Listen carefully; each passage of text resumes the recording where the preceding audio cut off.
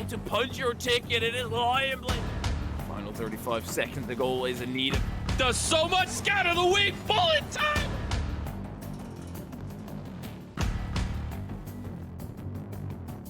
But cave over on the side room.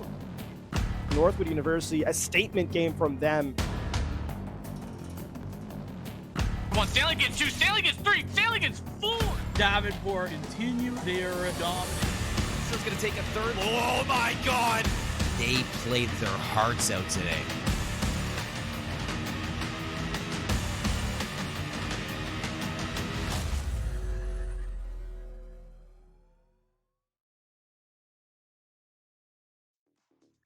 Ladies and gentlemen, welcome to the NACE Starleague Grand Finals. You got a little bit of a taste of what we saw during this season only moments ago with that hype video. I'm Squid, your host for today, alongside Stacks.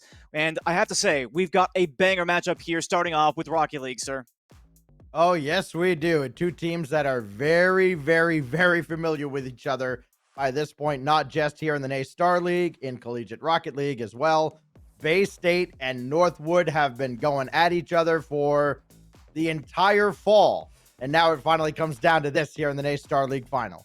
It has been the Battle of Titans, but before we get too deep into that, let's take a look at our schedule for today, because Rocket League is not the only thing on the docket. We've got Davenport University taking on Drexel for Counter-Strike later on, about 4 p.m. Eastern, and Independence Community College versus St. Clair for Call of Duty even later today. And then even tomorrow, we've got more NACE Starleague Finals going on. So it's going to be an action-packed day for esports. But again, we're starting off here with Rocket League. But again, before we get too deep into Rocket League, we do have to give a shout out to one of our sponsors in Corsair. They're a leading global developer and manufacturer of high-performance gear and technology for gamers, content creators, and PC enthusiasts. From award-winning PC components and peripherals to premium streaming equipment and smart ambient lighting, Corsair delivers a full ecosystem of products that work together to enable everyone from casual gamers to committed professionals to perform at their very best. And we're proud for them to be a sponsor of NACE Starleague and the Fall Grand Finals. And now with that out of the way, Stacks,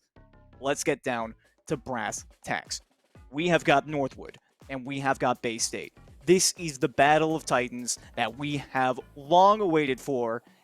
And now we get to see them play off yet again. It seems like it's only been 2 days now since the CRL National Finals, but here they are ready to take the field again. Yeah, the Beasts have been in the Eastern Conference in Collegiate Rocket League. Northwood coming out of the Midwest here in NACE Starleague, and unopposed, basically. Only Bay State has given them a run for the most part. We'd be remiss if we didn't talk about Stockton University as well. The Ospreys fell in 7 games to both of these teams. It very easily could have been Stockton here in place of either one of these squads. As great as Northwood is, they went the distance. Bay State in the lower bracket, they went the distance with Stockton as well. In the end, yes, it is the team of Nox's, T. Corral, and Lion Blaze going up against False, Neskov, and Omar. And as you mentioned, Squid, just 48 hours removed, less than that actually, from their epic encounter in the Collegiate Rocket League Fall National Finals. I'm telling you, these two teams, I thought we'd seen it all from them. And then they showed us something completely different over those, 11 games on Thursday night. So I can't wait to see what they've got for an encore here today. Yeah, and they've got a lot to play for. Let's check out the pricing that we've got on the line for these teams here today. $3,000 for first place. $1,500 still for the runner-up. So these guys are walking away with a nice chunk of change. But if you're talking about doubling your prize per player on the team, Stacks, that is quite the impressive amount of cash. And not to mention, we have a little bit more of a surprise for them as well with the pricing. We have a very high quality trophy that we're going to be giving out to the winner of every single grand finals. I mean, just take a look at this thing. That is just, that's beautiful. Where's my trophy? That's all I'm asking about. Right? You know? Yeah. Hey, that's going to look real good in Northwood's trophy case. They got a few, and they can probably add one to it. They could probably add a couple. They get Bay State again in Overwatch tomorrow. So I tell you what, those are two schools that are very quickly investing in esports and rapidly climbing the collegiate ranks and becoming a force to be reckoned with. Of course, on the eastern half of the U.S., West Coast, pick it up. Yeah, rightfully so. You talk about, I mean, East versus West, all right? I don't know too much about the other esports, but I know in Rocket League, well, let's just say there's probably like 6 teams that could come in like #1 in the West if they really wanted to. So I'm not trying to throw hands or anything. I'm just saying that the Yeah, East most of is them are in Texas. so stacked. That's the problem. UNC, I mean, that's a different story for another day. But, you know, we'll talk about that another time. But, Stacks, let's talk about a little bit of the story of this season as well. You brought up the results from Stockton earlier on. They did not manage to get here to the grand finals, but it was 7 games. We'll take a look here at the bracket leading up to this stage in the playoffs. And there is Stockton. It was a 4-0 against SDSU. It looked amazing. And then they played off against Northwood, lost in 7 games. Play off against Bay State, lost in 7 games. You talked about this earlier. That's painful. Heartbreaking to me. It is. It is. We see it all the time in like the in the RLCS qualifiers. You know, a team will get to winners final. They're like, okay, we're 1 win away. They lose, and they may have to wait 2 hours before they play again, and then they get smoked again. This time, though, Stockton, I mean, they stayed sharp. You know, they had to wait. They took on Bay State, gave them all they could ask for. In the end, it's still the 2 juggernauts that you see there, Northwood and Bay State, better than the rest. And I will note as well that we only have 1 Western Conference team even in the top 8 here, Stacks, or excuse me, the top 6. It's San Diego State, and they got completely just annihilated by Stockton. So that should really tell you all you need to know about how the East and West pans out. But yep, Bay State up here. Now they have to bracket reset Northwood. And let's focus in a little bit more now on this head-to-head, Stacks, because we did see the result from 2 days ago. It was Northwood. It did take them both series, though, so it was a little bit of a war of attrition. They had to make it a marathon instead of a sprint. But I'm going to be honest, there was a couple aspects of their play that just didn't seem like Northwood at the time. And I think my #1 is T. Corell. I did not see that man popping off like I know he can pop off. So if Bay State finds a very active T. Corell on the pitch today, they're going to be in deep water. Yeah, both these teams are certainly going to be warmed up. No doubt about it. What surprised me was how Bay State defensively held Northwood in check. You know, you look at all of those games back on Thursday evening, all of them very low scoring games. The ones that were particularly low scoring, your 2-1s, 1-0s, those went in favor of Northwood. And then until the very end, if a game turned into a shootout, if a team scored 3 or 4 goals, it was always Bay State. But it's the experience, the expertise, the wherewithal of Northwood and all of their competitive experience that is a lot more than what the Bay State team has collectively. That's what led them to victory as that series dragged on. Bay State, I feel like they just kind of got a little fatigued, a little exhausted. And when things started going downhill for them in game 5 of that second best of 7, that's when Northwood pounced on them. Again, Northwood preaches this all the time. Preparation, patience, persistence. That persistence absolutely paid off and led to a national championship. And you previously mentioned the esports program at both Northwood and Bay State as well. I mean, they have just a phenomenal program behind them, not to mention the coaching staff there. Northwood have been guided for quite some time now. And you mentioned the competitive experience as well. This I have long touted as a very important factor to playing at the top of CRL. Even for players at the caliber of the Bay State team, they haven't really seen the top level of RLCS, for instance, so they don't know what it's like to have this kind of pressure in the grand finals. Granted, they probably take it relatively in stride, but having that kind of experience under your belt is still crucial to competing in CRL at basically any meaningful level. We see this from teams such as Ohio State, much greater than the sum of their parts, and I tack it all up to exactly that, right? They have played at the top of CRL before. Perhaps the competition wasn't as steep, but they still put up relatively consistent results, even against teams that are on paper much better than they are. I mean, Ohio State versus Northwood, even the old Northwood squad, I will grant. But we would see them put up some game wins, and it was a little bit shocking to see. You'd think to yourself, like, how do these 3, essentially, like, no names in the competitive scene manage to actually dent a Northwood that has 3 previously experienced players at the top level, and that is the key. That's why Northwood was able to win it 2 days ago. I feel like it's going to be one of the biggest reasons they'll have an upper hand here today is because they have that second bracket reset potential, right? The second series, and they can say, all right, you know what? Just go next. It's not a big deal. We'll just recuperate. and rearm, essentially. Bay State, on the other hand, they have a lot of mechanical skills on their side. Not to say that T-Corel, Noxus, and Lion Blaze don't. I think that's pretty much a given, but when you see Omar going off, it's just ridiculous. The things the kind of space that he can create on the field. Same goes for Neskov, same goes for False. You get them in an individual play situation, and they can just bust the defense. And if they don't score, you can be sure that the follow-up player is going to.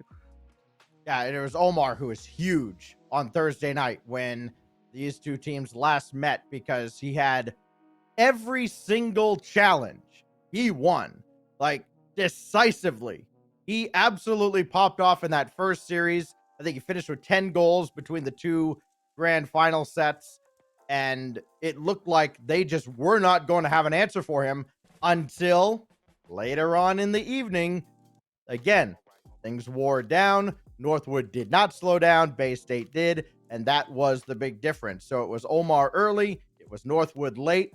Omar's going to need a lot of help, I think, from False and Neskov. They are going to have to step up and support him a little bit more than they did at the start of that first best of 7 on Thursday night, because, again, you've got 2 best of 7s that you got to win, but Northwood could end it right now, being the team from the upper bracket. They cannot afford a slow start. It's got to be very similar to how they started last time. They cannot let their foot off the gas at all.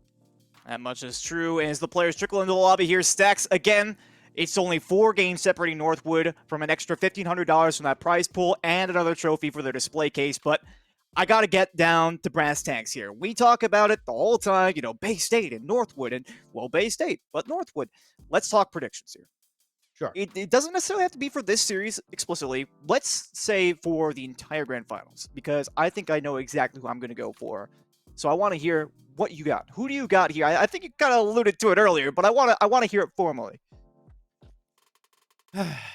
I love this Bay State squad. I really do. But I think it does only go 1 best of 7. I think Noxus comes through. We got a $3,000 prize for first place. Noxus can finally get a new webcam. I got Noxus. I got Northwood. Yes, not going to let that one go. I see. I understand why, Noxus. All right.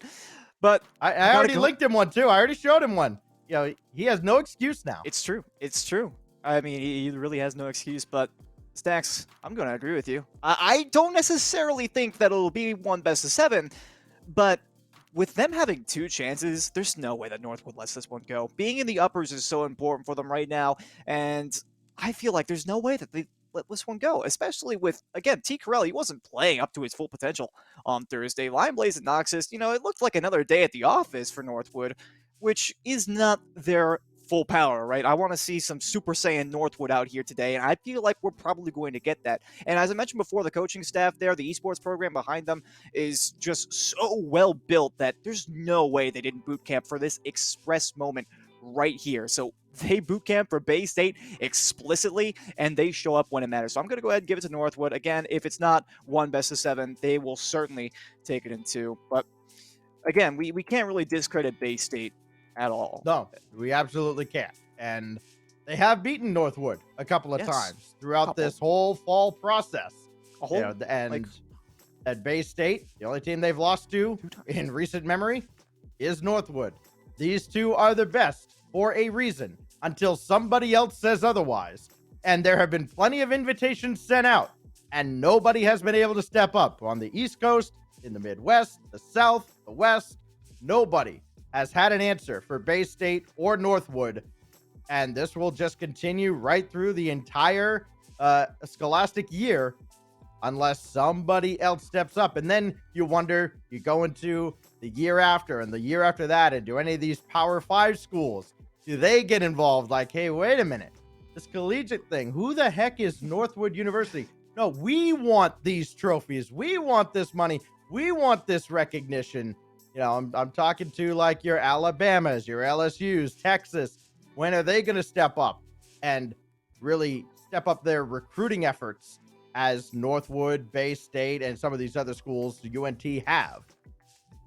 I mean, that is the question. I'm almost wondering if we're going to have to like go across the pond to find somebody to challenge Northwood at this rate. Although I will say, there's been hints that one particular Space Station gaming player who's known for his presence on Twitter may or may not be looking to get into CRL, so He was looking. Who knows I mean, necessarily? hey, we've heard rumors, you know, like we've heard some pro players talk about, well, you know, I might go to this school, I might go to that school. And like, okay, let's see where this talent spreads out. And, you know, and that is a discussion to have. You know, there's some people that will be like, what are these pro players doing in my college sports? Like, hey, hold on. Here, the players are actually allowed to make a little money, okay? We don't just throw them out on the field and say, all right, you get nothing, good day. Yeah, well, it looks, Stacks, like we have everybody now. The speculation is over. Long have we waited. The grand finals have initiated. Northwood and Bay State coming in here. Once again, Bay State does have to make a bracket reset in order to take first place, but the players are on the field and are raring to go, Stacks. We had so many questions, and now we will have our answers. Game number 1 here, GFH Stadium, 5 minutes on the clock. First best of 7 here. Will it be Northwood or will it be Bay State? Looking for explosive performances here from anybody on the field. It is going to be fun. Well, here we go. Game 1.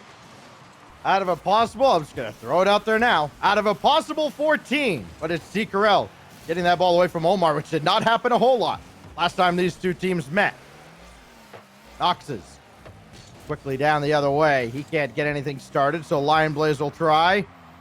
Tough angle, and it looks like NACE is going to need us to restart. Some players having some issues, so we will step aside here and make sure we have everybody on a level playing field, everybody on the same page as we get into this, again, this grand final with so much on the line here. Critically important that everybody is ready to go, everybody's fine.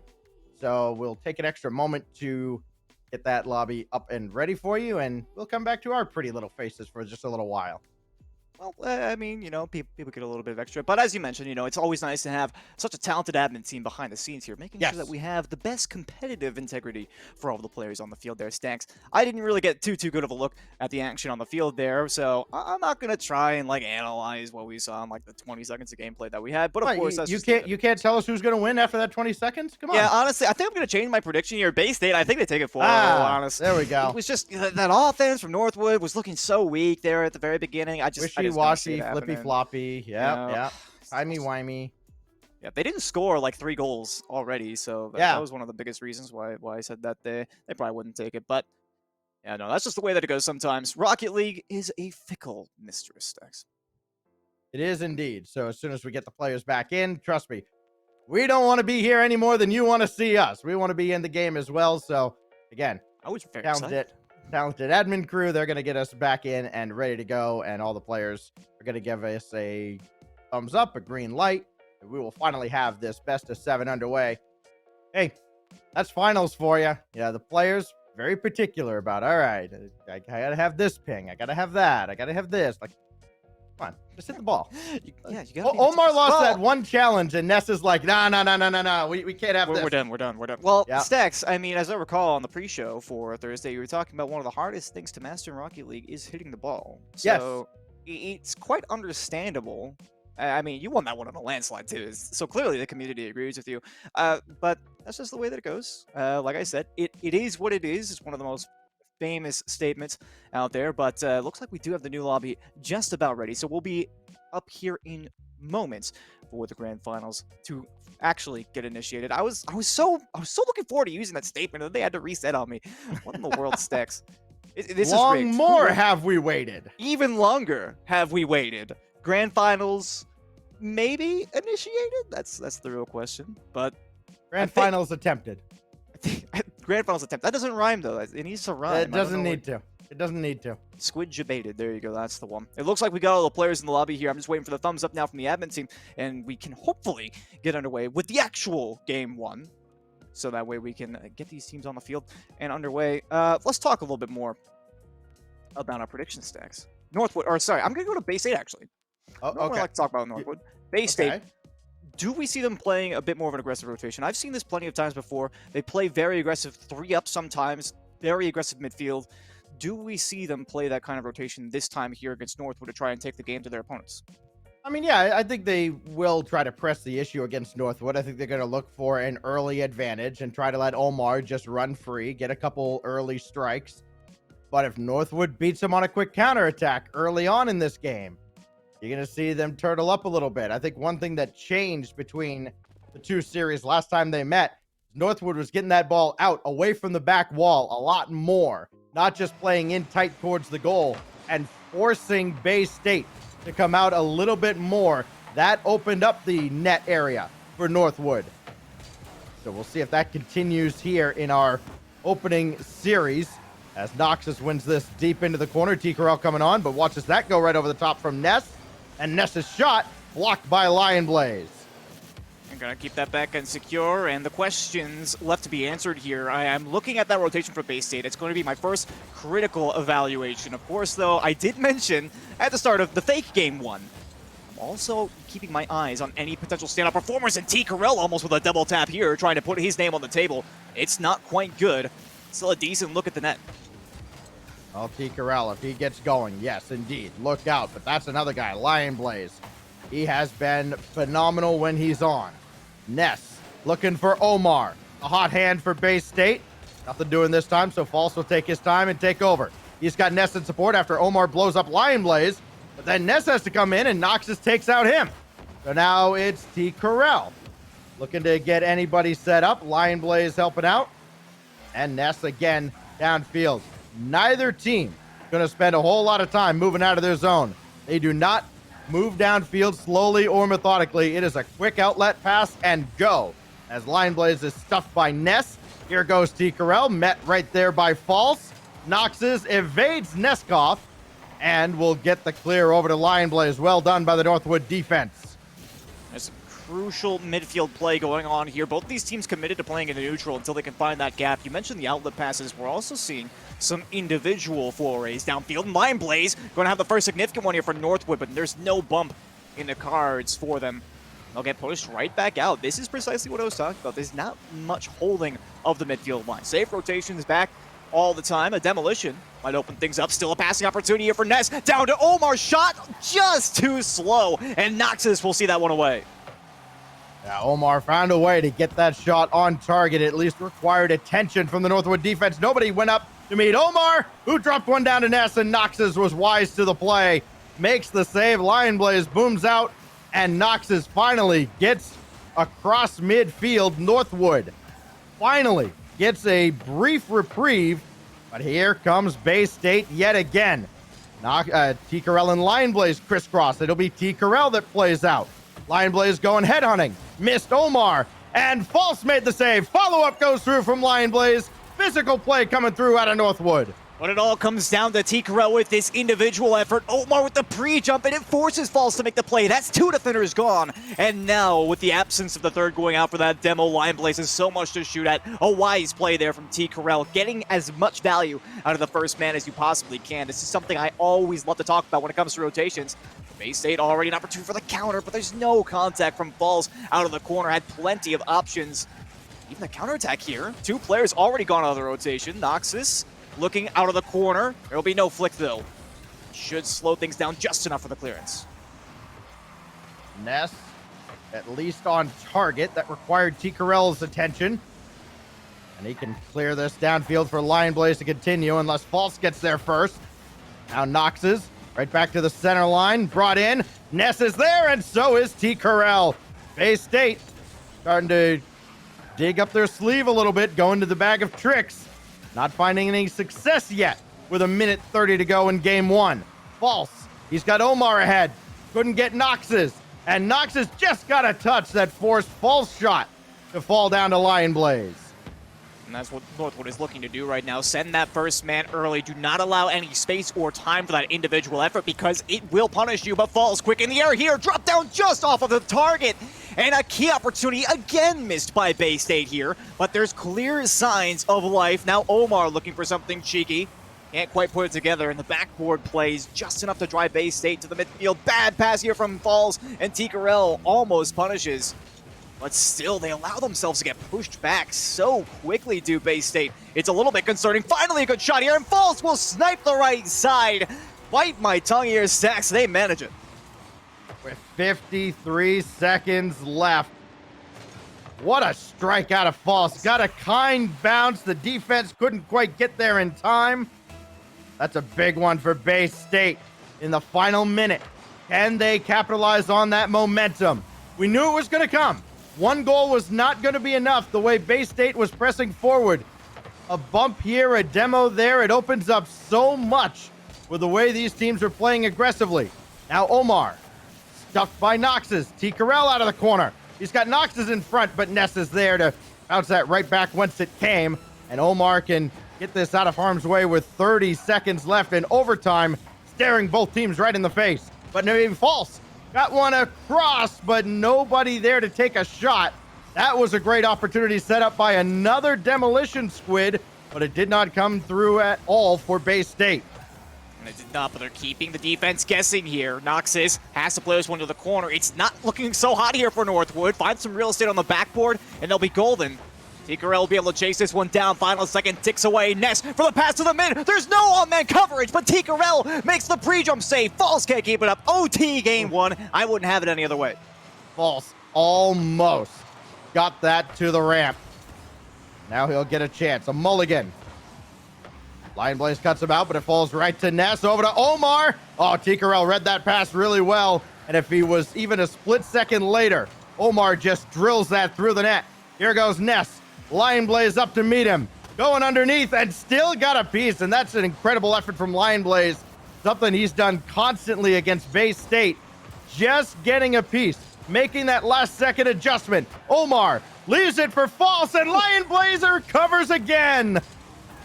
You need somebody on defense, it's going to be Lion Blaze. We saw it on that previous ones play. He does not get fooled on those often. And then again, there, Ness trying to keep it in play. Northwood in dire straits here. Falls off the backboard. Ness is cut off again by T-Carell. Just an onslaught of pressure here, Stacks. But Northwood still keeps it out somehow. Even again, going to the backboard, Lion Blaze chases it. But this is a good look for Bay State. I was talking about this kind of oppressive rotational style, and thus far they haven't been punished on it. Northwood's half of the field was bone dry for boost. Noxus just picked up a full pad, but he gave it right back to Omar, and T-Carell read that play yet again. Boy, his field IQ has been awesome. Ness, Omar makes the save. T-Carell skies one high, tried to drop it down, no. Omar can't make the save. Noxus wins it in OT after Northwood weather the storm from Bay State. And it only takes one strike here from Northwood as well. T-Carell receiving after the confusion play from Noxus. Forced the pre-jump out of Omar. Forced Ness to think about it too. There's just so much space and time they're able to generate in such a short amount of time of their own. And Stacks, that's really what you need to see out of any one of these players on the field, is go up for that solo effort and say to yourself, like, yeah, you know, I think I can touch this ball 2 or 3 times in a row, keep the defense on their toes, and try to make them guess, try to bait out 1 or 2. And that was where the defense fell apart. When Ness jumped for that ball at the same time as Omar, when they didn't know exactly where that shot was going to go, it was all over from there. And overtime wins like that can be worth multiple wins, especially where the pressure is on Bay State right now. They're the ones who have to bring the fight to Northwood and drop in that game with a relatively long OT by these team standards. Boy, that's going to be real tough. This is where you're going to see the mental game of Bay State College tested as we go to game 2. The defense from Northwood there was nothing short of immaculate for the most part. Falls did manage to sneak one in earlier on, but it felt like in overtime, they were hardly ever at risk. And of course, I say that in the most sparing way possible, because we did see a couple of opportunities for Bay State. But game 2 here now underway, and they have the disadvantage. So they're going to have to make some sort of an audible here. I honestly want to say I want to see some more demo plays out of them, but it might be a little bit too risky with the rotation they've been playing. And now Nox is going to bully Omar twice in a row. And now Ness taking off the field. It is a bloodbath down there, Stacks. Noxus just murders everybody on the defense, but Bay State still holds it together. Call of Duty's coming early. Kill feed just filling up for both these teams. And it's no surprise. I mean, they understand. Get that man advantage. Get on the power play. You get that few seconds between spawns. Give yourself a wide open look just like this. Everything just collapses for Bay State. A communication breakdown. Lion Blaze scores. Oh no, this is the last thing I wanted to see. Stacks, you're talking about get the man advantage. There you go. Perfect example. Ask and ye shall receive.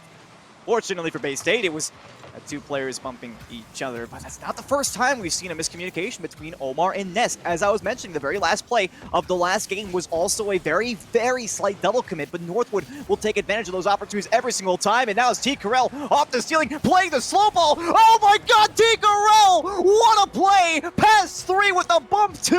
Oh my god!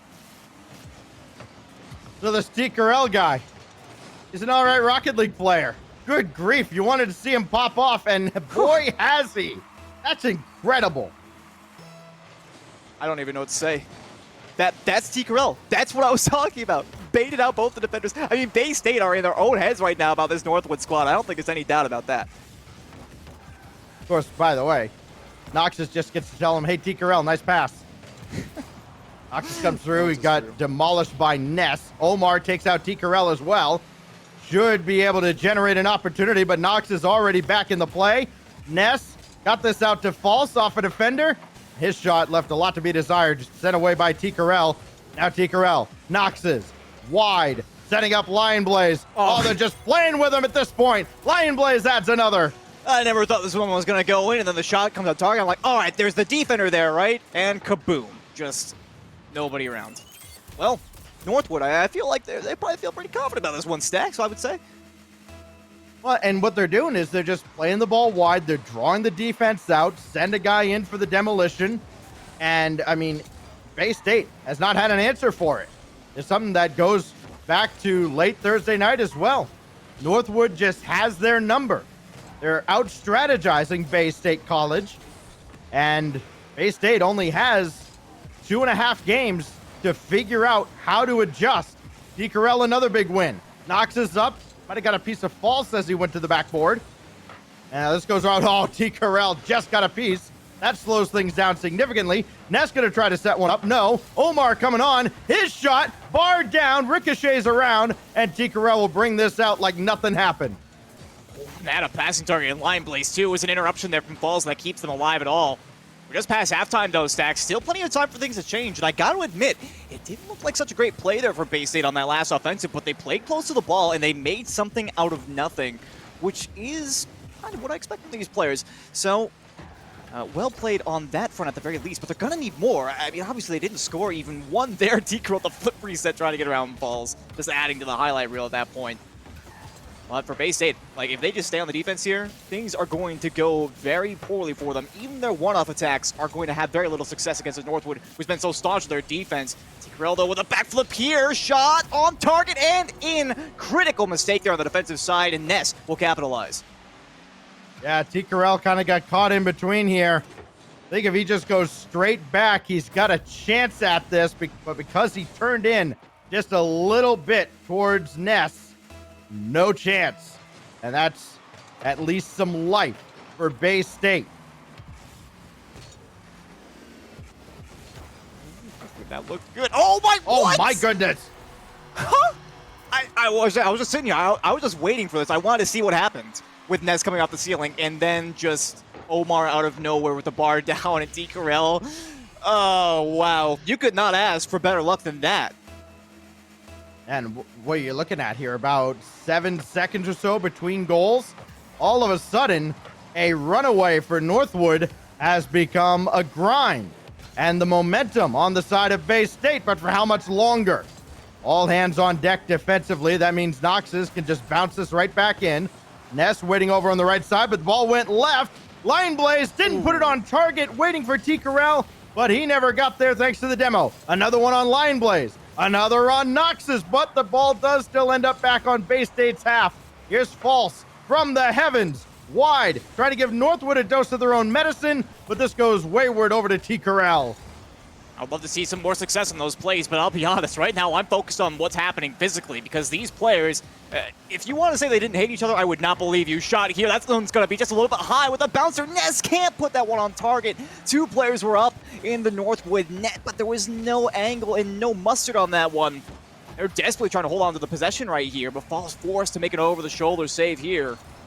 Things not looking so hot for Bay State, but still plenty of time. We need to see an individual hero at this rate. With this drive downfield, Omar. There's a Carell to make this touch, actually. But a wonderful 50-50 there. Drives it well past the mid. Wild. I don't know how T. Corral stayed with that play. And more importantly, got it downfield so emphatically. Down to 22 seconds. Winning time now for Bay State. But that's a pick by Lion Blaze. It is just wide. Omar didn't get contact, but he stayed with the play. Gives Bay State one last look. And the Bulldogs raise from the dead here in game 2. False. Looking for Ness. Found him. Not cleanly. Omar up the ladder. Realized he was beat.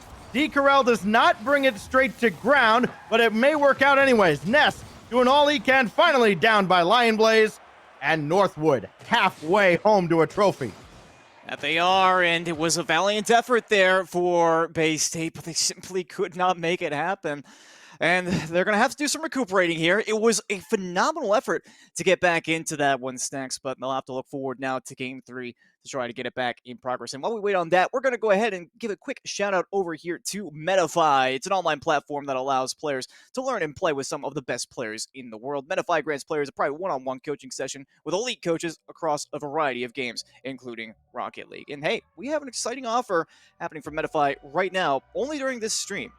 If you head over to their site, metafy.gg, and sign up for an account, you'll be entered into a raffle to win a $100 Amazon gift card. I gotta say, an extra $100 would certainly be welcome in my wallet right now. Yeah, right. But this offer is only good during Rocket League stream, and the winner will be announced at the end of the Grand Finals match. So head over to CSL Esports chat at the end of the stream to see if you're the lucky winner. But Stacks, back to the game now here. Northwood up 2-0. It was an emphatic performance, I think, on both sides in different categories here. But I gotta say, I'm just raring to see more out of Bay State. It feels like they have such a presence. I've seen a couple of times they go up individually in the air. I've been talking about it all series long, but they just fall short. Yeah, and we've seen a little bit of copycatting going on here, right? Like Bay State, they fell victim to Northwood's pressure where they play the ball wide, draw the defense out, then get a demo and take their shot. We saw Bay State pull that later on in game 2. The only thing they were lacking was that demolition right at the end. They could not free up the net for the third time. That's why they fell short. So they're almost there. Now we're into game 3. Time is running short for them, but they can turn this around. Omar beaten out by Noxus coming in from the side. Got that back to False. Can he get one center? No. Lion Blaze will bring it all the way over to T. Corral, and really didn't have anybody to pass to anyways. So Bay State not quite in formation once they get on the blue half of the field. Well, it seems like something of a commonality at this point, but I have to say I respect the 1-up, 2-back kind of rotational style. You want to make sure that your defense is sound for when the inevitable counterattack comes out for Northwood, because we've seen it more than a couple of times, and we've also seen Bay State leave some open nets, historically speaking. I'm pretty sure we saw at least 1 or 2 on the the Thursday stream as well, so I don't want to see open nets. This looks like Lion Blaze is searching for one. Looking for real estate on the backboard. Will be unsuccessful. Back towards the mid from T. Corral. And not much doing here on the Northwood attack. Oh, Nox is doing real well, though. Buying his teammates time to get boost. And, you know, sometimes you have to play the long game. It isn't just about each individual attack. Sometimes you're just trying to get incremental advantages over time. T. Corral double tap, and Omar made the save. It looked like it was a little high anyways. He had to be sure. Now Ness has False looking for midfield boost, not finding any. Now it has finally spawned, and Omar will take it. Maybe to challenge Lion Blaze. He'll instead go to the backboard, and Lion Blaze ground pinch effort denied by False. I'm liking the proactive defense here from Bay State, but T. Corral almost another double tap chance. Noxus actually stakes this one through, but it's still out the mark, and False able to close the gap on that one. Looking just a little bit dicey here. On the back end, Lion Blaze for the shot angle, will find the net here, receives from T. Corral with a direct handoff near the top of the box. Lion Blaze now with his 4th goal, and it's a beauty. Omar, all he can do is just tip his cap and watch it go in.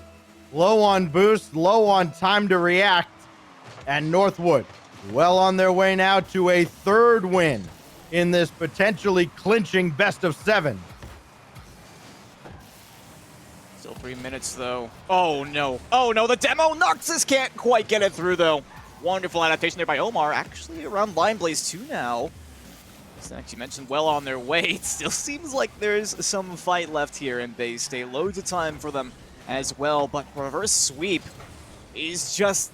I don't see it being possible at this point. I mean, how many times is that we've seen a best-of-7 reverse sweep? I mean, we almost saw one with UNLV the other day. That's besides the point. This is just another beast entirely. For them, it just must be weighing so heavily on their minds right now. That's something we always talk about with Rocket League, is the mental game. How well can you stay in it despite the odds? And for Northwood right now, they have to be elated with what's happened. Bay State, they've been having issues. Again, it's been NACE and Omar who've had a couple of rotational mistakes, and none of them have really given me that standout performance that I was looking for. That was a great pass out to False, and again, an even better read by T. Carell. That has been the big difference. You know, T. Carell let a few things get by when they last met, and some opportunities formed that when T. Carell is on his absolute A game, probably don't. Here today, nothing. He knows exactly what Bay State is trying to accomplish well before they set a plan in motion. It's almost like he's in their comms. It is uncanny how good he has been. He just plays that one right around False.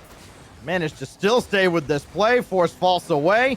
This gets by Omar. That's big trouble for Bay State. D. Carell to set up Nox's, and that's sent out to the side, but not out of harm's way. Possession lacking for Bay State. What a win by Nox's, and Lion Blaze forces it through.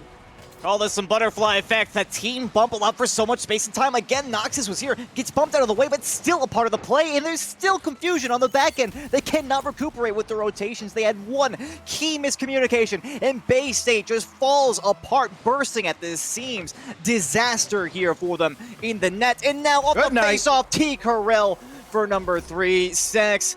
This just seems like such a catastrophe for Bay State at this point. They seem to have nothing resonating in their rotations when they're on the defensive side right now. That is Lion Blaze's first assist, by the way, and a great touch to set up T. Carell. Just take advantage of a team just being a little slow to get back and recover off the kickoff. One of Johnny's pet peeves, kickoff goals, especially in threes. You understand it in ones. You got two other defenders on either half of the field. Somebody's got to be able to stop that. Ness on target, sent away by T. Carell, not out of the way, but what a big win, as that ends up as a shot officially that False has to deal with. Nox's out to the corner, and now Northwood is just going to milk this clock. Hey, why not add another 6 goals for Lion Blaze? A hat trick here in this game as well. I mean, the man is a staunch performer, and it was a miss there from False. I mean, there's so many small mistakes that I can call out as being like, oh, hey, you know, it's not that big of a deal. You know, maybe a slight double commit. You can fix that, but a mechanical mistake like that one, that was pretty well a free ball for Falls. You cannot allow these kinds of things to happen, and now a rotational error. Nobody here at the back post. The challenge was clearly intended to be something of a fake from Ness, but T. Carell finds the gap anyways. There's nobody back there. Stacks, like I was saying, the rotation is just falling apart here. Bay State, they're having significant difficulties, but you talk about Northwood as well. They're taking advantage of every single small gap that is given to them. Lion Blaze for goal number 4, T. Carell for goal number 5, and now looking to do it completely solo, has 2 players up in the air, and this one will still stake through. What is going on here? Are they even trying on the defense? Oh my lord. Carell gets obliterated, but like Tom Brady, just hangs in there in the pocket, gets the shot off. Lion Blaze finishes the job on the other side. Tell you what, this Northwood team, they are the best, and you're seeing exactly why. This is peak Timberwolves. Just a complete mental break for their opponents, and with good reason. He's just silly out here. Lion Blaze, number 5 on the game, around the last player. Talk about getting into your opponent's heads right now, Stacks. You could not ask for a better performance here out of Northwood. This is what we were saying in the pregame. If Northwood comes out to play, you got T. Carell, you get a pop-up performance from Lion Blaze. There is no winning against this. They have to own goal, right? Pretty much. They have to. They're not doing it. But wow. You talk about making a statement. You go up 3-0. That was a 1-0 game with a minute 20 left, and it ends 7-0. That's a beating. Yeah, I honestly don't know what to say Wow. about this one, Snacks. I mean, how does Hey, I'll tell you what Bay-State- to say about it. If that was a fight, they would have stopped it with about 30 seconds left. Northwood came to play, and they are not messing around. They ain't here to play two. This is a one-match affair. I mean, I feel like if it was a fight, they probably would have stopped at 30 seconds in if they knew what was going to happen here, Stacks. I don't know about you, but as the players take a chance to recuperate here, we're once again going to shout out one of our sponsors. This time it's Gunnar Optics, the pioneer of blue light glasses and #1 in gaming. They've been helping gamers perform better while protecting their eyes for over 15 years. They've got improved performance and protection for all eyes. It's all gaming computer glasses. Gunnar Youth as well offers gaming and computer glasses for teens and kids aged 8 through 12, so and 4 through 8 even. So if you got some really little ones in your life that you know could I do own use a that, pair, by then the way. there you go. Yeah, like Stacks. I know 4 through 8. That's you, Stacks, right? Oh, yeah, absolutely. Yes. Yeah, I get the kids' glasses. Ate off the kids' menu, too. But yeah, they do have a wide variety of different light blocking percentages as well, so I highly recommend you go check them out. But we got the next game already getting underway here, and Stacks, I cannot help but feel like this is going to be our last. It very well could. I tell you what, Bay-State could use some blue filter right now to try and stop Northwood from doing anything they want on that half of the field. False. Over towards Ness, but he'll have to take it himself. And Lion Blaze just waits him out. Here's Ness. Another great challenge by Nox's. All of that magic that existed early on in their grand final in CRL earlier this week, it has left them. Northwood on top, but it's Omar striking first in game 4. I know we haven't seen many at this level, but that's a start. That it is.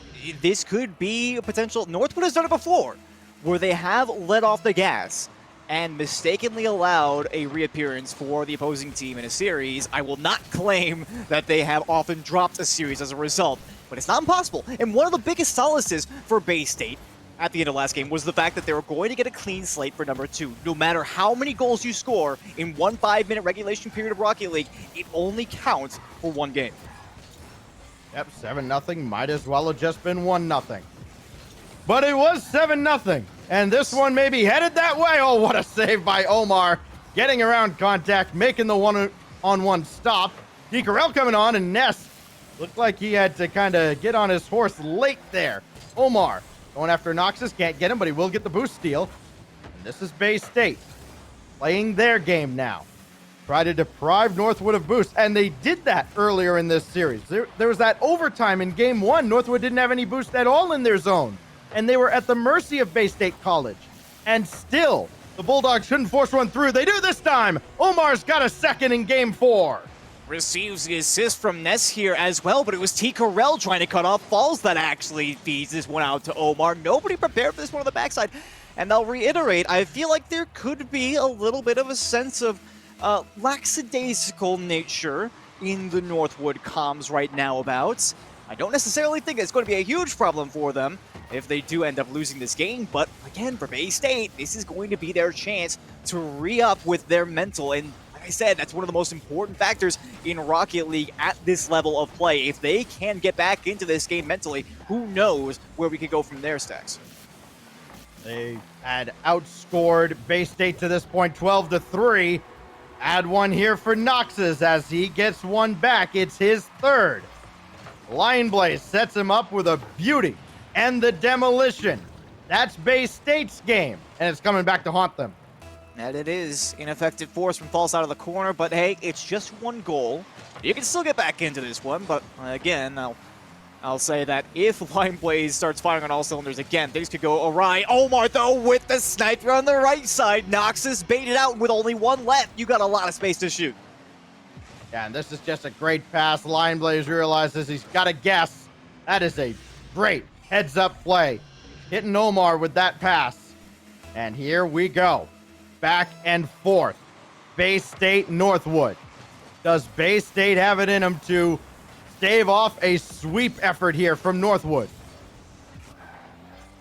I feel like we're at least owed that. They have been looking a lot more solid mentioned how one of the significant problems was having some double commits in the rotation. They've begun to be a little bit more confident with the solo plays moving down the field. Nice follow-up here from NACE. This one, Waterfall's just a little bit down. Slight double commit. T. Carell looking at a 1v1. Can he get the flick? Over the top of the last man. Not on target, though. Falls just good enough here on the defensive side, and they'll clear it back down the other way. Stacks, I'm starting to wonder, what will we see out of the Northwood defense? They haven't had to play it very often since game one, and Falls will show us why they can still win this. Yeah, playmaker for Ness, as he's the table setter here, coming from the backboard. Tell you what, a team with its back against the wall like this, there's very little that is more dangerous in Rocket League. But now T. Carell steals one back off the kickoff, and the Timberwolves are not done yet. That they are not 2-goal lead still, though, for Bay State. Hopefully this is just a bit of a blemish on their record, but I still can't help but feel like the communication for get back to the net is coming via Morse code sometimes, with how long it's taken for them to realize. They don't play the default net coverage, I will say, on their sheet on the face-off, so I'm not exactly on board with that when you got the lead, but Blaze now with the solo possession with the flip reset, tries to go high, denied by Ness. I love the coverage there from Bay State, respecting that individual play. Here goes Ness, one-on-one with T. Carell. Look, you're not going to win that matchup often. T. Carell up to the task this time. It keeps Northwood alive here in game 4. Ness is beat. Oh, he just got a piece. Follow-up is wide. That's a huge stop from Ness to keep a 2-goal lead intact. Follow-up is sent away by Ness again, who has worked extra overtime for Bay State College in a game they must win. I can scarcely believe it. I knew that was going to have to be some sort of heroic play here, but Bay State still holding on. The demo on the back falls there for the cut, though. They have the coverage. They're still going to have to recuperate, though. T. Carell cannot win out of that 50-50. Massive victory there for Ness all the way downfield. Even looking at a potential shot, but the 50 is not there. They'll still cross. Omar denied by Lion Blaze this time. And Bay State, with red vision right now, Stacks, they are looking forward to the victory and more. They're looking for the knockout blow here at the end of game 4, but they might have got a little too antsy on offense. Big demo by False on Nox's. Ness just launch at the net. T. Carell got to collect, and he knows Omar is to his left, and that's why he's able to control and give his team time, but down to 40 seconds. T. Carell, big pop out. Lion Blaze had to jump from so far back. Bay State closing in on forcing a 5th game here. Still got to hang on. There's going to be a long final 30 seconds. Ness, it would have been better if he could get a flip reset and burn a couple more seconds. This will do, though. Waterfall down, and Noxus, all he can do is play to the corner. They're not getting forward, our Northwood. Bay State College, textbook time wasting. Keeping the ball on the blue half of the field, not letting Northwood even breathe on offense, and that stalwart defense is going to keep Bay State alive for a 5th game. Stalwart defense, Stacks, but something I have to mention, the possession game from Bay State here was significant in their victory. It was absolutely crucial. I noted so many times before when Northwood would seem to just have their way on the offensive end, and I was thinking to myself, like, what are they doing wrong? They're trying to get out to these challenges and make sure that there's no space and time for Northwood to work with, but honestly, I feel like that was what was putting them away. I noticed that a couple of times during this specific match, you would see one player trying to make some sort of fancy individual play, which has worked so many times in the past, but they're just waiting. They just play double coverage, and they wait for Northwood to give the ball to them, and then they drive it downfield. They just take control. They just play so intimate and close to that ball. There is no chance for Northwood to wrench it away and even get those individual plays set up. And when they do make an effective challenge, they cannot reliably pass it to their teammates, which have been 2 major staples of the offense for Northwood, is tricking the opponents, being able to get it away from them, making a pass, making an individual play, getting a demo, anything like that completely shattered when Bay State plays slow and for the possession. Bay State, yes, they did lead at one point, 4-1 in that game. Then T. Carell got that kickoff goal to bring it back. But this was not easy. It was not easy at all. They had to make 9 saves. 2 players had 4 apiece. Lion Blaze had 7 shots by himself. That is the level that Bay State is going to need to maintain if they're going to fend off Northwood for 4 straight games. And Northwood's right on the doorstep here. Lion Blaze forced it through. He will not be denied. Still, though, I like the look here. NACE making that first play, avoiding the demo, was just an unfortunate 50-50 there right out in front. And then Omar going for the squishy save. If he had made a low challenge of that, I have almost no doubts that that one gets away safely. But Northwood will draw first blood, but can they get more than that? They know that one goal is not going to suffice against a team of this caliber, a team which looked so solid in the last match, a team which just now double commits on the back end, but there's nobody to punish here for Northwood, allowing them a chance now to push downfield with Omar in the one slot. Lion Blaze will at least break it up, but still the confusion plays enough to buy some time. Oh, through the smoke screen, it's Omar with the save. Oh, T. Carell, though. He's slowed down a little bit, but he has still been an absolute menace that Bay State has not been able to answer.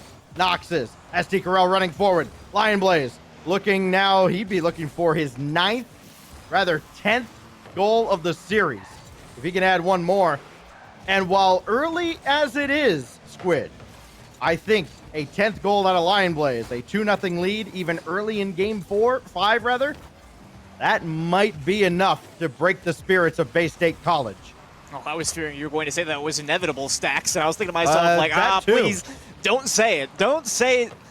I don't want to believe that that's going to happen, but I fear that may very well be the case. Lion Blaze is here. NACE will be first to that ball, though, and blocking that one away. The defensive rotation here for Bay State has been holding up. There has been a clear shift in momentum in that way as well.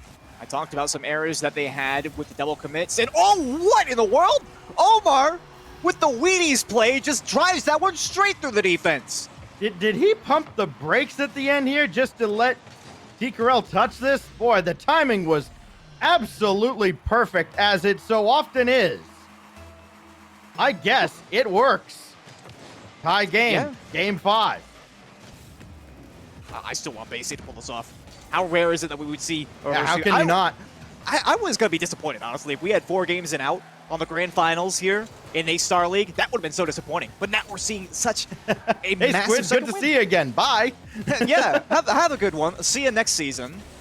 But a second win from Bay State, and again with this goal here, who knows how things will change. Lion Blaze right at Omar. Waiting for a misplay. Not going to get one there. A false. Just skies one. T. Carell was just camping over on that left side. And he still finds a way. He missed it the first time around. Got it coming back. And now Lion Blaze, he'll catch. Backboard. And so well defended was the backboard until Omar was obliterated. And Lion Blaze sets up Noxes.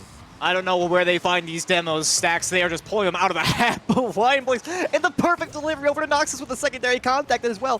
You could not ask for a more perfect play there out of Northwood. It seems like we've been able to say that so many times tonight, I will grant. But still, it feels like they're playing sideswipe out here. I mean, T. Carell falling to the ceiling, Lion Blaze getting that secondary touch off the backboard along with the demo. That's the only non-sideswipe aspect of that play. Huge win here from Omar off that hinge, but can they do more with this? Love to see it. Falls not going to be beat out by T. Carell. We need to see more control here, though, from Bay State. Nice low 50-50 here from Omar, but it's just past the midfield. They're going to have to return to the defensive half. Oh, that's a great turn by Ness. Good communication between him and False. Noxes with a good win.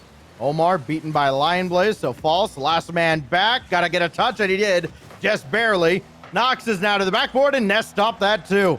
Tell you what, this will not be Ness's fault. I mean, it won't be any one player's fault, but Ness's defense has given Bay State a chance, and it turns it into offense here. He gets a well-deserved assist. We're tied. Yeah, I could not agree more on the point that it is clearly Ben Ness on the back line that has been making things happen for Bay State, and now they turn that into another tying goal here. They have yet to lead, though, here in Game 6, Stacks.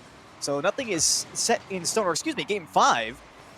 And we're able to force that 100 seconds left to go. Omar, big win here, even going across. This could still be playable for Falls. Lion Blaze with no contact. This looks like it could be a good offense. Falls way up high, looking for the secondary. Will be unsuccessful. Estoff trying to continue. Denied by Lion Blaze. Drop down. That's going to be a loss of possession. But still a decent look there from Bay State. Trying to play for that control. That's exactly where I need to see them. Oh, Falls got a touch here, and it pinches And if you're a defender, you just shake your head and like, okay, I guess this is just in my net. Oh my goodness, and Noxus, I looked at this player cam, he had a very slight misread on the ceiling touch, and Fall saw that opportunity and instantly dives on it. That is the kind of pace that you need to be bringing to the table if you want to beat a team of the caliber of Northwood. And now even Neskov going low, Tikarel, the early flip, popped out of the way! It's a 2-goal lead now for Bay State. They've trailed twice in this game, but here they are, striding out in front. This is incredible. This is what comebacks are made of. Some miraculous sequences where you go, wait, that just happened? Yeah, it did. It happened to you, Northwood. Noxus lets this one go. Everybody let it go. False is up, but that's going to go well to the side. Icarel still has a chance to play Dream Crusher along with Noxus. Omar is right there on the backboard, and he dances around a bit. He let Northwood come in, and now Ness doesn't have his flip. Noxus for Lion Blaze behind him, maybe. He's up the ladder, taking the shot. Nobody defending, and Lion Blaze makes it a game again.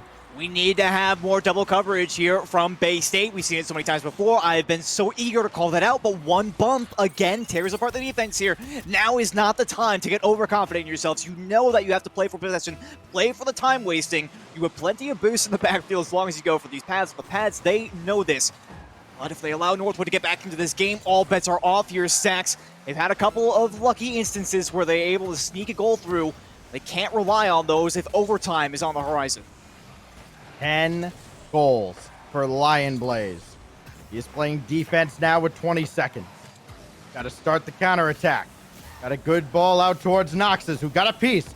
Gave Tikarel a chance to play it. Lion Blaze is waiting. The Grim Reaper coming on. Nobody there for his pass off the back wall. 5 seconds left. Ness will just walk it home. We're going to game 6. Bay State, the effort here, and what a patient play from Ness. It's not often that you can see somebody mind game Lion Blaze, but still he baited in the touch, free out the backboard, and then the bump in the midfield puts it home here for Bay State. The communication is there. Finally, we're starting to see some of their true colors here. The final seconds will wither off the clock here, and they're looking for more. Omar way up high, and Falls will not be able to keep that one up. But GG's all around, Stacks here. Game 6 now. Bay State, all you got to do is win 2 more games of Rocket League. I mean, if you talk about starting a reverse sweep, I've said this many times before. The hardest part about getting a reverse sweep is winning the first game. We saw that happen. Northwood let off the gas just a little bit in Bay State. They gave him an inch. They took miles of space and time on the pitch. Again, as hard as they've had to work, man, oh man, Northwood's going to look at this scoreboard and think, we really only had 1 save? Yeah, they had 1 save. Only 4 of those goals were officially even shots. And maybe not even all of them. I think, of course, you had the one that was like a pinch that went off of a Northwood defender, and that found its way in. But like I said during the game, this is the stuff that those comebacks are made of. You have a pinch here, an awkward bounce, you give up an open net, you have 1 lapse, and you let a team start to believe. And now we go to game 6, and the pressure's starting to shift just a little bit towards the Northwood boys. They've got to stop this wave of momentum from Bay State College.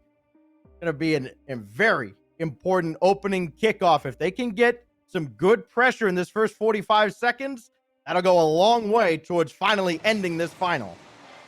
That it will. Game 6 now underway here, Stacks. We have seen so many. Oh my goodness, the dunk there from Omar. It's already a 1v1 here. Ness against Noxus. Past Noxus. Goal number 1 goes to Bay State. You were talking about the importance of getting those silly lucky goals in the last game. How important that can be for morale. When you have those kinds of plays go your way, it can be so critical. And already Ness, who was having problems earlier in the 1v1 plays on the defense earlier on, got absolutely made look silly by Lion Blaze. Does the exact same over to Noxus. Goal number 1. Bay State has scored 5 of the last 6, maybe 6 of the last 7, with a better pass from False. Here's Ness. Oh, he let this one get away, and now False came in. I think there might have been a little panic and miscommunication there, but it works out okay. Bay State. It'll be Ness setting up False. Another demo from Omar. And Northwood right now, as much as they outclassed, and they did outclass Bay State in the first half of this series, it's a little bit different now. Omar ain't losing anything, much less this series. Here's Noxus, though.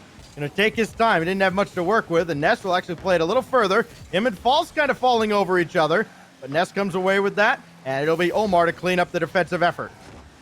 Let's say just a little bit on a tangent here. We're seeing a little bit of a change here for T. Carell in that Fennec, hoisting the colors as well. Almost the flip reset there, Noxus for the follow, and there's a rule one. Oh, they can't make the save! 2 players in the zip code, but they could not quite get there, and Northwood will get it back. Locked him up in the net. Locked him up and just kept Omar out of the way for long enough. Tell you what, that's impressive physical play coming out from Northwood against Bay State when that's been their calling card. Bay State has been the one.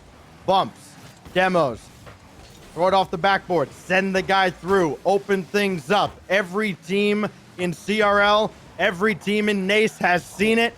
Now they're seeing it against each other. It's like a mirror match. A little more talent and a little more experience on the side of Northwood. But the hard work out of Bay State. They are outworking the Timberwolves, trying to force Game 7. Presently they are, and presently they find themselves on the attacking side. This is not a good look for Northwood. Omar with a lot of space here. I don't think he picked up the flip reset. Will at least force Line Blaze to keep this one on the ground, though. And that has something to be said for itself. But Line Blaze still into control. The touch towards the mid. Ness off the backboard. Keeps this one close, but not close enough. Still, though, good pace matching from Bay State, disallowing any significant opportunities here for Northwood. This could turn into a chance. Falls 1v1 here against Lion Blaze. Tries to go low and will find no success.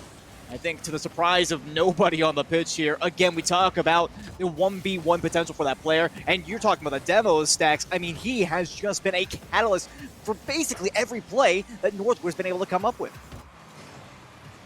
Oh, Lion Blaze was coming on, and that's a great read defensively, just off the inside of the post. Oh, just a near miss out of Bay State, and imagine if that had gone in. What the psyche might have been for Northwood. Noxus coming across, kept that one from the crossbar. He's got another look, though. Omar for False, and it's sent away. Oh my goodness, Omar with the flip reset, and the follow-up wasn't quite good either. Now the pass down to Tikarel just wide of the upper 90.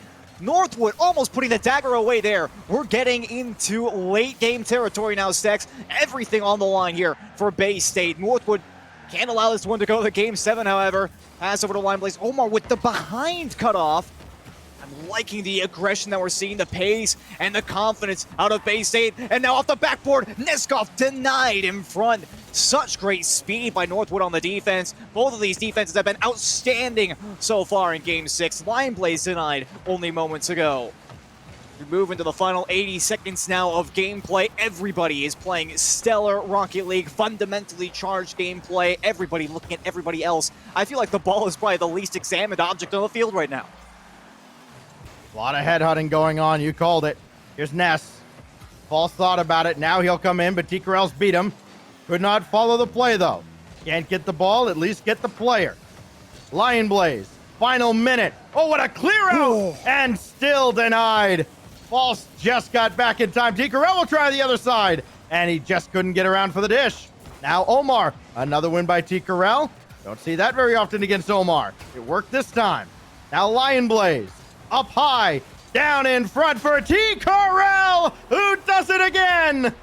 Oh my goodness, the sustained pressure here from Northwood finally gets to the Lion Blaze with 2 critical wins, and Omar just not there in time. It follows the same story.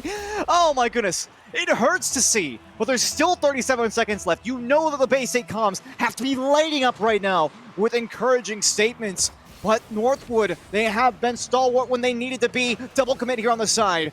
Paul's playing the slow game here. Not the greatest touch. Lion Blaze will win that one handily. This one's just outside the mark. Final 30 seconds now of gameplay. What a dunk here from T. Carell, trying to put him away right here and now. Whose career did he just end here? Oh no, not Ness. He deserves better. Oh no. that's going to be the lasting shot right there. T. Carell dunking NACE into oblivion for T. Carell's 5th goal and the series clincher, as Northwood University are going to take home a gigantic trophy. It was a valiant effort out of Bay State yet again against Northwood. Make no mistake about it. These are 1 and 2, but also make no mistake about it. Northwood is number 1. This much is true, undisputable, and Stacks, I don't know if you noticed, but a replication of the series score from the one that clinched their number 1 spot in CRL as well. Perhaps this is just some sort of sick power play on the Northwood side, saying, bring us everything you got. You know, hit us with your best shot, and we're still going to put you down. And Northwood did exactly that. Lion Blaze, you mentioned, clearly the star striker, but stand-up performances from T. Carell, from NACE, from Omar as well. I mean, basically anybody who's on the pitch this series, I could argue for being one of the most important players. But again, it's Northwood who walks away. They always do. It's not a surprise at this point. Yeah, you look at last year, you know, the top teams, you're looking at Northwood and Akron. And then Northwood and Akron. And now it's Northwood and Bay State. And it's still Northwood and Bay State. It's going to be Northwood and Bay State going into the spring. This is what the bar is at right now. This is the level that you need to reach if you want to claim a trophy, whether it's in CRL, NACE, anywhere. You've got to find a way to beat Nox's, Lion Blaze, and T-Carell, or if Bay State has a really good day and knocks them out for you, cool. Now you have to beat Omar, NACE, and False. And I'll tell you what, if NACE plays the way he did today, and Omar plays the way he did at the end of that series, and False plays the way he did, say, Thursday, that team can beat anybody in America, Canada, Europe, anywhere. That's the bar. It's been set. Good luck, everybody else. I want to ask people this. I say it at the end of every grand finals, but you still want to call CRL a Champ 3 League? Be my guest. Right. But if you're going to call it a Champ 3 League, you go out there and you prove to me that you have what it takes to take down these guys. Nothing short, as you mentioned, of an all-pro roster is capable of taking wins reliably in CRL, and even that has been put into question more than a couple of times here. But Stacks, it's time for the critical question. If we saw Bay State start up with their Game 4 appearance, does this series go the same way? Does this grand finals go the same way? It honestly looked like they were warming up out there for games 1, 2, and 3. I was talking about there were so many mistakes individually. Team plays even were just falling apart for them on the back end. The rotations looked very sloppy, poorly put together. There were double commits galore. Nobody was getting anything meaningful when they actually started to push up field. And then Game 4, they were just like, oh, I forgot we were supposed to play the game. And then just landslide. Everything just went completely in their favor. If they started with that, I honestly, can we just run it back? Can we just have Grand Finals Part 2 Right. with Bay State actually having, like, played the game now? That's my question. Hold on. I'm hearing that those first couple games were test lobbies, so we could just wipe those ones out. Yeah, so we start with what? Oh, okay. We start with game 1, 7-0 to Northwood. I mean, you know. I think that's the most impressive part of all of this. And we have seen it constantly, right, Squid? Whether it's in the pro scene, collegiate, you see these community tournaments, the team blows the other team out, especially as that one did. It became a rout in the final minute 20. It went 7-0 to Northwood. That's when a team starts to develop some bad habits. They carry over to the start of game 4. And then the other team gets a couple little breaks here and there, and then they can draw it out. And yes, I really did think at 2-2 in game 6, it's like, okay, running out of space here, but we're gonna find room for game 7, by God. And just coming up short was Bay State. But again, incredible individual efforts all the way across. They were also greater than the sum of their parts, as a great team is in Bay State. The only problem is they ran up against a team that is even greater, just a little bit above them in Northwood. You say that, but still, it is the story of the pretty well undisputed #1 and #2. So Bay State, I talked about it before the series started as well. One of the biggest things that I attribute to a team's success in these kinds of CRL circuits has definitely got to be their experience competing at the top level. And it might not be a lot of pressure for being on stream. You know, a lot of people are used to that. It's the pressure of being in that competitive scenario where this is it. If you cannot take this, then there's nothing left. You just have to throw everything you have on the field. Bay State did this. And as you mentioned, it's an excellent lesson for anybody who feels like, oh yeah, I'm confident enough in our chances of victory that we can just kind of take this one casually. It's game 4. We've taken the first 3. We just destroyed them. Don't do that. Don't do that.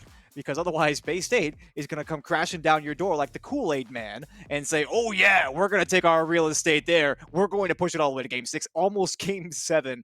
But that's the way the Northwood does, though. I've said it. They've done it in the past, and they do it here again. You know, they let out the gas. They give a chance for a re-entry. But please, guys, please, as a request from me, I want to keep my blood pressure low, okay?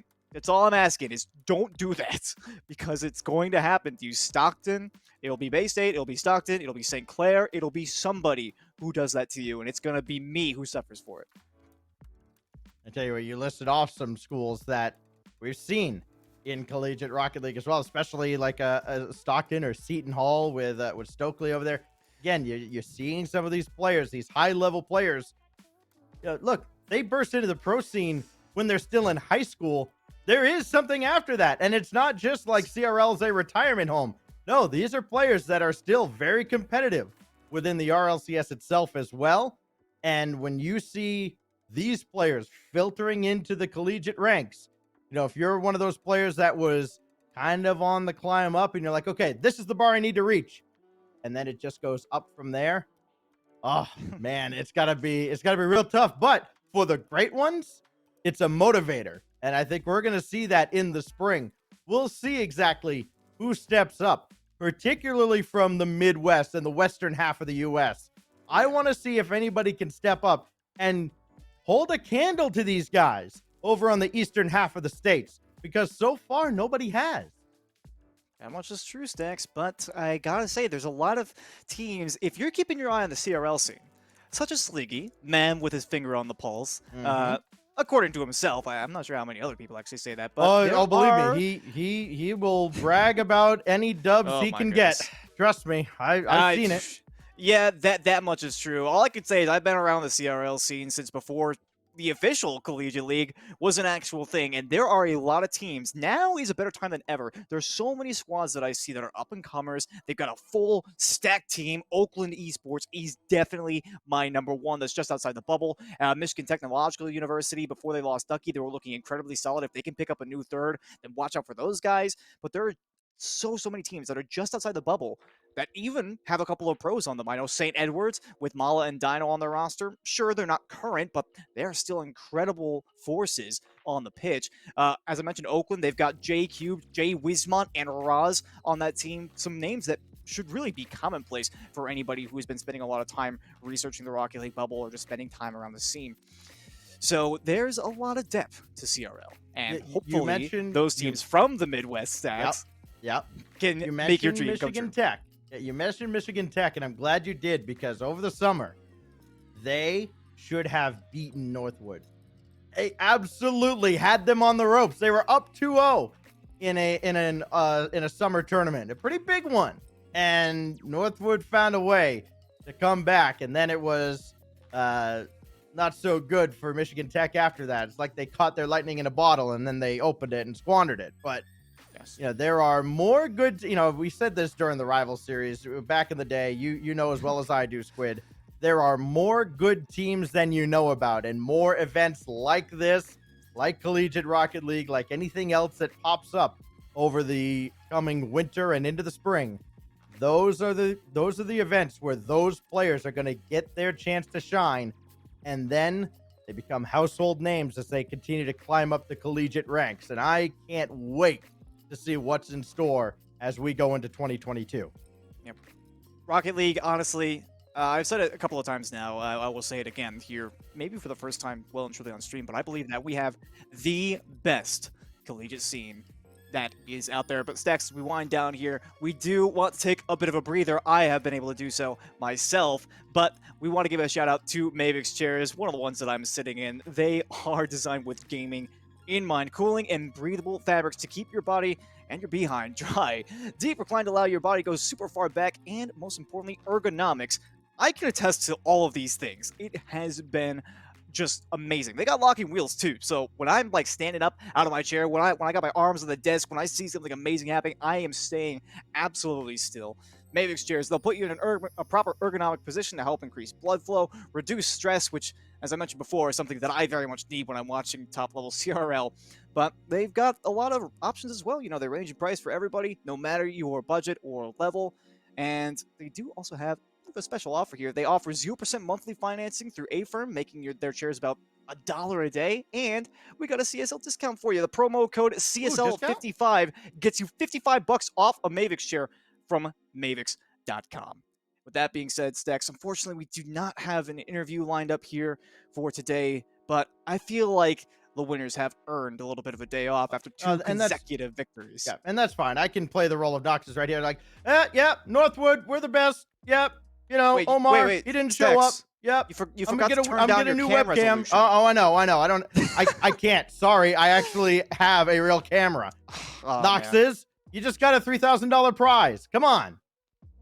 You can't deny the facts, Noxus. In any case, that's going to do it here for us for Rocket League. Counter-Strike Global Offenses is coming up next here. Stacks, it's been wonderful having you in the booth here. I wish we could have gotten more, but I think we made the most with what we have. And we want to thank you guys for tuning in to the Rocket League Grand Finals. Like I said, CSGO is up next. You won't want to miss that, but we're going to go ahead and hand it off. Thank you so much for tuning in, and we'll see you next season.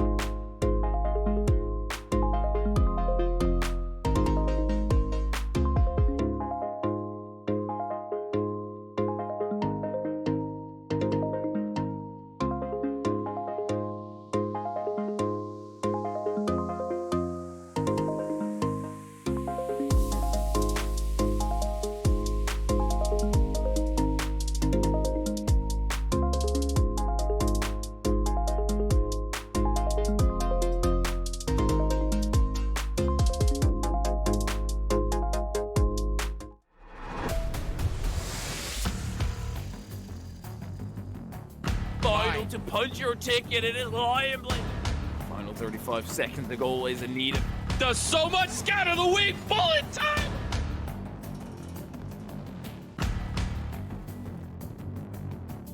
But Cave over on the side room. Northwood University, a statement game from them. Come on, Starleague gets 2, Starleague gets 3, Starleague gets 4. Davenport continue their dominance. It's going to take a third. Oh my God. They played their hearts out today.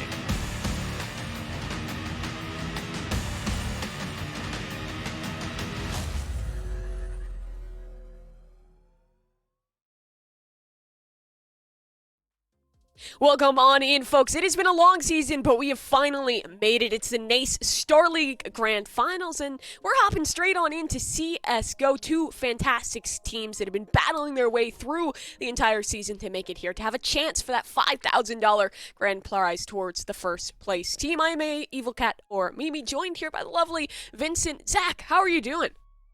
Mimi, I'm doing fantastic. I'm so glad to be here, and I'm so glad that we have two fantastic teams in the grand finals. This is going to be a whole lot of fun. It is going to be a whole lot of fun indeed. And of course, those lovely teams, they're Drexel and Davenport. But before we can talk about them, we have to talk about the folks that make things possible here for the NACE Starleague. And one of those sponsors is, of course, our friends over at Corsair. Corsair, I mean, they pretty much do it all when it comes down to the peripherals. And, well, they're the leading global developer and manufacturer of high-performance gear and technology for gamers, content creators, and just general PC enthusiasts.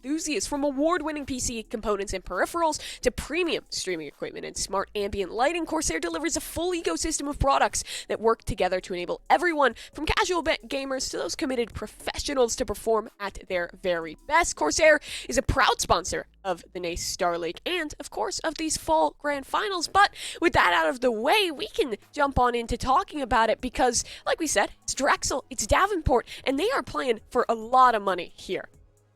Yeah, they are. I mean, the reality, you mentioned it at the top of the show here, but $5,000 going to that first place, placement. And I got to say, to be fair, Davenport, they've already had some victories this season, but, an additional 5K on top of that is definitely going to look nice if they can pick that up.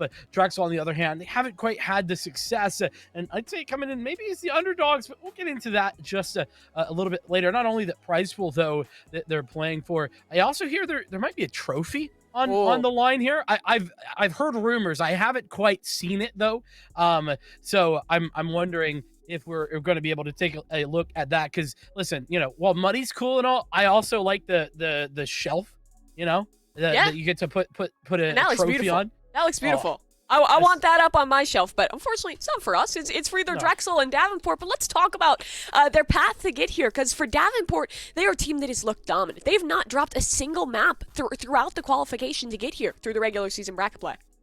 Yeah, I mean, not a single map with regard to the playoffs either. This has been phenomenal. I mean, you can see this bracket on the screen. KSU put up a phenomenal fight. It was two close matchups. Otherwise, though, it's really been easy for Davenport. They took out Ryerson. They placing third last season, and they end up third here this season as well. As you can see, Drexel kind of making that lower bracket run. Actually, an interesting conversation about that, considering that Drexel, they dropped to Ryerson in the winners bracket because they couldn't show up. They couldn't make the match time. Yeah. And so they had to go down to that lower bracket only to win against Ryerson in the lower bracket finals. It was a bit of a Cinderella story. Really, really interesting for them to be able to make it all the way through and, of course, make it into these grand finals. And honestly, a bit of an upset, too. I mean, UC Riverside, they were a big favorite to kind of make this lower side of the bracket run, and they couldn't quite get there. So I got to say that Drexel have really impressed me all the way through with this run that they've made. Yeah, I mean, same with KSU. They're a team that has a lot of really strong, really experienced players. But we're chatting about players. Let's take a look at who's going to be filling out these Davenport and Drexel rosters, respectively. To start chatting about the side of Davenport a little bit here. Obviously, that 9-0 record. But some names you might recognize, even outside the collegiate scene. This Davenport squad, they won Maine just a couple seasons ago. Now they're working their way into advance and have been taking some numbers there. It's composed of Pug, Arcade, Bebo, Kojo, and Slow Motion. I would say for me, the heavy hitters that I'm always watching on this roster is first of all Kojo. He has been keeping up with like an almost 1.3 rating throughout all the collegiate play and throughout the ESEA league play that this team has been going through. Then you add on in Pug, who's just a smart player, helps to center down that team, another fragger and Arcade who can come online when he needs, and that's even ignoring Bebo and Slow Motion, who are consistent in their own right. It feels like there's no weak link to this squad. There really isn't, and I'm glad you talked about Pug because is that that reasonable figure, the IGL character to come in, and he can also frag. That's such a big factor to discuss, and they are winning currently in advance, if I'm not mistaken. They're on a winning season. But let's flip the script over to Drexel because these guys are not nobodies, right? You got the two big heavy hitters that we want to talk about. That's going to be Nova and Gank88. Gank, I think it's fair to say, has been a huge factor in Drexel's success. If we watched that lower bracket game, Nova was the other big one to watch out for against Ryerson. Had some phenomenal deagle play over on Dust too, and that's something you definitely can always expect from one or two of those players. But I don't want to leave out your David, Styx, or Febreze. Whilst they aren't going to be the flashy players that we're kind of looking for, with like Kajomo, with like Gank, with like Nova, they're definitely able to kind of fill a role, be solid individuals, and step up when they need to. They've been able to be a solid backbone for this Drexel team to help set up those star players. Yeah, solid backbone, but for Drexel, they're a team that they're a little buggier. They don't practice. On the other side, it is a train team that is playing so many events, that is practicing every single day. And well, that kind of pivots what we might be expecting out of the map picks and bans, but it's we pivot on over and we do take a peek at those vetoes. It looks like we're going to start off with Ancient going away. Mirage banned at the choice of the Panthers over there. Then Inferno, Nuke, and let's see what we're working with for the decider here. It's all going to come down to Overpass. Feeling like a pretty standard veto, and with getting both Overpass and Nuke through for Davenport, feels like this one's going to be pretty cozy for them. Yeah, there's just no doubt about it, right? Overpass, it's a home out for Davenport. Nuke as well, very strong. The other thing to talk about, you just mentioned how, this Drexel team, they've admitted. I mean, we talked to them during that in an interview after the lower bracket finals. Yeah. I asked them, I said, hey, so are you going to be, knuckling down, practicing hard here for the next week and a half that you have to prepare against the best team in collegiate? And their answer was no. We're not. We are just going to walk in there. We're going to be confident. We're going to be prepared in that we are ready to play, but we aren't going to prep maps. Nothing along those lines. Now, I don't know if that ended up being true. I'm sure they got together once or twice. I have to imagine.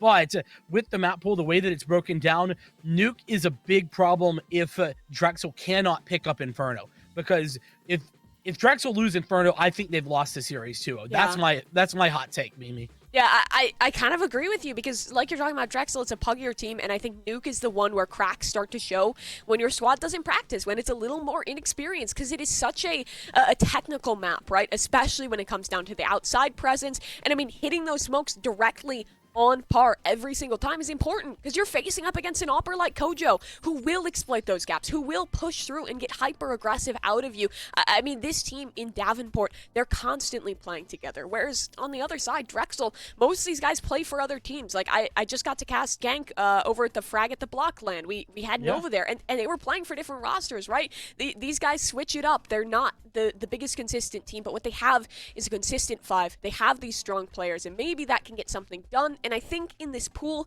if there's somewhere for something funky to happen, it's got to be Inferno. If we can focus in on that one a little bit, what are we looking towards for win conditions for this Drexel squad? Well, number one is going to have to be those individuals. You just got done talking about Nova and Gank, and they're going to have to show up big time. Beyond that, the good news for Inferno is that it's a map that everybody's played 100 million times. Yeah. We all know the standard smokes, flashes, bits of utility for this map because we've done it in pugs, in ESEA, in matchmake for years and years at this point, and that is a positive for Drexel because despite the fact that they're not maybe practicing as a team, you still know all your individual your smokes, your flashes from your individual team that you are practicing with. And so that does lend itself to possibilities for Drexel. But again, if the shots aren't connecting, that's the big problem because we just got done talking about how Davenport, every individual on that lineup, yes, they have star players, Yeah. But every individual can come up huge at any given point. And because of that, you have to be careful because you can get caught out very easily against this Davenport team. So that is the prerequisite for Drexel to even have a chance in this matchup, is that those star players have to show up, and they have to show up big time. They do have to show up indeed, but I think getting to start on a puggier map, on a map that kind of plays into your strengths a little bit more is good. Because when I've watched Drexel in the past, they feel like a bit of a momentum-based team, right? When you get that rolling early, when your individuals start hitting, when Gank is having one of his performances, then they can start to snowball it. They can take those second maps. They can find those upset 2-0s on occasion. We saw it earlier on the playoffs throughout this team's run to get to these grand finals. But if they lose out on Inferno, I think you're absolutely right that I see their chances start to dwindle because it'll be a shock to their confidence. They go into their weakest map within this pool, and then I think that things start to get a little bit dangerous. You really need someone to step in a big way. You need some mistakes to be made over on the Davenport side to be capitalized off of. 150%. And let's talk for just a second. You know, Drexel was in a bit of a weird place, I think, with this veto because they had to. There's three big maps that are going to be difficult as that puggy type team. That's going to be Vertigo, that's going to be Ancient, and that's going to be Nuke. They can't ban all three of them.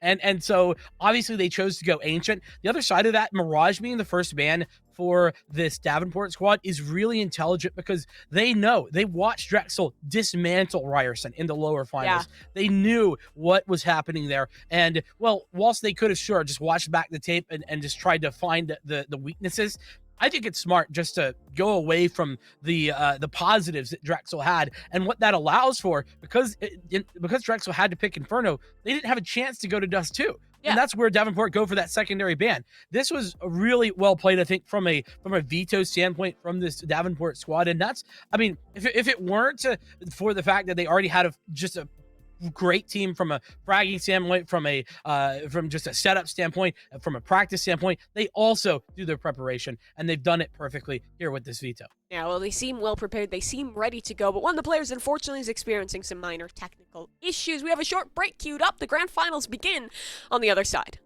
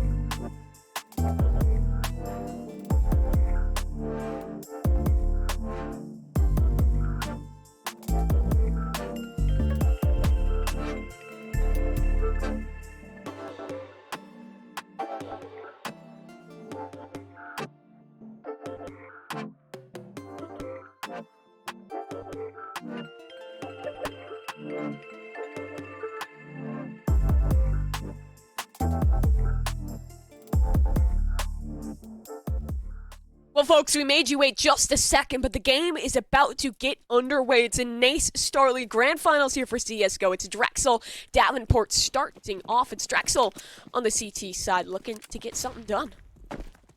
Indeed, and you know, that's a nice way to start things off, to be fair. You know, you always do want to get an early start with the CT side, but it's looking like some fast aggression in towards the bracket area. It's going to be through the smoke, and somebody found initially is Arcade going to be the one to take this first fight and doing massive work with it. All three frags go his way as the push in towards that bracket area does not work at all. Secondary prong of the attack being attempted here by the last two, David and Breeze, but it's all too quickly shut down as we have a little bit of a flip-flop on the graphic there, but it is going to be Davenport to take that first round. Oh, yeah. And I mean, they look so good doing it. For a team like Drexel, a lot of their strength lies in these quicker executes, try and get something going. They attempt to push out towards bracket and challenge that Arch player. And, well, you just can't do that up against Arcade. He'll farm away, showing some of the individual prowess, even of those players that we don't normally think about as that #1 star. For Davenport, no bomb plant means they're not going to gamble on the force play. It's just Glocks here. That's Drexel, or excuse me, Davenport, as we still look to get that switched around. We'll attempt to farm up on. Sorry, want to make sure to go quickly and hey, listen, against these pistols, it should be relatively easy. I say that as Febreze does connect on a nice deagle shot, and it's actually going to be Sticks to use that P250. So a couple of kills, that's not too shabby. No, not too shabby whatsoever. I mean, what, you buy a P250, get 2 frags out of it, that's totally fine. Gets him that money up, and I do like the choice to not force into things. I think there's a lot of teams are tempted always because of how potent those T-sided forces can be, but without a bomb plant, it's not really worth the risk. Instead, just get in with the AKs here for round number 3, get things going nice and fast, but the bonus will be strong for the CTs, and I'd imagine they'll put a little bit of investment behind it as we do hop back in. We see one rifle, that was the one saved over from the last, an auto shot he bought up for Kojo, but the majority of the T's here just holding back in the default. Yes, they have guns, but they're lacking in utility, so they're hoping that someone from Davenport will try and make a play, get over aggressive, and give them a way in. I don't know if they're lacking utility. I don't know if it's showing up, to be honest. Oh, I think you might be right. Yeah, I don't see utility there for Davenport either, and surely they have some. Yeah, either way, maybe zero utility whatsoever might have not been the play, but that's the process. Yeah, exactly. Trust the process. I love it. But yeah, I think they have a little bit, but they are going to be a little bit light considering that they did full save that last round and the third round buy. It's obviously a good idea to get the guns out, but whenever you're lacking a bit of utility, it can be a bit of a struggle. Here's Drexel taking control of the bracket area, but through the smoke, Tomo able to find success and doing massive damage in towards David as well. Yeah, he's knocked down low. What's going to be the reply here for the T's? They still have 2 working their way over towards Banana, and you have that top control, but the hold for Davenport is strong, right? They have the lesser weapons. No reason to over-rotate. Just hunker, get your 1-for-1 with man advantage already found. It'll put you in a good position. Again, you might look to test towards the arches. It's Slow-Mo here. He has the only rifle. This could be a huge risk, and Slow-Mo able to find it a second opportunity, but the trade does come through. Now it looks like it's just going to be a re-hit wrap towards this site. Look at the weaponry here for Davenport. Now, they got to play these close angles because they really don't have anything long range. About Bug is able to find one. Gink is there for the trade, but Jade is back in the site. But very well cleared. Phenomenal work there by Gank. And the 2v2 now, as it looks like Kajomo and Miranda able to pick up a couple of rifles and equalize things, at least when it comes to weaponry.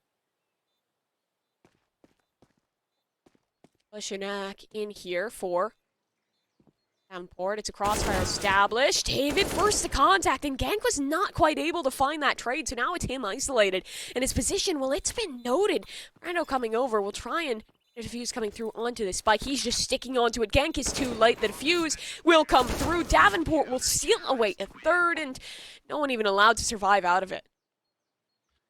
Indeed. And Davenport, they're looking very strong here. They have taken those early rounds, obviously, off the pistol, then able to find their first victory against the gun buy, even with the limited weaponry that they had. I gotta keep it real. This is not the start that Drexel wanted, but they have to keep it very much in their back pocket. They gotta keep it reasonable. They got a couple of pistols to work with here. They can maybe find some damage done against Davenport, and if they do that, they can definitely bring things back into this quite quickly as we get into it. Slow start for Drexel here. They're going to use the flashbang to get a port position in towards Banana. And oh my goodness, that's the Tech 9 willing to work. Blind as a bat. Febreze still finding the headshot in towards Pug. A missed shot from Kajomo, rare as it may be. Slow-Mo, though, there to bail him out is going to keep things reasonable for this Davenport squad as Arcade connects the double kill. Nice spray down there in middle, leaving just David all alone. And he'll get mopped up nice and quickly as well. Near flawless round there for Davenport, taking very little damage. So the CT-sided economy will start to look very strong off the rip. For Drexel, though, they have that up for Nova, and it's something that we didn't really talk about too much in the pre-show, but it can be a win condition. This man pretty solid when he gets that AWP rolling, but it's Kojo on the other side who has the big green of his own. This head-to-head duel need a ton this deciding round. Yeah, we saw Kujomo in that prior round doing some work against the eco weapons. This time it's going to be, oh my goodness, so fast and loose. Arcade going down, but Kujomo is consistent as ever, able to connect on the follow-up. And Brando, that's a very fast rotation back, going to take a lot of damage to the Molotov, and it's Gank to shut down slow motion on the entry towards B, so chaos ensues at the beginning of this round, but it's ultimately in the favor of Drexel as they've come away with the advantage. Mimi. Oh, Pug, though, he's trying to cut off this cross and the spam away. ONS are not quite enough. The nade, that is well placed, and it will deal a heavy amount of damage down onto one player. So this retake is a distinct possibility as Pug charges through, but shot down, sticks close on the other side. Kojo, he's just going to fall away. Up on a retake, minimal utility to work with in this one, and well, the decision's been made for him. A nade, that'll help find some more damage, but regardless, it'll be a first round for Drexel. And you talked win condition just a moment ago. Here can, beyond just the AWP, here can be a win condition for Drexel. If they're able to find entries into the site, shut down Davenport on re-entry, and just make it difficult to retake, this is one of those maps that is just really tough to retake on. And, in a 2 versus 3 like this, you almost guaranteed have to give it away if you're Davenport. So Drexel doing a good job of taking advantage of what they have and what they can make. So 4-1, Drexel able to buy back in, though granted their money's certainly not perfect. Same as there for Davenport, is they're going to toss weapons back and forth in order to get a full investment online. Yeah, and I mean, you talk about this structure as something that's strong for Davenport, but it also can be a weakness, right? In going for those saves, in playing that percentage-based Counter-Strike, you lose out on rounds that maybe you could win, but regardless, sometimes the safer bet, the better option is Nova. Duel. Oh no, he misses that shot, and Kojo manages to escape. That was given to him on a silver platter, but it has been ripped away. Still, even odds, at least for a moment, till David is able to find Arcade out towards the halls. Now for the players on the site, pressure being applied. Brando has to tuck in towards the pit, has that molly to aid, and dropping straight on in goes Sticks. He has a smoke as well, continuing to survive, and Kojo in a position to support. It's a leg through onto the next, but Brando alive. He can be a monster down in this pit. He just needs to find the target dancing around the smoke. It's a bomb on the other side. His team is coming for support. They have to move so quickly, and it's just not happening. Slow motion arrives with the cavalry, bails the pit player out, and Davenport claim the round. How does Brando stay alive for so long? That is outrageous. He just gets away with murder in the pit right there, finding so much success and a heads-up play as well to throw that Molotov out and deny the drop. That makes it so much more difficult to overall as Drexel. They found success in the prior, but they immediately get shut down by a phenomenal rotation, as well as some heads-up play by Brando. They can buy back, but you can see it's pretty limited on the utility. And speaking of utility, that is some fantastic utility to dispatch Gank 88. Yeah, and that's that molly that goes deep, forces them forward to fight, and then you add the nade stack right on top, and the amount of damage it can do, well, I mean, disastrous. Gank already down. There's no trade-off for that. In slow-mo, catches Febreze on the jump-up. You can see an issue with some of these less structured teams where you lose that early, man. You go fully loose, try and find a reply frag, and that almost kind of give away these 1 versus 1s that Davenport does well to be able to win. Now it's a re-rotation back over towards the apartment. Six will try and walk up. They've just left Nova towards B on his lonesome. Drexel doing their best in order to try and find something here, but with Kujomo finding Six out and life becoming more and more difficult here, I just don't think that's going to happen. Arcade is still tough here. He doesn't know. I mean, that's just, if you're Nova, you're slamming your desk right there, maybe, because like it's so late and there's still a guy sitting in the corner there, not peeking. Like, it's got to be frustrating. Yeah, and again, it's the discipline. Davenport is not a team that will over-rotate because they put a lot of trust in their individuals. Anchoring out towards that B site, they're fine to just leave 2 there because they have the trust that they'll be fine to rotate over and take that retake. Now Drexel, again, reset down to the Deegs. They hope to apply some damage because look at the money for Davenport. A couple players still a little lower like Slomo, but everyone else getting up towards those 4 or 5k more marks. They're in a good position. Is this one just a hard rush towards Banana Pug? How many can he get done here? Couple sprayed away, some damage dealt. He'll run back. The better choice, but Slomo actually falling. A nice shot out of Nova. The nade won't trade, but the damage it deals, it's strong. And now Pug bring on the site. He's in a tough position here, but he still has utility to help out. And with the support arriving, it's going to be a re-rotation for Drexel. Yeah, that support arriving at just the perfect time to provide, flashes and the like in order to deny Drexel re-entry. This round, somewhat crucial here, and that you would like to see. You'd like to see Drexel kind of fight one back. They've already done some good damage and found that frag, but it's still a 4v4, which does favor the T's just by a little bit. They've slowed things down of Drexel. They don't want to overcommit, and Kajomo has posted himself in towards B, where there is still one player lurking over there. Elsewhere, though, Drexel have lurked their way in towards the apartments, that's Davenport who've lurked their way into the apartments, and that could actually be a really good sign because Drexel are going to be found out. Oh no! Massive work there by Arcade. He's found all 3. And he doesn't even take a bullet for it. 4 frags found for Arcade. I mean, just the perfect positioning, the re-push in the mid-round for Drexel.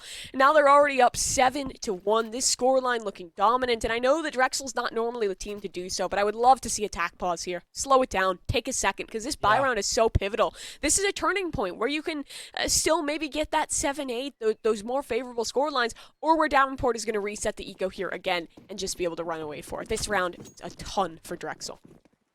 Glad you set that up because, it would be nice to see Drexel come away with a victory, but the way these rounds have been going, man, they are it's just looking like a one-sided affair where Davenport can do no wrong. And that's a scary sign when you are this Drexel squad. That said, they've kind of slowed things up a little bit using that utility that they've been able to pick up in order to clear themselves out Banana without losing any members. Remember, that's been a bit of a tough task for them thus far. And look at Arcade. He's gone back up in these apartments trying to find and manufacture another opening pick. Surely it doesn't happen a second round in a row, but the noise is being made, and he does it again. Thankfully this time for Drexel, the trade comes through, and the op shot just narrowly missing on response through the smoke. But here comes Brando. A flank for a flank is soon to be punished as he comes around the backside. So many bodies present. That's one. Second gets risky. Does he fall away? No. Commits to the duel, but his teammate is here in Pug. And the trade stay even. Props to Drexel to keep themselves in good standing. But look at the clock now. 45 seconds. Bomb is still in their possession. They're still at least somewhat healthy and maintain position towards apartments. It's a 1-1 split for Davenport. A gamble here for Kojo, but he manages to win it. So aggressive on that AWP, but that's his punishment. Fabrice to take him down. Now it's a 1 versus 1. Slow motion has a kit, though. Kojo had to get aggressive in order to try and find something, an opening. Here we go. 1v1. That smoke buys some space. Fabrice is ready and takes the shot. Slow-mo with the turn. He is just picked up a huge shot, putting Davenport in their winning ways once again. 8-1. Drexel thought they had that one unlocked, but it's denied by slow motion. That is ridiculous. I don't even know how he connects that. A 1 versus 1, just a hop up. Everything was a disadvantage, but Davenport still winning through Drexel. That was the breaking point for their economy, but thankfully for them, they were able to get the bomb down, so have managed to force together a buy. Still, it is not the best. No head armor for Sticks, down to 0 for practically everyone. Now for real, this could be their breaking point, and Davenport, they still have an op, make it double. Pug is bought into one as well.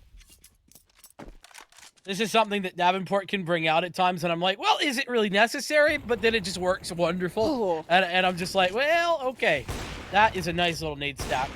Making a massive amount of damage on towards one player there for Davenport. Means that things are certainly not ideal. And the fallback as well. Now the push coming through from Drexel to confirm some of this top banana control. Hug here is posted, though, on that secondary AWP as Gank will fall back rotate. Most of these rounds where they start slow hold that default, it does end in a hit out towards A, but yet again, there's a presence in the apartments, and it'll be a 2 versus 1 on the hold. A crossfire here established with the flash across. Good, blinded up. It's Brando, he'll fall. Damage was done in exchange, but look how wounded Davenport is. This'll force them to try and go forward, try and take a fight that they can isolate, but it hasn't happened. And now, well, the sole defender, it's Kojo, 7 HP, isolated. Sure, it's Boggs and Slots. The op, it's the right chance, but the flash is better. That's already going to be the call to call off the retake. Save the op. Gang, though, toying with the idea of the hunt. Certainly is, and honestly, I don't know if it's worth it. I mean, you can see the money, it's decent for Davenport, but Yeah. it isn't perfect. So, you know, an extra kill or two, especially after that double op investment, I mean, it wouldn't be the worst thing in the world. Either way, it looks to me that it's been called off at this point. And Drexel very much going to be taking this one to the bank and cashing again because they needed this round, Mimi. Oh, they absolutely did. This is a big one for them to find, as now it will just be that save. I'm glad that we didn't see the overcommitment in towards the hunt there, because I'm pretty sure that Davenport will be able to muster a buy regardless. Pug can drop over for Arcade, who's the only poor teammate, and they'll be sitting pretty in this one still. Let's talk about what went different that round. I think it was finally a situation where Drexel got the opener and then was able to punish the reply. Because previously, when they find this opening pick, there's always a repush from Davenport that for the most part has gone unpunished. That's what happened twice in a row with Arcade over towards the apartments. They didn't shut that down. Finally, they get their opener, and they just stop. They hit the brakes for a moment, wait for the re-hit to come, and are able to shut things on down. Still, they're not out of the woods. 8-2 is not a great-looking scoreline. Certainly is not, but yeah, that's the strength of Davenport, though. Typically able to find that response using the trades to their advantage, and for once they get punished at their own game. Here we go, though. Drexel in position to try and start to string rounds together, because Mimi, that's a necessity at this point. They can't be winning a round and losing the next one immediately thereafter. Even on the T side, that's just not a sustainable function. And oh my goodness, slow motion on that frag. It's to breeze the trade out, and Slow-Mo is trying desperately to deny re-entry in towards Banana, but he might be caught out. Nope, in fact, gonna get out of there for free with his life. It's Arcade just waiting in the corner. He's always good for 2, though he is gonna fall to Nova, as now Drexel with a man disadvantage does push themselves in towards A. Drexel just looks like a simplest of games to him. Now Brando just baiting in the pit. He'll hold strong. Does this get cleared? Does this get suspected? Nova on the hop up does find that shot. It's a good adjustment, and he knows the position of the next, takes his opportunity, misses his shot, but Kojo won't lose out on his. Now it's just Nova. You can see the tantalizing possibility. Kojo just toying with this man. What does he have to work with? Bomb? That can be recovered in just a moment. A drop down towards the pit. It's a risk associated with each of these actions, but 20 seconds. Smoke will have to be used. That blocks off one angle. Now you have to deal with the re-hit through mid. That's Slow-Mo, who's already pushing up towards the short side, looking to get something done. Nova, he's so worried about every single angle. The flashes continue to rain on in, and he'll swing, misses the shot, and that should be the end of it. Slow-Mo had the AK. The pinch comes through, and Drexel's round, well, it stays at 1. No streak to be garnered for him. Yeah, like you said, you know, whenever you're not stringing together rounds on the T side, it's just going to be a bit of a struggle for you, and that's exactly what Drexel are experiencing. But beyond that, anytime I watch Kojomo, I just got to be, it's the small things that amaze me. He is so good at knowing when to peek and not to peek. He was never going to peek that angle against Nova. He was just baiting out the shot the entire time. He was just going for the jitter every single moment, and it was so good because it baits Nova out. It makes it creates that opening, and ultimately it creates that 1v2 where it was a 2v2 initially. So just those small things from this player, honestly amazing. Speaking of which, blind there, Nova taken out by Kojomo once again. He's looking good at it. Kojo, so many of these crucial openers, but Arcade feels like he's been the arm of consistency, especially when the position towards apartments has been pummeled round after round again. Drexel is asserting pressure in this area of the map, but haven't claimed anything off of it just yet, as Kojo still positions towards bracket and has the control there. Where will this finish be? Nothing showing yet. It's a man disadvantage, so someone has to make a play, but no one yet to step up to that play. Slow and methodical. Drexel, when they lose that opening pick, it's so hard for them to find entry in towards the other side. It's dangerous for them. It's looking like it might be the start of a fake, but no, actually going to be committal by the looks of it.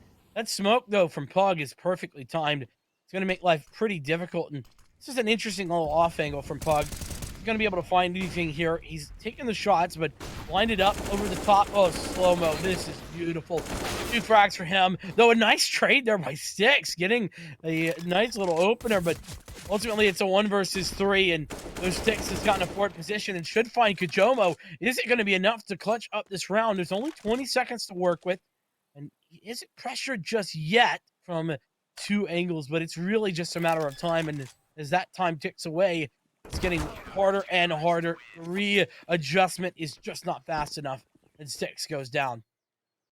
Yeah, the Op a tough one to use in that situation. With his lesser health, he wanted to take a gamble, hope he can get a long-range duel, but nothing given away. So now, 10-2 the scoreline that we find ourselves in. Drexel working with that full loss bonus, so they'll be able to cobble together a bye pretty much every single round here, but what can they get out of it? Like, I wouldn't hate to see a pace change. They've been able to win the kind of duel and take that early presence towards apartments every single round. I don't think we've seen any round where they've won the initial banana fight, especially utility-wise. Davenport just pummels that area of the map every single time, but it is a bit of a pace change. This one is faster, quick in towards the bracket. It's David, finds one. Pug back on a trade. Arcade well timed on the swing, but it stays to the 3 versus 3. Up top, though, Branda, the position is well held, and he's getting overrun. Just needs to stay alive in this position, and he cannot do it. Fabrice strong on the entry, so it falls to the retake.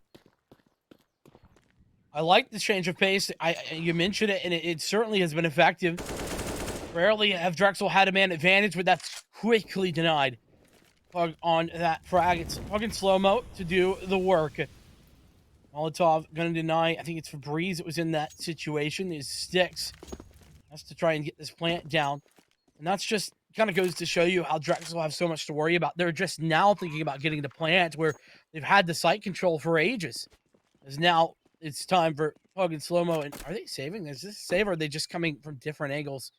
Looks to me like it's different angles, so ultimately they're going to be coming in, but that does make it a little bit longer for the rotate, as they're lacking a whole ton of utility to work with as they walk in. 2 different positions, but that little bit of utility is good enough. Pug with the shot and the frag on the HE. Magical stuff here from Davenport. And I mean, how to make a 2v2 look easy? Yeah. 101. That's what we just saw. I mean, it is just simple as that for Davenport. A perfectly placed nade cuts down the player on low HP. I mean, it's a gamble, but everything seems to pay off. The odds aligning, and then the retake to come on through. Drexel, honestly, still sitting in a situation where they could buy. They've managed to keep these rounds close and chip away at Davenport's economy, but at this point in the game, how much does that matter to you? Because there's 2 rounds left in the half. Even if Davenport throws both of these away and ends 11-4, that is still a very dominant half. That is one that is very tough to come back from. And we talked about pace changes. This time it's Davenport getting aggressive down mid. They've positioned Arcade here. Kojo in a supportive position, and it's just a massacre. Everyone cut down in mid, but Sticks, he's had enough of that.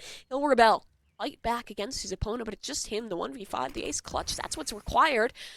I'm still back towards his spawn. Smoke will actually give him some sanctity across to recover a minute and a half to work with. I was just shaking my head right there, Mimi. That was my response to that ridiculousness from Davenport. But you called it, last round, the HE, into the corner. You said it was a gamble, right? Yeah. It feels like something like that is a bit of a gamble too. But here's the thing.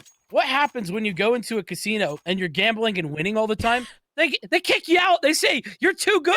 We can't handle you. And Davenport are doing that, but nobody can kick them out. They cannot be taken advantage of. They are winning, and they continue doing as such. It's beautiful to watch.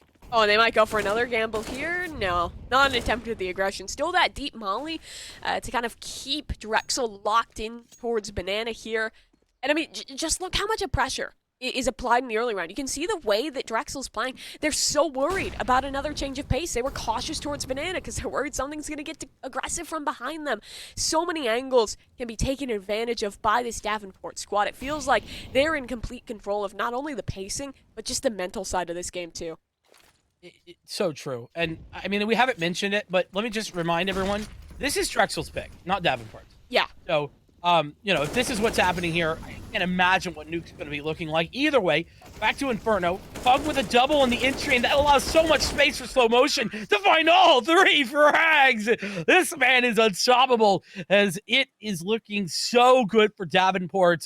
They are looking, I mean, pretty much untenable, this situation for Drexel. But I want to talk about, you know, one thing really fast as we get towards halftime, because that's the first time that I've taken a look at the frag department here for Drexel. And I hate to be that guy, but I mentioned Gank and Nova need to be the 2 big fraggers to start to open things up. Nova has somewhat been there, but Gank has been missing from that first half. And I think that's a big part of why Drexel have had such a tough time getting started. And I mean, someone had to step up. It felt like it was Sticks, but most of his frags were in towards the late round, where the impact wasn't felt quite as hard. And at this point, Davenport looks like they're having fun. Dualies, rush it on in. Sure, why the hell not? Sticks and David will attempt to hole in the crossfire. Works well for a double, but still dangerous. David has to fall away. It's Nova on the other side. This is risky business, and slow-mo pushing around the corner. Dooley's not effective enough, but look at that damage. Everyone is low on the CT side, but it's not enough. The fast flying through Banana to shut things down. Drexel finally able to garner a round, and they don't even allow the bomb plant for Davenport. And it's guess who? Gank and Nova coming in from that flank. 3 kills for the 2 of them, and they complete that. So, you know, starting out slow, yes, but if Gank and Nova can really get started there, that's certainly a good pace setter for this second half. I do have some faith that this could be a comeback on the way. It could be, but we have to wait for a moment still, because Davenport is not much of an investment, but a couple deagles, Tech 9, what can't they get done? Pug, well, he had blinded up his teammate a little bit there, but it still works on Allen, and it's a CT who comes out with a worse eyesight now towards Nubox. Only 1 player, Nova on the other side to support, but David goes down without a kill. He needs so much more from that position. Now they're running gun with the MP9 to try and continue forward as Nova is low, and so is another player who's completely taken out the server. That sticks down. So in this retake, yes, there's a health advantage, but there's only 1 good gun. That's Fabrice. He has to be the hero of this round. They're going to have to manufacture an opening with Nova. You know, bait him out just a little bit. There's that flash. Nicely done. Oh, Team kill, though. Unfortunate as it is. Both these players in towards the Banana situation, and it's a crossfire that is just unbeatable. Wow, Davenport. Every time there's something that you see from Drexel, you're like, man, that looked pretty darn good. Davenport just comes back and slaps you across the face saying, no, we're better. Don't worry. Yeah, that is what it feels like. And, I mean, for that round, it's got to be so much of a tilter. You have an advantage early on. You have what? You get the opening kills, the trades come through, it looks good, then site taken. Your buy-in, you shoot one of your teammates, and then are put into a clutch position. Like, that's got to be a round that you're not feeling too good off of. But at least a stronger start into this one. Kojo, I think that was a scout tag off of Sticks to get things rolling. Certainly was. Nicely done. Lots of damage. Speaking of which, there's David actually on the Deagle. Gonna find an opening in towards Arcade. And there is lots of damage to 3 players of Davenport. So despite that early tag in towards Drexel, things aren't perfect for this Davenport squad. And I love how Drexel have all fallen back away from this bracket area, with that one exception of the player who's guarding the push in towards the arch. So okay, all right. That is ridiculous. It's fine. Yeah. All right, well, Gank, let's see if you can hit a couple shots like that. It's what's required of him. Oh, no, gun's not out for slow-mo. They weren't suspecting this man back towards the coffins, and that's where he'll send the opposition now. Is Kojo on the plant, Nova on the spam. That was Pug trying to get across, who goes down now. Brando and Kojo.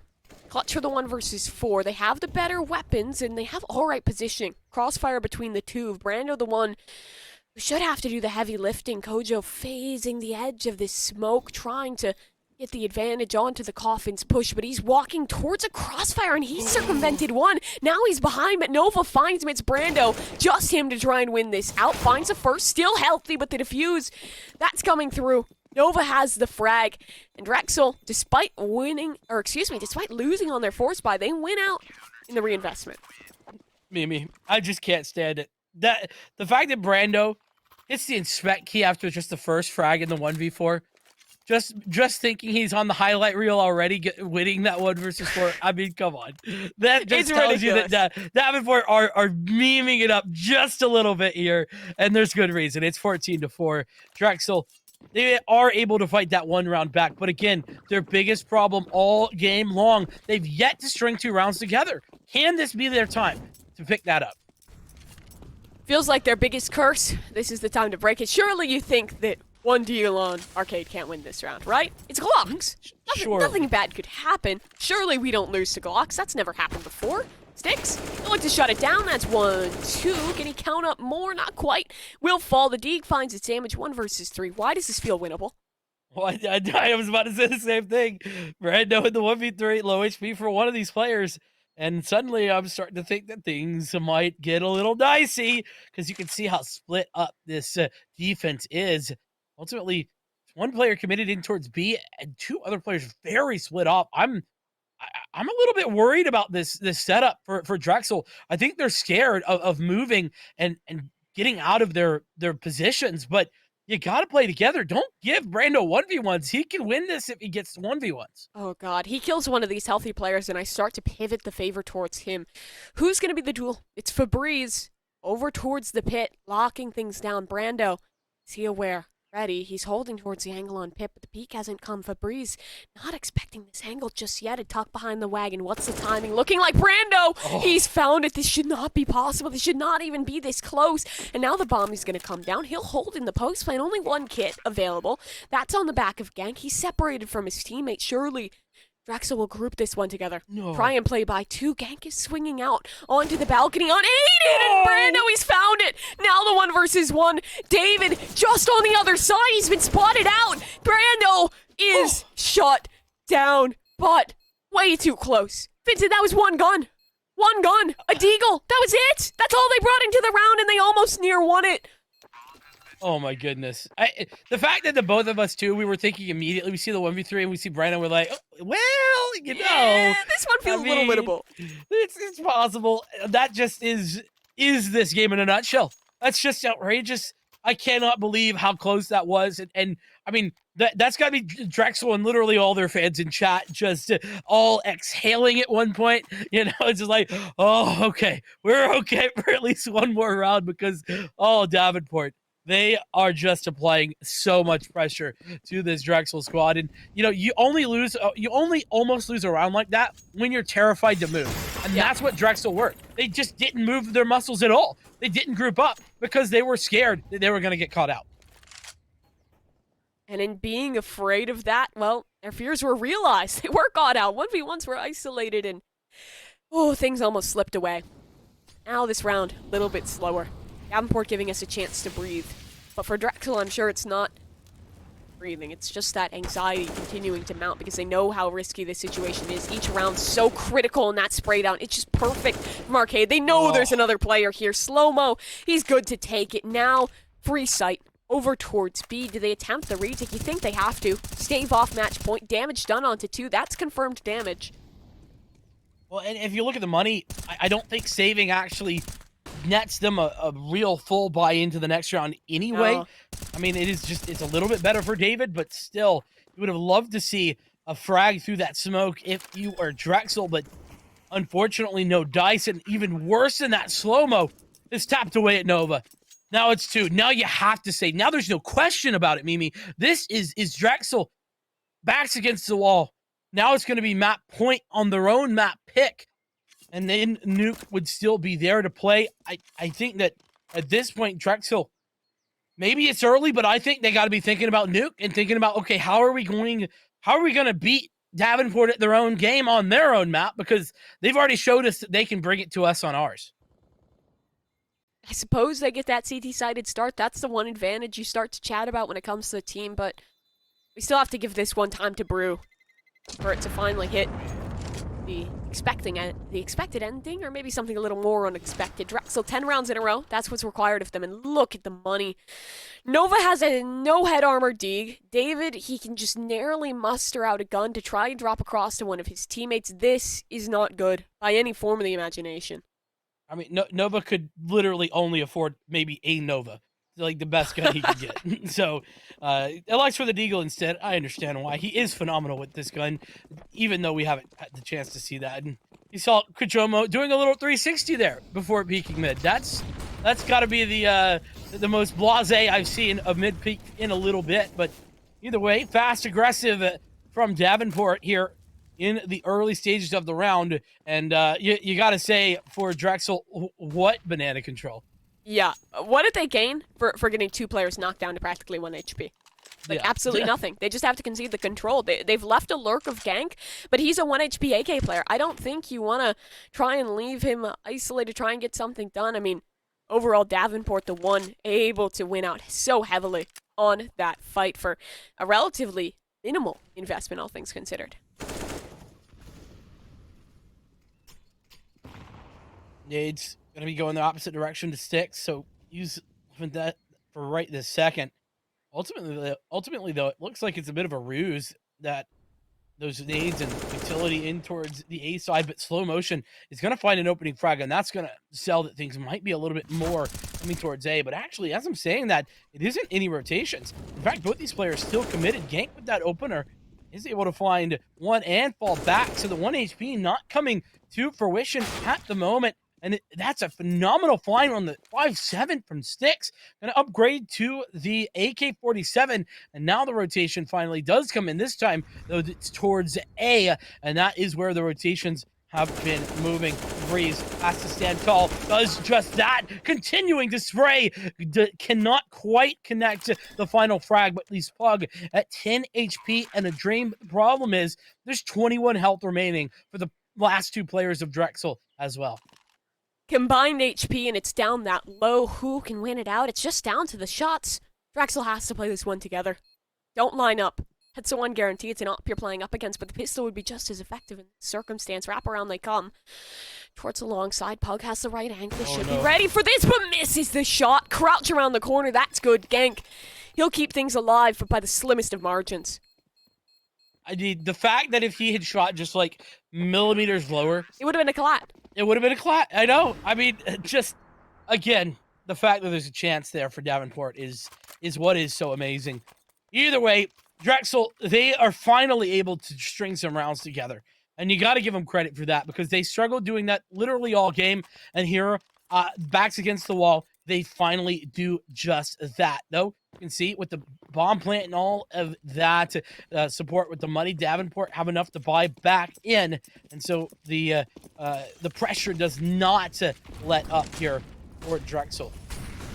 Oh, this one might be a little quicker. Davenport fast up towards the banana control arcade. Close on the angle, flash in for the re-peak, slow motion. Wins it, and the trade's just not there. David tried, but it doesn't work, and now his nade misses too. This is pretty good, all things considered, though, for Drexel. I mean, as defenses of banana go, a 1-for-1 with a couple of players, or a player pretty low, is actually good for them, especially considering how much damage to Kujomo has been put forth as well. So 4v4, still slightly favoring Drexel. Here comes the lurk smoke from A. And actually, it's not going to be a full lurk smoke by the looks of it, as it might actually be the first prong of an A attack, but that's to be determined, as there's still about 55 seconds on the clock, Mimi. Yeah, Pug will throw that cross smoke over towards library, try and find this rotation here. Are they just going to split things in towards A, or is this a mid double back towards B? Options are here. If they can isolate the fight over onto Nova, it's good, but he has an op, and he's playing the safe angle here, right? Get one, duck away, be in a good position. Kojo hard clears that. What is that? Somehow able to come out on top, and now this is no longer a split. It's just coming straight into the site. Sticks needs something, can't get it towards the graveyard. Fabrice stands his ground, but it's only one. Now it's David, 1 versus 3. His opponents are damaged. Sure, there's a chance, but it feels so fleeting. The choice of Drexel, and it might be stolen away. This is biblical. David First, this Goliath is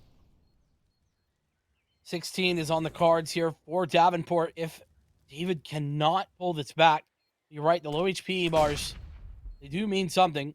Dodging on the flashbang. And he's going to sneak his way in. There's a player on the site. He can't overcome the first of those players. And that's map number 1, going to Davenport in dominant fashion. Yeah, 16-6, it feels pretty cut and dry. Davenport, it felt like they were completely in control of not only the pacing, but the mental game of this map the entire time. Up until the second half, there was never a situation where Drexel even got 2 rounds in a row. It was one independent round and another single independent round. I mean, you just don't come back from 13-2 halves, and we see it there. Davenport looks so good to just lock these games down, and that was the choice of Drexel. Now we head into a map that is even stronger for Davenport. I mean, Drexel needs to change something. It feels like they need some coaching or something. Yeah, I think they might, but the good news is they can head over to Metafy.gg for some amazing coaching. That platform has worldwide coaches of a phenomenal level. They can help you learn a whole bunch of different games. Obviously, Counter-Strike is what you and I like to talk about, but maybe, you were here earlier, Rocket League, or even, I was looking at the list of games, and there's RuneScape, believe it or not. Really? I swear, I couldn't believe it, but Wow. they offer pretty much anything any game you can think of. They offer coaching, and hey, Drexel, listen, I think maybe between this map and next map, you might want to head over there because you definitely want to take a look at that. I think CSL 15, I think that's still the code for Metafy.gg. Go ahead and check that out if you don't mind. But with that, we are going to be looking towards a little bit of a break, Mimi. We're going to come back with Nuke is our second map, so don't go too far.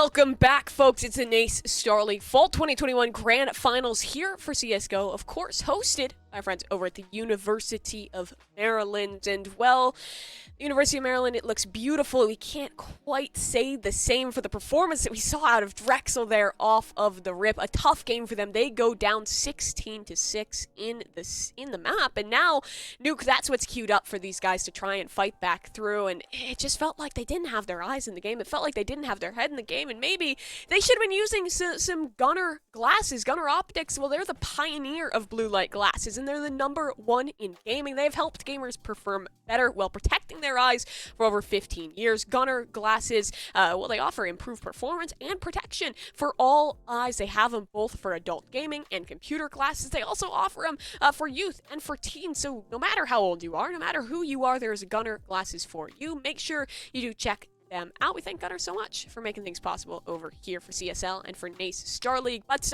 with that out of the way, yeah, Vincent, let's talk about that map because it was a rough one, to say the least. It was, and there's a couple of notes that I was taking there during the game, and the #1 note was Gank 88 kind of didn't have the impact that we would expect. Now, listen, things can happen. You can have a slow start. You're still Nuke to play. So I don't want to say that is like curtains for Drexel here, but Nova had a bit of a slow start as well, and when we were talking in the pregame, those were our two major factors for Drexel to be a competitive team in this finals. Yeah, they were the two major factors indeed. And I mean, for me on the Davenport side, it just felt like they weren't showing a lot of respect. And if you're a team and you lose that respect of your opponent, well, it really is troublesome to come back into it because Davenport is now at the point where they feel like they know that they are the better team. They've shown it on that first map, and they are fine to get disrespectful, to run through smokes, to get aggressive. We saw it a couple times in this map. I mean, that ridiculous 2v2 retake with the gamble mid. Everything was working. A push down mid, just running at their faces. No matter what Davenport did, it felt like they could never come out on top. But now it's Nuke. It's a chance for redemption. The stronger side, the CT side, that's where we start for Drexel as we do hop on over towards that map. It's Davenport looking to finish strong, looking to prove themselves as the best team in the entirety of the collegiate scene. Well, it's Drexel just hopes to hold on. Yeah, they're going to have to hold on here. And like you said, CT side start, that's certainly the ideal place to be. So we can take a look. This is a nice little two-man setup. As Gank is going to get flashed back as Breeze was ready for any entry, but actually not going to be any entry there. And oh my goodness, Arcade. That is disgusting. Just put Gank out of his misery. It's going to have to be for Breeze on the trade as the entry in towards A is successful. Plant down. 4 versus 4 for Breeze applying pressure, but that pressure is alleviated by Kajomo, who's just running and fragging with that pistol. Now 3 left alive for Drexel. Re-entry is good. Nova looks to find that slow motion, though doing work. David is on the site connecting shots. It's a double kill with these pistols. Can't quite connect as he runs out of bullets. It's got to be all on Sticks, who does have the kit connecting that first one. The time is ticking away. There's not a lot left to work with, but he's got to run out of time. He does find all the frags, but Drexel lose the round. Oh no, Drexel, it felt like so much was swinging in their favor, right? The retake got off to a flying start, the fight back in, Sticks finding so many huge frags and David helping in that endeavor, but Davenport, they just did such a good job of stalling out the time. And now, as we push our way into round number 2, Davenport, of course, will have a very respectable buy. Nothing too much to write home about for Drexel. Couple digs, Scout, MP9, it's options, but feels slim.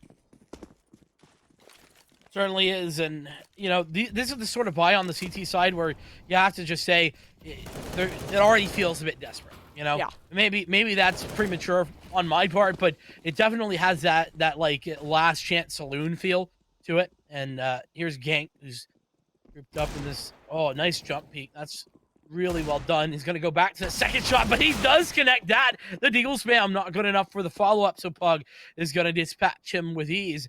Does leave it into a 4v4, though, which is not too shabby until Arcade can find success himself. Make it a double as Kajomo and Co. find everything that they need. Yeah, a bit of aggression towards the outside there. Nothing to really contest. We see Davenport already looking good in the utility department. Wall of smokes to the push. They'll find impact off of it and even fight away the scout. Not even able to connect a shot, really, for Nova in that round, as now it's just going to be the save down for these CTs. Davenport look to start strong 3-0. It's the best you can hope for on T-side new.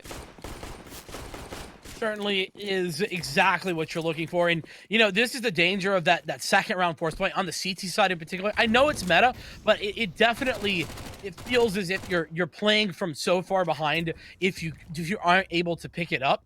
And this is why you have to go for yet another save. And Styx has a taser, which I love to see.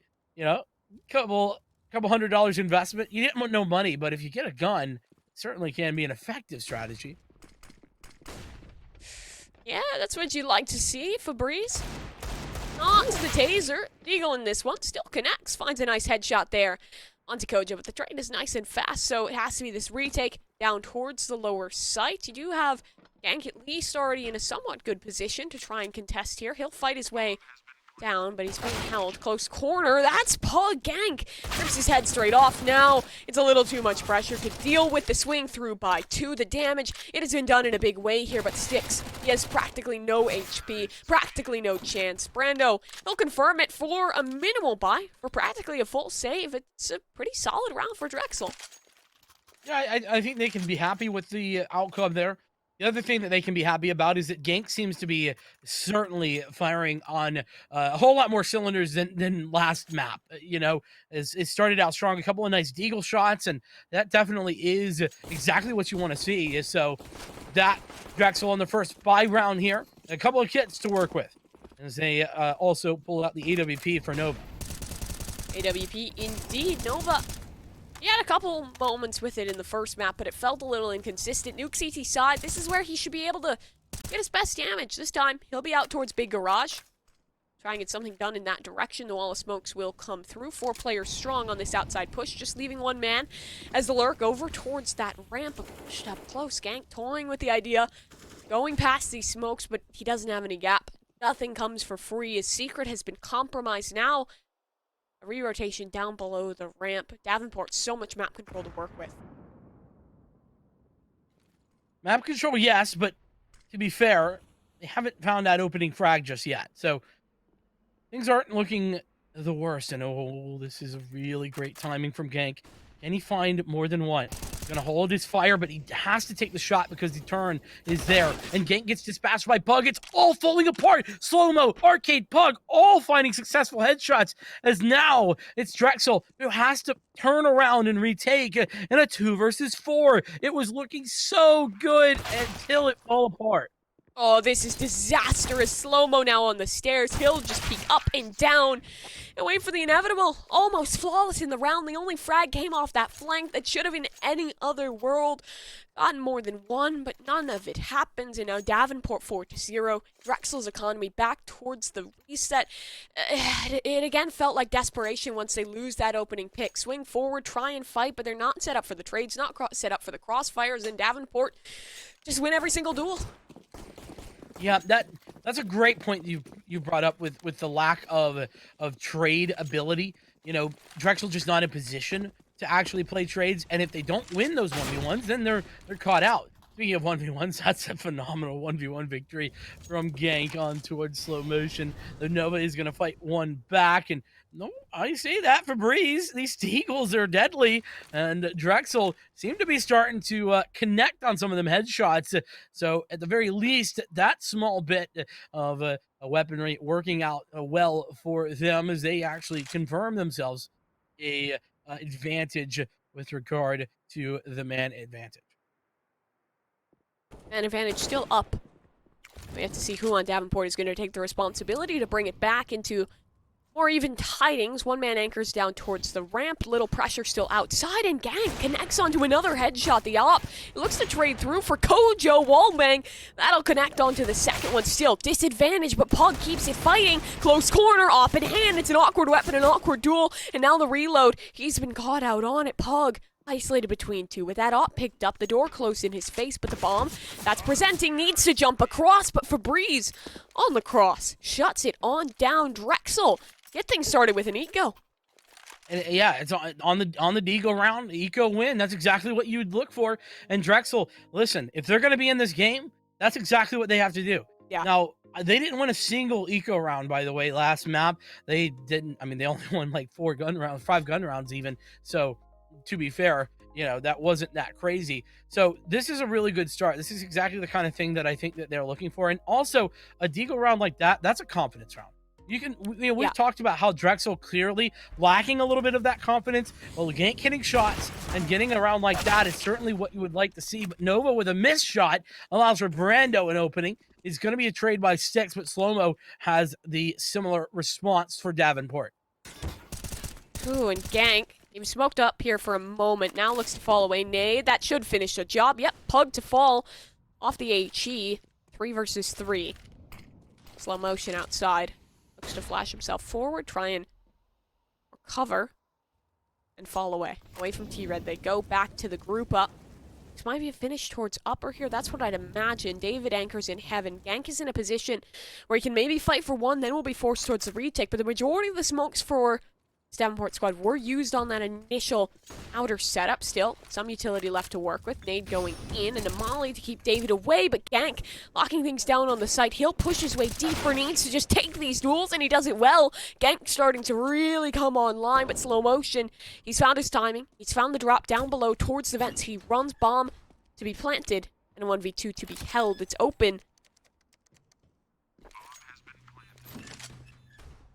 Double doors being closed off, and Slow-Mo in a pretty darn good position overall.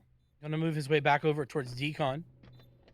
It's a quick and fast clear here for Febreze and David, so really only 2 places to come from. They're not looking the right direction, as now Slow-Mo can try to create these 1v1s, but it's unsuccessful. Or I guess he is successful in creating a 1v1, but David is standing tall and wins that nonetheless. So Drexel not only getting that first round on an eco, but they're picking up a secondary one as well. And like you said, a lot of that off the back of Gank finally turning things up, getting a triple kill there in that round. Yeah, Davenport is going to have to give a little bit more respect over towards their opponents, because it really does feel like the first time in ages where we've actually seen Davenport reset onto an eco. But remember the last time it was a near full eco? Pretty much one player nearly won it. Drexel can't get too ahead of themselves in this one because their economy is still in a vulnerable position. And Davenport, they have some lesser weapons, couple pistols, digs, some utility bought up around it. It's going to be pressure towards outside, but they're falling away from that one. Probably a hit over towards the ramp here if they want to expedite the pace. Arcade is the first one up, and he has the flash to work with. I just noticed that looking at a very fast play here, Breeze. Not going to be able to connect. That goes down. Brando and Frag, and here's Nova. Nova, unfortunately, can't find anything. He's a secret agent at the moment. 007, as Gank is on the site, connecting shot after shot, though, where Nova fails. Gank pulls up and finds success. It's still 2 versus 3, though, and some really strong weapons regained here for Davenport, meaning that Sticks can fall and Gank another frag. This man looking for the ace now on 4. Brando versus 2. We've seen him in the clutch before, but this is against an online Gank 88, and that's a very different piece of work than he's been used to playing with. He's now looking for the success. Here's another one. 3 for Brando now. Can get the quad, so it's ace or quad kill no matter what. As Gank still has the pistol out, and he's looking for the flank. There's no way that he's expecting this. Gank with the huge ace to bail Drexel out in a round that was an eco. But it shouldn't require that. It should never be coming down to a 1v1. It should never require Gank to just win on out. I mean, what that shows me is honestly a little disappointing from Drexel. That it gets that close, right? They gave away some isolated duels, and both of those one versus multiplicity, up to 5 players swinging, were lost. You need to either bail out in that situation or find some success. Neither of those happened, so Gank was called upon. And that's going to deal huge damage to the economy too. Drexel is going to have to completely rebuy through, and now Davenport's in a position where if they win this round, they swing that momentum straight back towards their favor. Yeah, I mentioned it momentarily there. Unfortunately, Nova's sitting at secret agent status. 007. That's just not ideal. Now, again, with Gank playing the way he is, that's not really a big problem, and there's plenty of time to get started. We saw Nova have a slow start in the last one and then start to come online towards the end. So I'm not long-term worried about that, but I'm definitely noticing a pattern here that Davenport have done a phenomenal job at shutting down some of the star power that Drexel has to offer. It's been shut down indeed, as it looks like we do have a bit of a pause here. I'm hoping it's of the tactical variety, and I'm hoping that it's out of Drexel, because this is a round where you need to just slow down, regroup a little bit, figure out what went wrong, adjust your setup off of that, and try and fix things through. As we get ready to head back into things here, Nova will be giving another go with the op you mentioned. I want to see where he's going to position in this one, because ramp has been an issue. I wouldn't hate to see the op move over towards that direction. It's a position where you have a little more flexibility as an opper as well, right? You don't have to fight through the outside smokes. You don't have to take as much risk. And for someone who's had a slow start, that might be a good place to get things rolling. I love that you mentioned that. That's a good confidence builder position. Yeah, because you know you're dealing with all players coming from the same angle, and it is, like you say, a lot tougher when you're playing that outside position. We saw him get aggressive over at the left containers, couldn't quite find the success over there, and elsewhere kind of struggling. So there's that early utility. Davenport trying to push that forward, and it's actually going to be a vent drop attempt. Wow, that's an aggressive idea from Davenport. You wouldn't normally see them doing something like that in a gun round like this, I don't think, considering that it's really not super successful on a regular basis. Gank to the 4th position, and there's Nova. He's gotten himself involved. An AWP frag for him on towards slow motion, gets himself on the board, and starts that player rolling. Rando working together with Kojo. They're just going to try and hit towards upper, but the feet do show. Kojo, he's revealed that it's just the op in his hands. Nade goes a little too high off the vent, but Kojo will just tuck away. This one probably should be a save. $200 in the back pocket. He's going for it, and that's not going to happen. Fabri's on the shutdown now. Drexel to tie up at 2. That was the critical round. We find Nova on the board. We get a clean one in a rifle versus rifle, and Drexel is going to find the reset point. This should garner them a lead now. Should. That's the key word. We saw how close it got, though, in the last eco round. And the good news for Davenport is that they have a lot of cash for an eco. So they can buy up a little bit of armor, a bunch of Eagles, a 5.7, or no, that can't be a 5.7. I don't know what that is. Maybe it's just, could be dualies, I guess, for Kojomo. Either way. I think it's P250. Is it?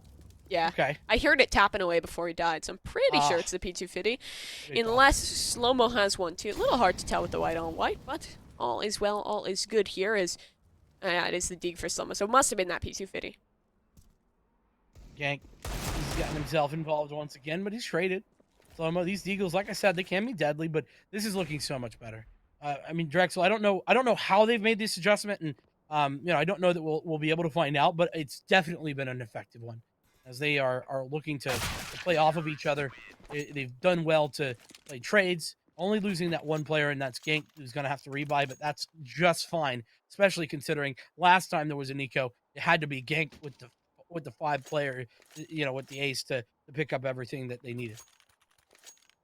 Now I have to chat about what Davenport changes. They've only been successful in, 2 of their rifle rounds overall here? It has been, I think, only 1 rifle round they were able to win on out. Yeah, because the first 3 were all off of the pistols. Yep, so something has to change around here. This is the one where they look to get it done. Kojo's still investing on the op, which makes me think they're going to keep a similar pace. Fast smokes for outside. Arcade here. Is this a split upper towards A? It might be the looks of it. Secret still an option. They've gotten control of that position practically every round, and with a drop on down, that does seem to be the indication. No one actually rotated just yet, but the ramp player Fabriz, he'll arrive soon. Too late to directly contest, but maybe an opportunity to at least get the kill on the way in. That's just fine, considering the setup here, I think. As they push themselves forward, Gank. Oh, that's unfortunate. Gank swings into an AWP, and now it's going to have to be Nova to fight things back. He's going to have an opportunity here. Maybe not. Oh my goodness, that was nearly found out, and Breeze falls to bug. So Davenport, they've found everything. This might be save time. As I say that, David does find successful work in slow-mo on the close angle. Going to be denied by Stick. So 3v3, things looking a little bit more strong, but they still have to best Kojomo in this window. He's going to be smoked out, but there might be a small little gap in the backside of that smoke, so this could get dangerous as the entry comes forward. Here we go. Smoke going out to clear out double doors. It's Brando to deny their inside of dark. Is now Pug coming up from the top angles. David versus 2. He's got that first one on lockdown. Sees the gun barrel, taps the bomb, but can't quite hit the shot.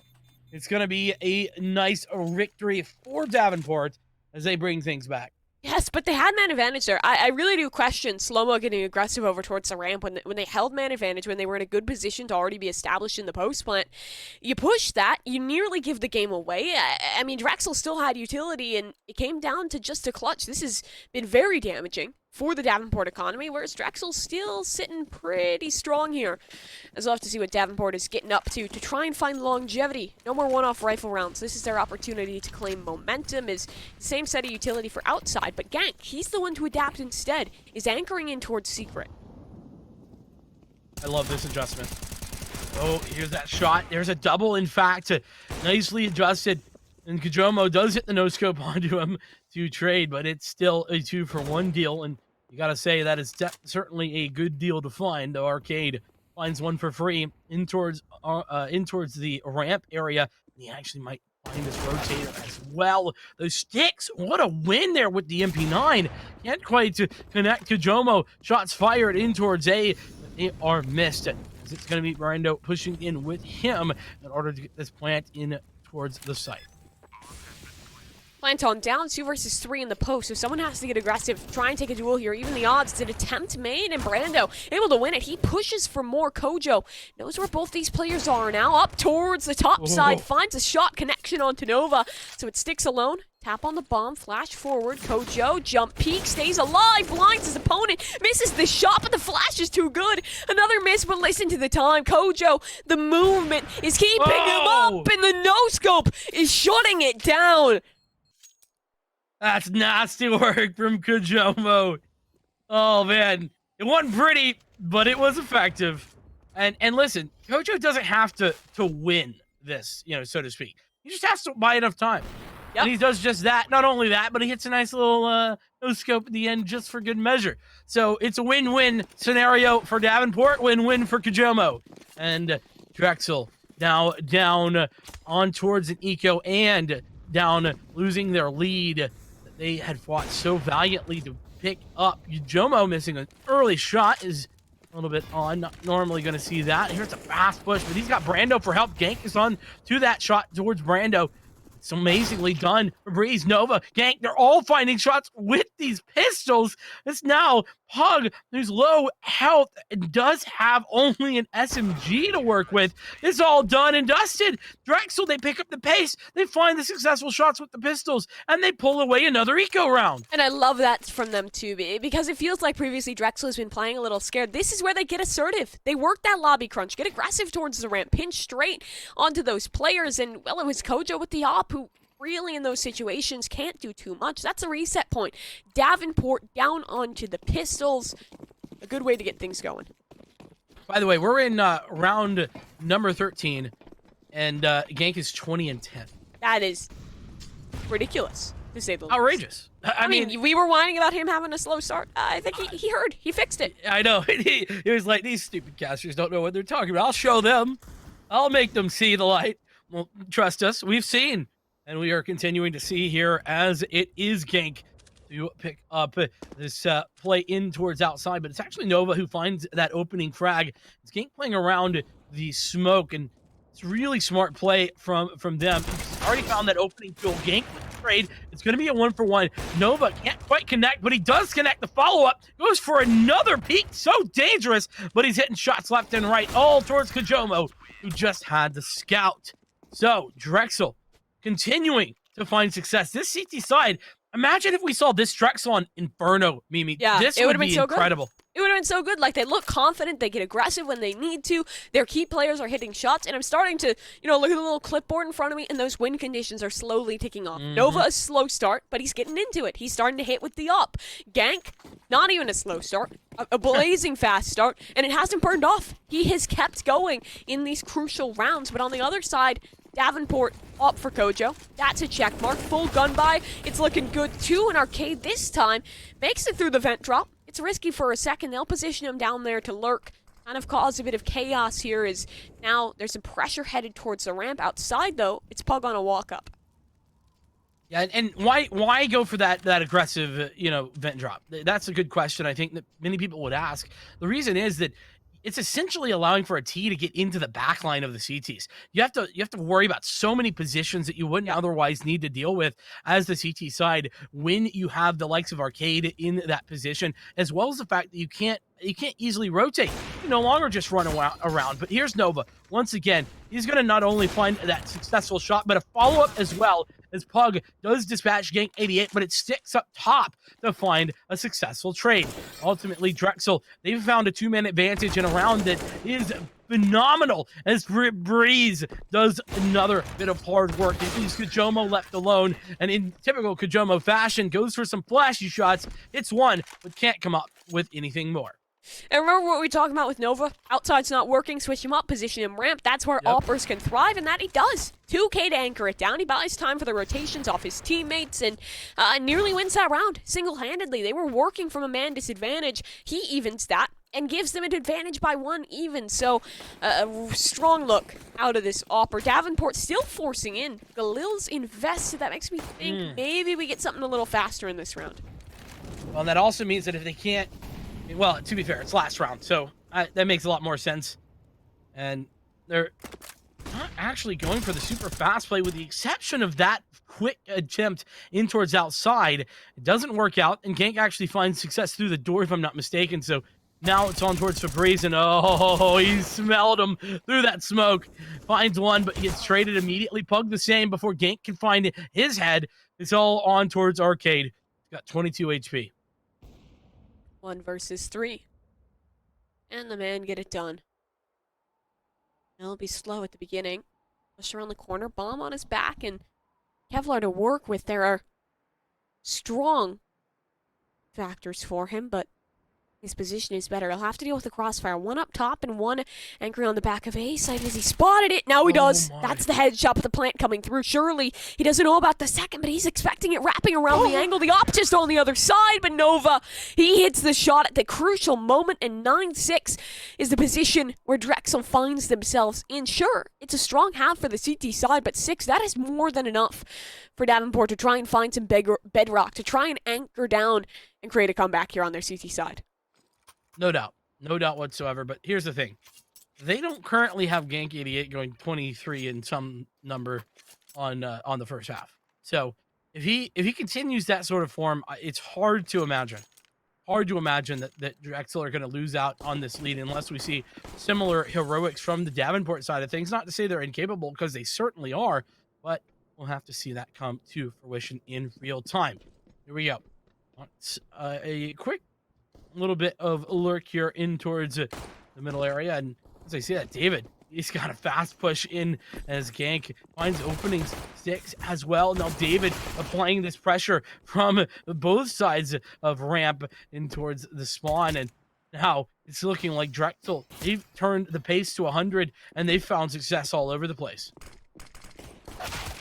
All right, Arcade eats the dink. David, he has been a man who I feel like we have not talked about whatsoever this series, and he's stepping up in one of the most crucial rounds for his squad. Now Brando, 1 versus 4. Get on your back. Maybe consideration to keep that one into the next, but why not deal some damage? Why not give it an attempt? See if Drexel will give you the duels necessary to try and win this one on out. And yeah, duels are being given, but they're not being won. They're not being isolated. It's just a run on down. Nova for 1. David being the hero for 2 in the round, and a pistol win for Drexel. Well, Davenport certainly would have liked to see a pistol victory, but they can't quite find it in Drexel. Assuming that they can convert these anti-eco rounds, they might be sending us to a map 3. I'm aware I'm early here, Mimi, but this is not a Drexel I was expecting on Nuke of all things, and I gotta give respect over for it. It's been Gank, it's been David, like you said, it's been Six and Febreze as well to kind of cover that slow start that Nova had, but Nova's been really stepping up to the plate here as well in the last probably 6 rounds or so. It means that now Drexel, all systems go for them to try and pick this one up.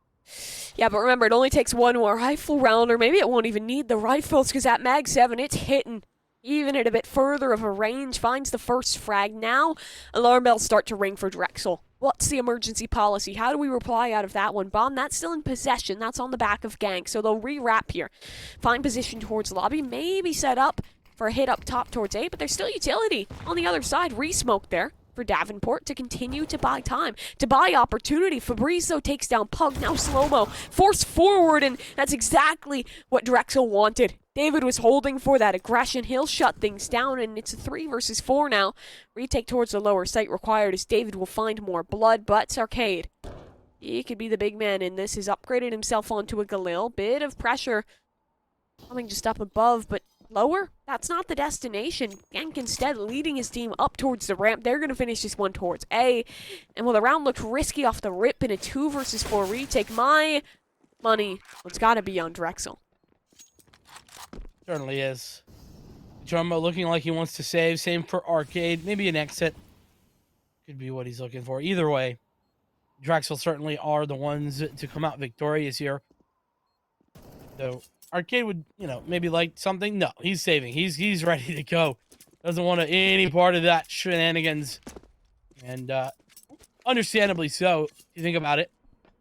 So Drexel, thinking about kind of where they're at right now, as they pick up number 11. They should be good for another round. As this was a Davenport force buy. Now they're going to have that Galil and the scout into the next round, but otherwise it should be pistols only. And so working with 12 and a huge deficit that Davenport would then need to come back from. I gotta be honest here, Drexel, they're looking good in this map, and it doesn't look like they're showing many signs of stopping. Because as I was discussing, we've kind of touched on it a couple times, that slower start from Nova. He's sitting at 10 and 11 now. He's right amongst the rest of the squad and doing perfectly well for himself. Yeah, he is doing it pretty darn well indeed. Here is Davenport. They'll try and muster what they can in this one, but the main goal is just save up, get a full rifle round into the next. Pause called here. I'd imagine out of that Davenport camp, try and slow things down. Think for a moment, because the amount of damage they deal on this round is pretty important. If they could get 3-4 kills here, that would be really, really strong, because then 3-4 kills, a win, and the next round, that would pretty much break the economy for Drexel, unless they got 2 bomb plants, which is a possibility. But you gotta play for what you got, and right now Davenport, they ain't got much. Not too much indeed, as even you see that utility rather lacking. They're probably making some considerations about what they'll try and invest for these players that are currently just sitting on the USPs. Maybe you could probably drop a dig over from one of these players. Arcade has the money to try and support that endeavor, but the rest, you probably want to stick around that 2,400 mark. Keep that loss bonus up, have a strong buy into the next. But it does look like this is actually a pause of the technical variety, probably why it's taking a little bit longer. Certainly seems that way, but you got to think, right, what's the long-term goal here for Drexel on these couple of rounds? Well, obviously they'd like to win that first gun round. If they do win that first gun round, we're looking at a very, very possible map number 3. And let's, whilst we have a second, let's talk about it. Never mind. We're back. We're just so fast. I love it here. We get things quick started. Yeah. Freaking easy tech pause. Those are my kind of tech pauses. I'm with it. Gonna be, like I was thinking, limited purchasing for Davenport. Yeah, not too much at all. Kojo, he did save the scout. Arcade kept his Galil into this one, so happens to work with. A nice skin on the dig there for Pug is they'll try and get something done over towards the ramp here. Drexel, though, taking things nice and slow. They're worried about maybe the possibility of a lobby crunch or some kind of aggression. It wouldn't be a huge surprise, especially off that time that Davenport had to think, but now we'll chill on out. Brando's still holding up top.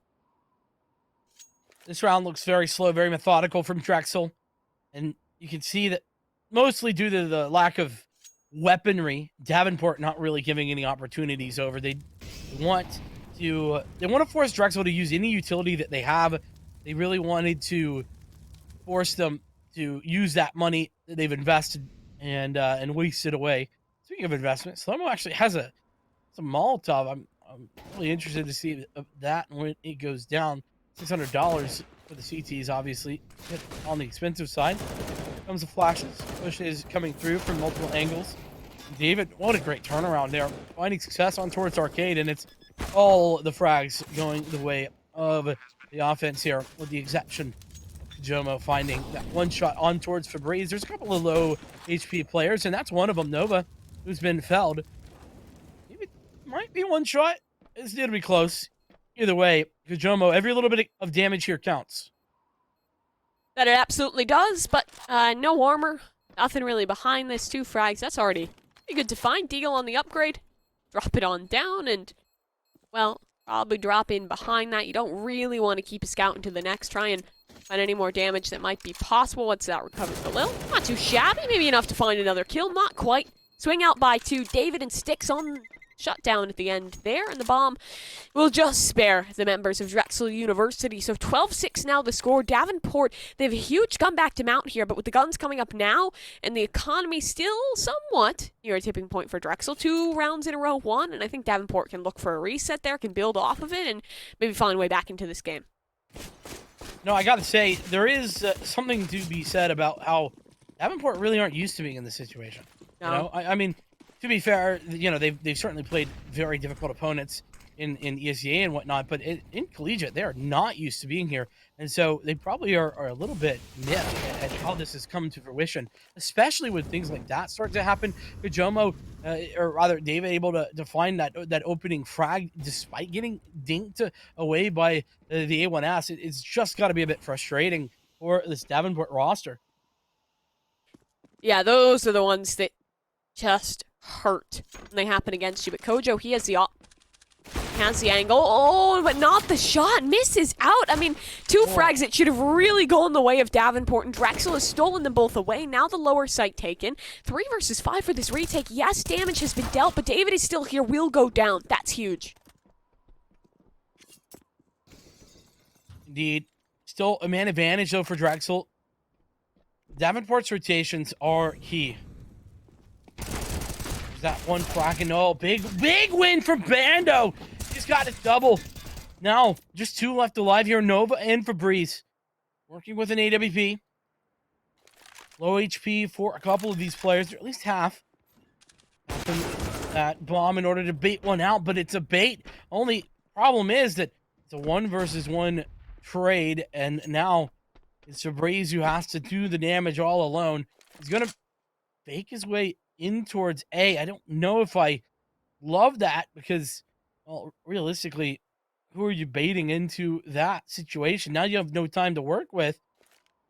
I don't think he's got utility either. So he's going to plant in the safest place possible, but it's just not safe enough. Maybe that is a phenomenal round from Davenport. They fight it back, especially after those missed shots early from Kajoma.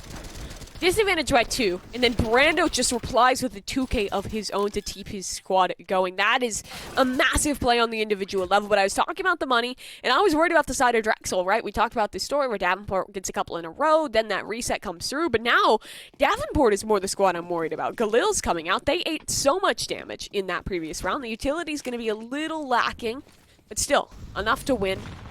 Enough to thrive. David on the boost up top, and Arcade pushing T-Red. This is an opportunity, and he makes up for the previous round's losses, and Kojo holds down the angle. This is the Davenport we're used to seeing now. And why is that so brilliant? Because it allows, right, for Kujomo to find success with the op. It makes it so that he's almost forced into a position, Nova, where he wants to push forward, and they know that the op is there. Bree's the only one to find any sort of success. He's got a double kill, in fact, and he does take the AWP out of the hands of Kujomo, but the problem is that, well, the rest of the team is making their way in towards his position, and very quickly indeed. Could be interesting if he just tries to throw that op away and put it into an area that's unattainable. So just throws it off to the side and make sure that things are looking good. And looks like, yeah, Davenport not able to find it, but they do come away with 2 AK-47s, and I think they're going to be happy with that. Yeah, but now it's the reset point for Drexel that I was talking about. They're down onto the pistols at this point in time. Davenport looked to claim 9 off of that win, and their money is built up behind it. Pug will just buy into the MP9 to try and farm in this round, start to get that money into good working order. Let's see what can be done here. Drexel on Ecos has been pretty darn good here on Nuke. They found a couple of Eco victories as well. And here goes a fast quick shot. It's Breeze who's done well. Virtually those slow-mo arcade, they're all coming back and able to find some success here. It got a little bit scary initially, and two players are left alive. I think you can call that a pretty big victory considering the investment from Drexel. Yeah, not a lot of money to put into that one, and a lot of damage to be found. Full reinvestment asked out of Davenport University. Drexel now, what is the play going to look like here? Because we haven't really seen a lot of pressure outside. Majority of the time, it's these hits towards ramp, split down towards lower, maybe try and get someone for that vent drop. But nothing really working when it comes to the consistency regard. Now, it will be Kojo, again, on his anchor position this time. He's going to be inside, up top towards heaven. We'll try and pivot and watch outside if needed and play around those angles. It's the wall of smoke, so that outside control. This one looking like a bit more control for Drexel early on. His gank is already up towards Big Garage, and Kojo spots nothing off that cross.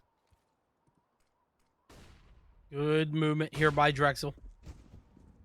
But oh, Kuchomo. Good smoke too? No, it was as they were fading. I was about to say, how lucky can you get? Arcade on a follow-up. It's looking like this is Davenport just answering this call so very well. And it is just Jomo time and time again. He's missed some shots there on the op, but it's just connecting when it's necessary. That was what was a 6-round deficit is now just 2, Mimi. And Davenport, they showed no signs of stopping. No signs of stopping indeed. Those were the guns to come back in. Drexel back down onto the lesser arms. I liked the change of pace, trying to work something towards outside, but Davenport does well to lock it down, denies the aggression that was looking to come up past the Big Garage. They're just going to go quickly again towards inner here. I don't know how much I love the play. Maybe try and work the angles a little bit, get some more utility out of the way, and try and find some shots with those Deegs. But the nades, that utility, it's hitting. Nova already down low. Fabriz eats some damage too, and Brando spraying on the smoke. This should be an opportunity down the vent drop, but not needed. Instead, it's just a charge towards the upper side, and how is this happening? We're into a 3 versus 2. Guns have been recovered. That Molly won't finish the job, but Kojo will. 3 already for the star opera of this squad, and a smoke available. Rolls reversed. Wrap around coming towards heaven, but is it too late? Because there's a stick coming down on the bomb. Pug is just holding it, but through the smoke comes one. Kojo now looking to get it done. Gank just on the other side, just right above. The wrap is perfect, and the Ecos won. Are you kidding me? I mean, Drexel, how many times can they win on eco rounds here? Davenport, that is their bread and butter. Davenport don't lose eco rounds.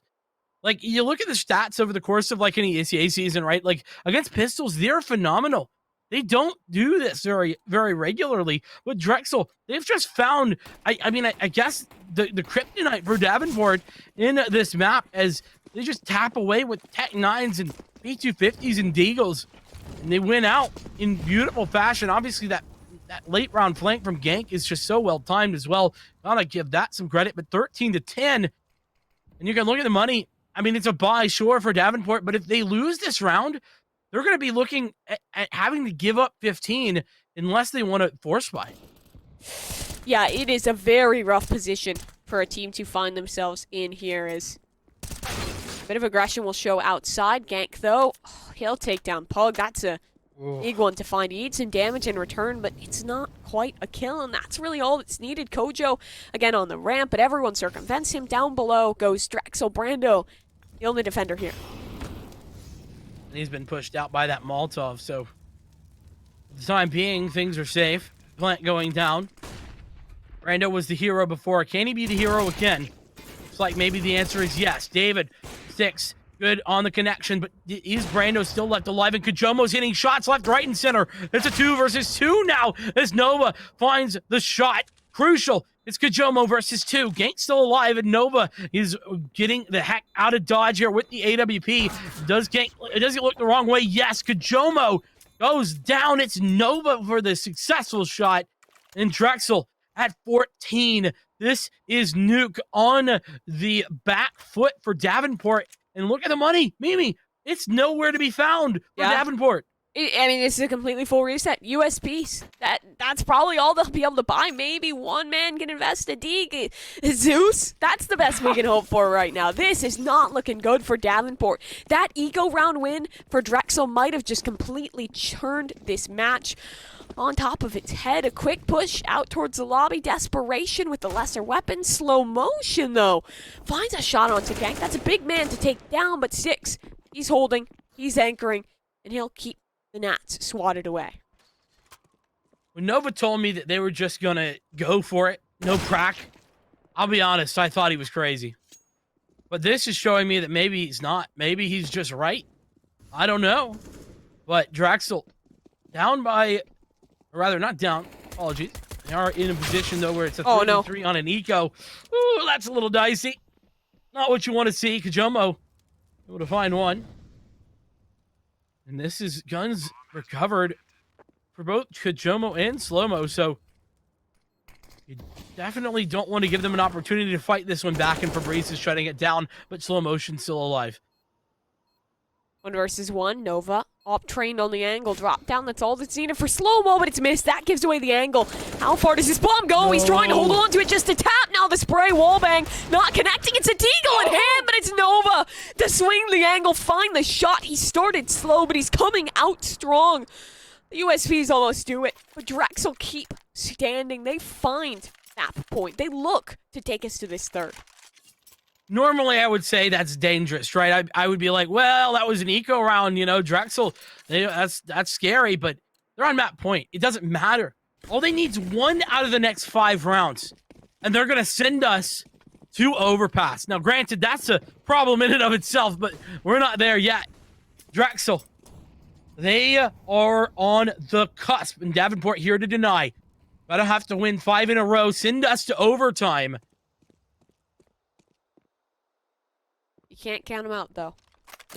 This team is strong in these situations, and Pug, he'll eat some damage, and he'll finish off his food. Kojo there to support as well, so man advantage garnered by 2 members here. Slow Motion, he's even started to wrap around. These guys are pinched out towards the ramp. Slow-Mo now, expediting the pace, but a smoke keeps him at bay, and now this is heading its way up towards the heaven side. Top the ladder. Noise, it's been made, a ton of it. Slow Motion on the re-wrap. Throws a flash towards Hup, but that's not where he's headed. Instead makes his way towards Squeaky. Bomb starting to be planted. Nova holding, looking to fend his teammate, but the timing. Slow-Mo's made it around. Brando holds the line. And, well, Drexel, they're not going to close out. At least not yet. Normally, I would be pretty well in hand saying, you know, Drexel probably have this map, but the reality is against a team like Davenport, it didn't over till, you know, you see 16 tick away. And that's the reason why, because here's the other thing. There's not a lot of cash because of how much damage was done on that eco round for Davenport. Drexel will have to save this one. Now, granted, their saves have been almost as good as their buys for the most part. So that might not be a big deal to them, but you can see it's Tech 9s across the board with the one exception of Styx, who has a Glock in hand. So everybody else really lacking armor. Nova and Fabrice have a little bit, but looking to do the same. This push in towards A, it ain't been bad yet, so why not try it again? This is where they go practically every eco, and you can see the Davenport's prepared for it. They have put reinforcements on this site. 3 set up. Space utility to rain on in, but coming back the other way is Davenport. Holding strong. Fabrice close on the angle. David waiting. He'll be the hallmark of the execute. So flash should just come up through the window. His team reconsidering, though. Rotating over towards ramp. Now the flash comes through, but there's no commitment off of it. Just a bit of a fake. They run towards ramp, but they have not spotted the ramp anchor. It's Pug. Kojo is here too. He looks to defend. You get too close to Pug, and Kojo will take you down. That's the off. The shot missed, and now Gank 88 finds it. Off the Tech 9, op picked up. So is the M4. You talked about how deadly these eco rounds can be, and we're seeing the repercussions. It's a 2v3, but Arcade close down on the site. Off angle. Does he get checked? He might not even need to, because are they committing this now? Seems so. Walk up. That's the op on the back. Gank not ready whatsoever in Arcade. He's so prepared in these positions. Will even recover the op into the next round. A risky one, but a win. Though, you know, listen, it's a lost round for Drexel, but I gotta say, I really love the, you know, the strategy behind it. You know, they've pulled that exact play for like 3 eco rounds in a row. They set it up the exact same way, only running in towards the ramp side. And a lot of less developed teams, you know, than Davenport, they would have pulled, you know, everybody. They would have been, you know, already rotating away from ramp. Fortunately for them, they do not, and it's going to be a 5 AK buy, or 4 AKs and a Galil. Close enough there for Breeze. Picking up a bit of extra utility in order to have that rather than the full AK-47. But it's a push towards outside. Arcade up on top of the boxes. He's going to find an angle here more than likely. No, looks away at the worst time. So actually, he's going to get caught out in the open, courtesy of Gank 88. It's Nova who does go down in the meantime, but it's all 1-for-1, so it's not too shabby for Drexel, as they are on that attacker side still the favorites. What is the reply going to be here out of Davenport? They have good position, still one man towards lower, anchoring down, but Gank, look at him. He's walked his way over and circumvented any play that was looking to be held towards Secret. Now he might have the opportunity to walk up and contest towards Heaven, but that's really not a priority. Instead, hut control. That's been taken for the CTs. Davenport take their hold from that position. No fight being given away still. 40 seconds on the clock. I love how slow this was. Opening 2 picks, and immediately everyone just cuts audio. Cuts information. Slow and methodical. Here we go. Breeze with that opener there. Slow-mo. Gonna go down. It's gonna be Kajomo, who has got to eke his way in towards Gank, and Gank doesn't miss that shot. 2 versus 3. Fog Brando. David's in such a great spot, and they're not aware. They don't know. Drexel, they pick up the round, and they pick up the win. 16-12 on Davenport's map. Pick Mimi. I can't believe this has happened, but we have made it to map 3. That is a ridiculous one. To win, to be quite sure, from a very strong CT side to start things off. The T side comes off to a bang pistol round win, and then they showed me such good adaptability, the conditioning on those pistol rounds to come through, win an eco, and just build the momentum off of that. A huge one to take, but the job is not done. Map 3, that is queued up. Overpassing, I mean, coming in, we saw Davenport as a clear favorite. This map, they should be the favorite, but the same is true of Nuke. Some goal required, but that's exactly what Drexel have. We'll have to find out if it's enough after this.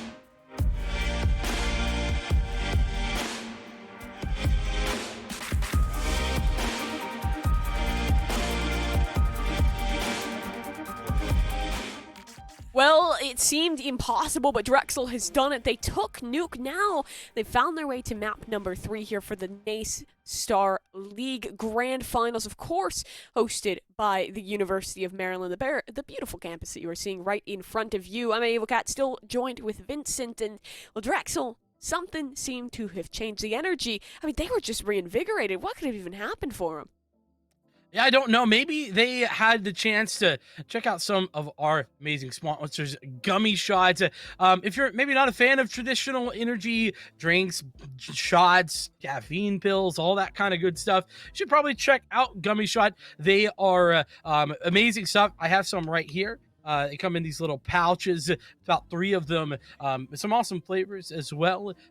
This is the elderberry, one of my favorites to be sure, but they are long lasting, have 75 milligrams of plant-based fast-acting energy in each gummy, and definitely have a phenomenal taste. So definitely going to want to check those out. You're going to go over to gummyshots.com or amazon.com to check both of those out. Definitely go find them because they're definitely worth a little bit of a look, and they'll give you a nice little boost. Yeah, well, a little boost, that's what I feel like we're going to need, because this series is going the distance. We're heading our way over to Overpass now, and I guess before we get to that, let's kind of quickly review Nuke, because neither of us saw this happening. Neither of us really saw something getting down in this one, but we don't even really have an opportunity to bring that up, because the players, they just want to get rolling. Knife round about to come on through in just a moment. What are your expectations coming into Overpass now, Zach? You have to say, regardless of the knife outcome, which is going to matter, obviously the CT side start is important. I think Davenport still have to be the favorites. They haven't lost a map in this playoffs. That's the first time they've lost a map at all this season. But that being said, they're still Davenport. They still have, all of the positives that we discussed at, the beginning of the show. So I think that Davenport ultimately probably the ones to win this. But the fact that Drexel were able to take the, Nuke tells me that there's always going to be a chance on Overpass, because I thought Nuke was where Davenport had their biggest advantage.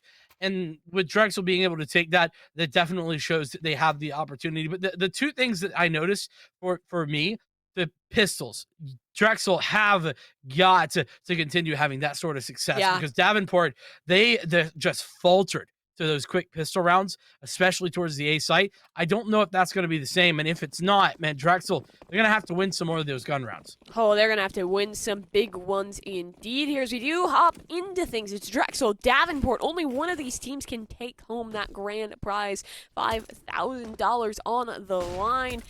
Both these teams, they want it badly. Drexel, they've gotten aggressive early on, and it's working well. Nova for a double and only traded through by one. Fabrice, lovely tap to cut it down to Pug. He's alone here. His bomb, well, that's not even on his back. It's not even in the same neighborhood. As the shutdown will come through, and Drexel, you wanted to see the pistols. They have not disappointed. Yeah, I mean, this is certainly a good start. And a team that is worse than Davenport might be feeling the pressure being applied, but I don't think that that's the case here. Davenport is really good at just forgetting that last map. So I'm sure we're going to be seeing them take a quick eco here by the looks of it. And yes, indeed, limited on, in fact, no money invested, with maybe the exception of a flash or so by Pug by the looks of it. And so that means that things probably going to go pretty one-sided here in the favor of Drexel, who have 4 SMGs to play with. Lots to work with this one indeed. Here is the Molly. That's actually going to find some great burn damage and a conversion onto Arcade. Everyone else lit up. Come on, let's get some farming here. That 3 already found, 1,800 in the bank. That's 600 more. You love to see a clean little round with the MP9s. Yeah, nicely done. And against 5 Glocks, it's kind of to be expected. Really no chance in hell that Drexel are going to be able to lose that round with Glocks in hand. So Davenport, they are on the buy-in, and this is a phenomenal buy considering that they are going up against the MP9s, and this should be a pretty reasonable round for Davenport, unless Drexel can kind of find some nice openings, some consistent shots with these MP9s. Definitely a case to be made in their favor, but Davenport, they're pretty strong on these executes, especially when the rifles start hitting. Brando has been someone that, in a lot of ways, it feels like he's overperforming, right? Not normally the main guy we talk about for this squad, but he has had a big presence in the server across both of these maps now. He might just have an opportunity for that initial frag down below. Won't happen just yet, as his teammates have already grabbed control towards long and are splitting their way through the bathroom. For how early into the round we still are, this is a heck of a lot of space to find. Yeah, and I think that's because of the fact that these MP9s are here. You got to play these close angles, and that's why. Because Sticks can find victories against AKs and get away with his life just like that. Molotov going to deny any sort of further aggression from Drexel for the time being, but it's actually shaping up to be maybe a B hit, as this lurk out going to have to be good. What a nice little find. Headshot in towards Nova, going to force him back, but he's not dead, not out of this yet. And so that's a bit of a problem. Going to have to rethink this aggression, rethink the utility. Is Slow-Mo, is it a double fake? Slow-Mo really eking his way out over there at A, but as I say that, he's taken out, as is Brando. Jomo is well gone, leaves Arcade only to find a singular frag before he's taken out by the MP9 of Nova. This is just outrageous work from Drexel. They have 4 MP9s and a FAMAS, and they win against a full AK buy. Yeah, remember what I was talking about them back on that very first map. Drexel is a momentum-based team. When they get that in their back pocket, that chip sits on their shoulder, they can look so, so good. And it feels like we're just riding off that high of the win on Nuke. Davenport lockdown onto the Deeks. This, in reality, should probably be a 4-0 lead for Drexel should they play their cards correctly. Absolutely, though granted, we know Davenport's Eagles are deadly. We've said that before, and I'll say it again every single time we see them pull it out because you can never count them out in rounds like this. But with that being said, it's map control being attempted. And once again, Drexel very much okay to just kind of let Davenport do their thing over there at A with regard to long, with regard to bathroom, and that kind of stuff. Same thing could be said as well for the connector area. Well, they just, you know, hang it back on the site, play passively, and that's an interesting idea. Though with 3 AKs that they have in this round, I think they also just want to hang on to those as best they can. I'll look to hold strong in this one. David playing that first contact out towards bathroom. His teammate in close. A strong hold to be sure. Is look like they'll be tested just yet. A setup for a split here. Towards that A pump site, but a double dink off the P250. Nova and David, you fight back in, and David has been able to find some respite. He'll fall away. Some more spray damage on the way out. And now the FAMAS trying to come in to attempt to deny this plant, but it gets down. Goal accomplished. They can lose this round. Happy now on the side of Davenport. More damage, though. Maybe even a stolen round. That'd be huge. And Brando, what a headshot to connect. Can't be more, though. Now just Pug versus 3. It's planted for the long angle, and he's already found the first. Surely this does not happen. No. Gank shuts things down. No tomfoolery to be had. A lot of damage. No round. A lot of damage and a bomb plant. Can't forget that either. Yeah. Davenport, they have lots of cash to work with, and you can see that Kajomo has pulled out the AWP for that reason. And now I'm interested to see how Davenport are going to adjust, because clearly they've been found out the last few rounds. And actually, David has an op on the other side. It's just, okay, this is spawn-based. 100%. So David going to be throwing out the molly, going to go for this early attempt at the shot. Is he going to be met by Kajomo? No. That is, oh, yes, he will. And David hits the shot beautifully. David, huge victory there in the opener. It's pretty tough to diff Kojomo, and in an opening duel off the op, well, that's even harder. Sticks, though. He had man advantage, maybe a little too aggressive, and Gank reads for the trade. Now 2 men go down, and there has not been a reply from a round that looked like it was off to such a hot start. It's been brought down to sub-zero, but Nova starting to raise that temperature again. The temperature in a better situation is damage when that one has been done. Onto Pug and slow-mo. They'll reposition all 3 up towards the long. What a giveaway here by Drexel. They had that beautiful start, like you said, and it has just been given away. Granted, it's not over yet. It's 3v3. Davenport certainly in a good position to maybe find something out the back of this. Just jitter peeking happening there from Drexel. When are they going to find this out? Because David right now is left unawares. Now he knows. Going to take shot, dodging the flash, shots fired, and they connect. David connecting there, but slow-mo has the trade. Breeze, though, is in position to deny the plant. He does just that. It's now Brando 1 versus 2. We've seen him in this scenario time and time again. He has that bomb, so he is going to look to get the plant down. Molly and Smoke to buy some time. He's got 1 player on each side, so he does have potential 1v1s set up. He's taking that shot. Such a hard angle to hit. Hit it, he does, but Nova is in there in time to find that successful trade. Nova going to be able to pull Drexel back and keep them in winning ways with the 5th. Fifth, what's found here? Nova the one to clutch it up. I mean, these rounds get so close for Drexel, but they keep coming out on top. I do question the over-aggression that we saw there out towards Fountain, but it also shows me a positive in a way, because it shows me that Drexel is not turtling up. They're not getting scared. They know that they can win this, and they feel like they will win this. So they're getting aggressive. They're taking these duels, and they're confident in the winning ways. Davenport going to take a bit of a pause here. The rifles will come back through. This is a pretty crucial round for them on the T side. Yeah, I want to talk about frags for just a moment here. 8-2 is sticks. a player we don't often talk about, but Nova 7-1 as well. That's a really good start. That's, you know, we saw him have some slow starts there in map 1 and map 2, and now he's on fire. He's just firing on all cylinders, ready and willing to go for this map number 3, and that is certainly a positive outlook for Drexel. And into Davenport's bye round we go. Another one is important. I think that Davenport get on the board here, but can they find any sort of success? Right now, it's been limited. Great damage there off the utility. Spam away won't quite find its connection. Slow-mo and Kojo narrowly holding on. The 2 players will try and repost, opening up towards the connector, and nade over towards possible monster anchor, but no one's holding directly in that position. Instead, it's a setup over towards Toxic, one deeper into the site at water.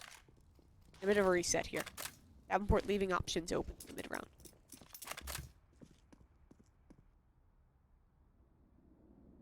That damage, though, certainly is a factor as 1 minute ticks away. Flashbang out to allow entry for slow motion. Davenport here just regaining map control slowly but surely, making sure that they are able to find some success. And ooh, okay, no, Jomo doesn't quite go. Oh yes, he is. He's gonna go for the shot on the jump peak if it comes through once again. To me, is that is not the case. It's dangerous to continue jump peeking when you spot somebody. And oh, there we go. Shots by David. What? How does that miss? I could have sworn that shot was on target. That has got to be frustrating. And David continues. He's been given an extra lease on life, and he certainly is not throwing that away for free. Gonna connect on multiple frags there, as Kajomo does burn 1 on the backside. I mean, let's see this again. All right. What? Oh, wait. Did he get CSGO'd? I feel like he got CSGO'd. He's standing still. There's no blur in that. There's no blur. That is so unlucky. That is so unlucky. I know demos and kind of what we see from the observer's point of view can sometimes be weird, but still, that is... Right. Oh, that's unfortunate to say the least. 6-0 now in favor of Drexel. Davenport have bought in, and they might just get sprayed down. Nova only able to pick up 1 in that situation. Now Gank pressured on the site and looks to get something done. He'll talk up above instead for Breeze.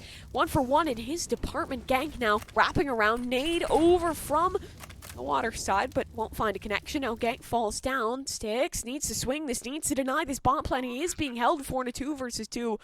Bomb gets down. That's a big win for the T's, but now it's just Pug. 68 HP, spotted out in his position. An op shot missed up towards heaven, but David, my God, I mean, I know we normally consider Nova the upper on this squad, but David is picking up the role in a big, big way. 7-0, and your flawless streak continues. Now, it was something I was actually going to mention earlier on, but I didn't get back to it. We saw a lot of double op from this team against Ryerson in the lower semi, or in the lower final rather. And it was David to pick up that secondary AWP and was doing a really, really good job with it. So I have seen him do this kind of work before, but you're right. You know, Nova typically is the wielder of that weapon, and you know, maybe it was that slower start over on Nuke that, you know, said, you know, gave some confidence over to David, and Nova said, yeah, take it, I'm not feeling it. But he certainly is feeling it with the rifle as Nova, so all's good. It ends well here as now Hank, he's pushed up aggressively. He's found success on 1, but he continues to spray, and that spray is not good, as it's Slow-Mo and Kojo to find 2 the other direction. So Drexel down bad, and oh, what a shot by Brando. That was disgusting. That was ridiculous. It's still not over.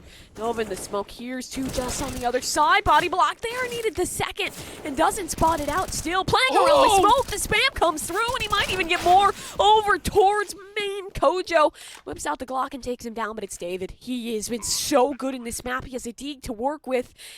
Looks to find his shot. Dancing around. He goes, and a wrap coming through. Positioning noted. 1-1, but they both fall back. Take passive positions. Does he have a smoke on him? That's the big question. That could change the outcome because he does have a kit. any utility available. Not showing just yet. The peek though. Kojo's down, has a flash at the very least, swings off of it.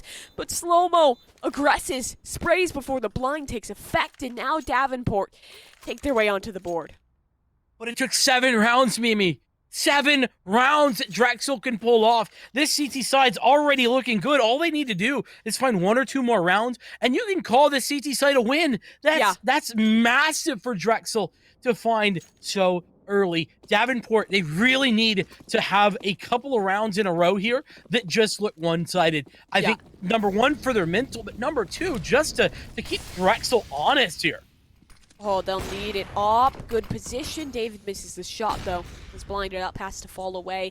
Even though this was a 1 round for Davenport in the previous, look at their money. It's not that great whatsoever. They're literally at their reset point. That round, if they lose now, all it does is hurt their loss bonus. They need to make a streak out of this.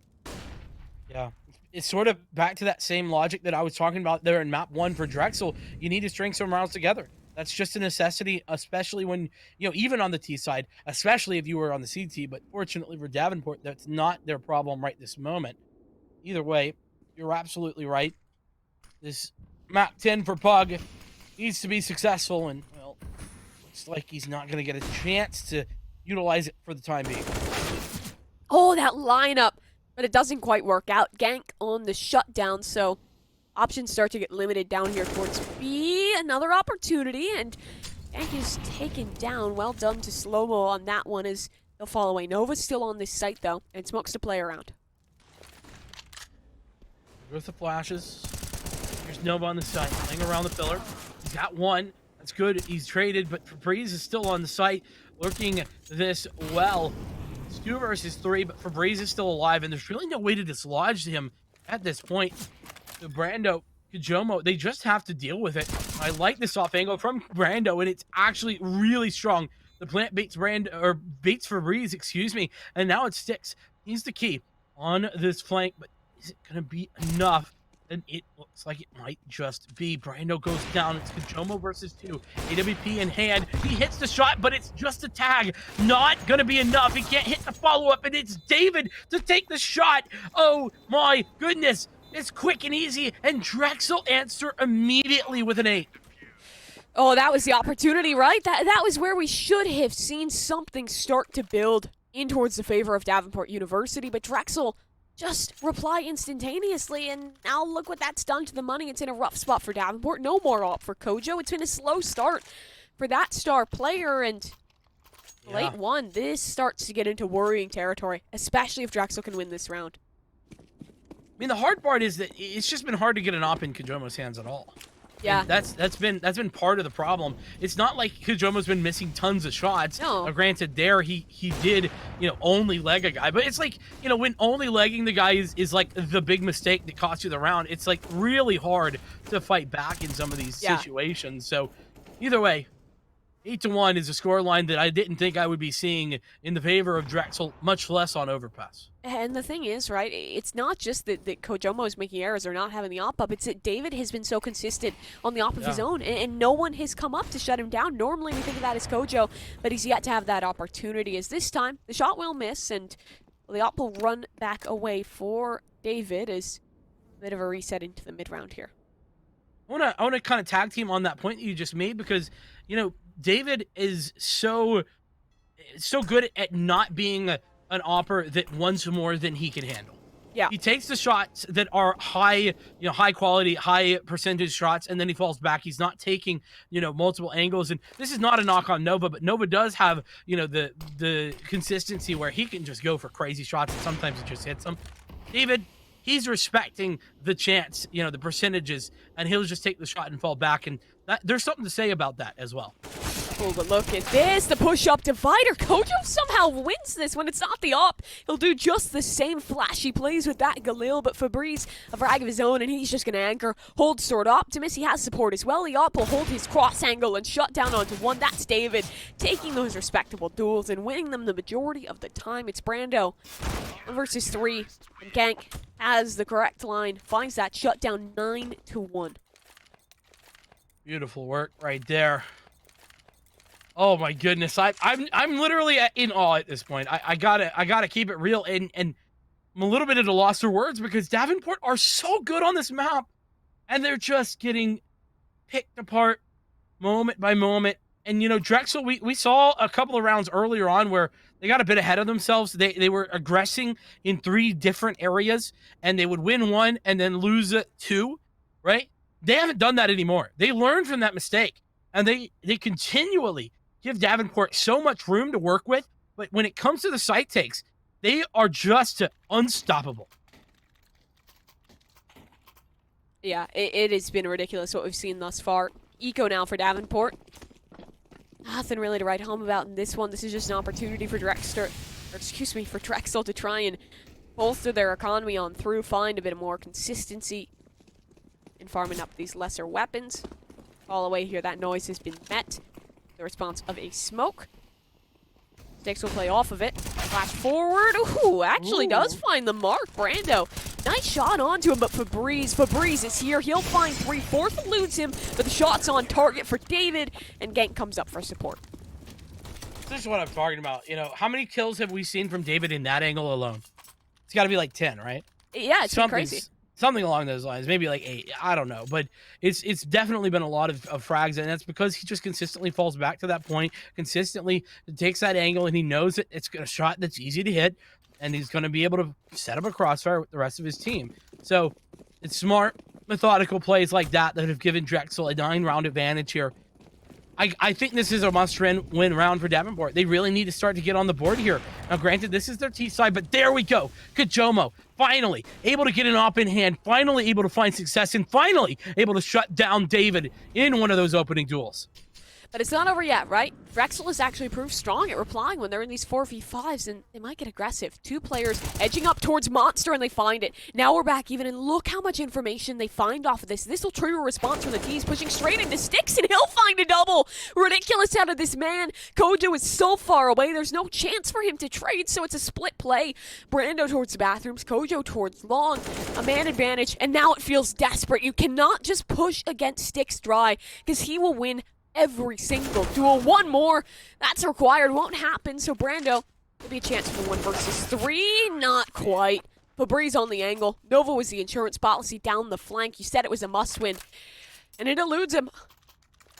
Oh my goodness. I mean, listen, you called it perfectly as well. You know, you said, hey, listen, Drexel are good at answering back, and they are. They were. They did. Right there in that round. I mean, yes, Kajomo with the opening frag, it was a fantastic one, sure, but if you can't close the round, it's almost irrelevant. Almost. That being said, here, it's another sort of eco round. Pug has an AK for some reason, but everyone else is saved. This is starting to look unlike the Davenport that I know and love. This is starting to look like it might be a situation where players are just not on the same page, and that is crazy considering how consistent this team has been. Crazy indeed. We're on the verge of 12-1 here. That gun has been picked up for Pog, and that nade won't find anything, so maybe a chance. Actually passed over to Kojo in the second weapon to be recovered. But, oh, David, so good at that angle. He's just playing the jump peek. It's the consistency for this Opper. Yeah, he doesn't go for more than he can handle. No. And that's it's so easy to get overwhelmed when you do that. And so here comes that push into B. Nova was on the back of the site. It's just 2 rifles. Oh, Fabrice on the timing. He's gonna get 1. No, Pug has him traded. Gonna be arcade for 1 as well before Gank can come back through. Kajomo trying to find success, and oh no! Gank 88. Okay. He's so good with the pistols, and his trigger finger is flying. Dude, I just want to see like a player camp of this guy just spamming left click, because the expediency at which he is able to fire on this Tech 9 is ridiculous. 2 kills off the Tech. That's just got to add insult to injury. 12-1. 12-1. And it's not for Davenport. That's crazy. I'm eating my words here. I mean, I said, you know, I talked to Nova in our interview last week. I said, I mean, surely you're going to prep. Surely you can't just win without preparation. And I was wrong. This is possible. It's more than possible. It seems likely, especially since another opening frag has been found. This time it sticks. They keep changing up what they're doing. They keep finding success. Nova takes a second one. Now the flash forward. Arcade is not cleared. Misses the shot. Surely not. Nova pivots 180. Finds it. This is a team dismantled. They are falling apart. Slow motion. Alone. It is a flawless round. Zach, what has happened to the Davenport we know? They've evaporated. They're gone. Arcade doesn't miss these shots, but he does here. 3 and 13. It really is just one of those moments where, you know, it happens to everyone. Everyone has had that moment happen. But you're in the grand finals of the NACE Starleague. This is where you have to play up to the biggest stage. And Drexel are, whilst Davenport have fallen away. I cannot believe what we're seeing. But we are in what looks to be a pause, hopefully, from Davenport. Yeah. And the thing is, I'm surprised that we're seeing them crumble because this is a big stage, yes. Don't get me wrong. This is the playoffs. Pretty much so many colleges were playing in this tournament. And these are the top 2 teams out of it. But Davenport has stood on bigger stages. They won main. They've done well in advance. They've done well in the big matches that have the big money behind them. And they're in the situation again here. And something just feels different. Something feels off. Yeah. I mean, 67 teams started here with the hopes of being in Davenport's shoes. Only 14 of those made it to playoffs. And of course, only 2 made it here in Davenport. They were the ones. The big boys.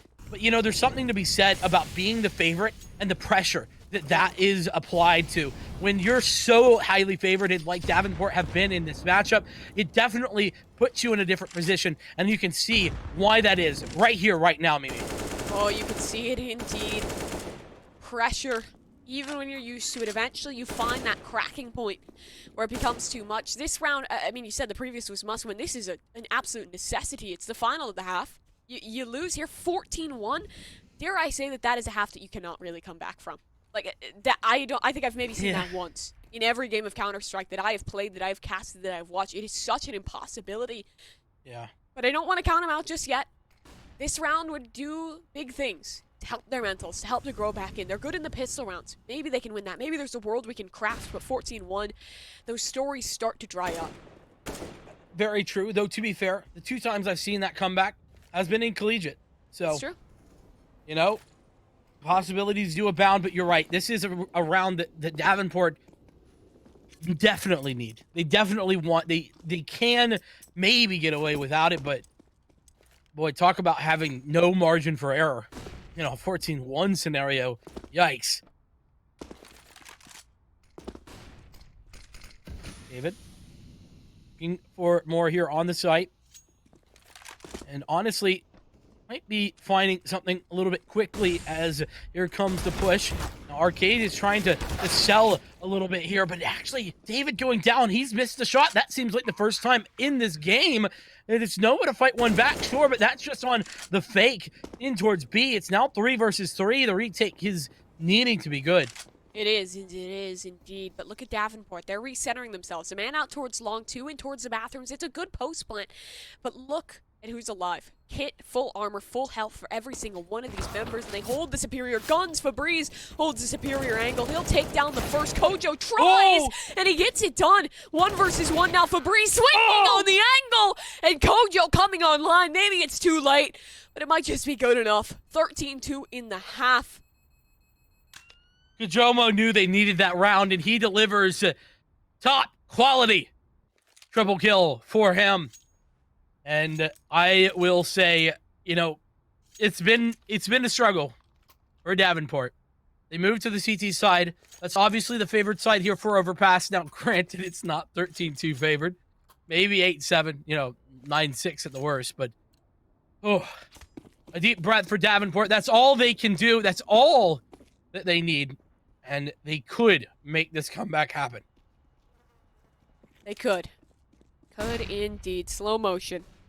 Pushing forward here. We'll open up with the first bit of damage, but this one is fast. Out onto the lower side. Arcade takes a frag onto Nova. Where's the trade? Hasn't come through just yet. And Brando and Slow-Mo, they're all finding value. This round looks to be flawless. A complete pivot. 180 for Davenport as they win that pistol. I'm shaking my head. I have a feeling. I just have a feeling. It's deep down, though. It's deep down, but I feel as if Davenport, they're not out of this mentally. I think they still are playing. They allowed themselves that combo at halftime, and now they're ready to go. We'll have to see if that continues, though a fantastic pistol round is certainly the start they were looking for. It is indeed, and now they have a strong buy-up into this.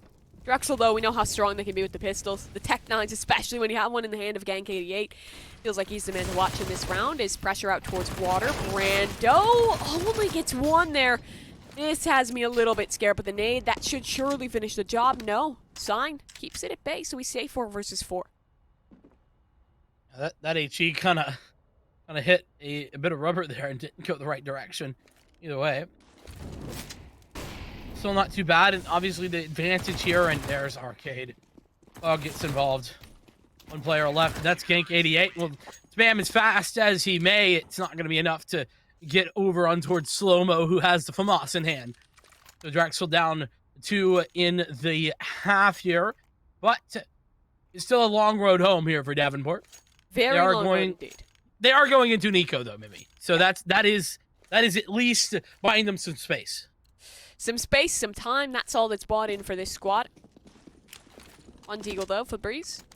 Nova's actually invested into one, too, so maybe they get some damage here. It'd be great to find, but for the other side of Davenport, you look to enable Brando Pug, try and farm up, get that SMG bonus money.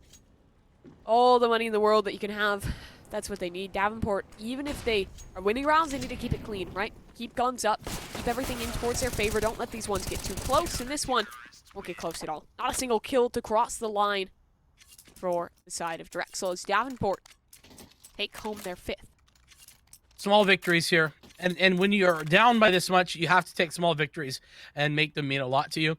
A flawless round in a round like that is sort of expected, but you have to think of your Davenport, okay, that's the next check mark. You were talking about the checklist for Drexel getting involved. Well, now Davenport, they got one of their own, and it's a flawless victory there. Checked off and rolling. Here we go. AWP out for Kajomo. It's going to be up and ready. Ooh, some damage done to Nova, courtesy of that Molotov. And Kajomo, no chance initially, so he's going to fall back, but slow motion. He's pulled himself up here, and he's got help. When he's got the shot, Kojo and Slow-Mo work together on the defensive long. And now into this 3 versus 5 here, we have to try and figure out what the solution might just be for the side of Drexel.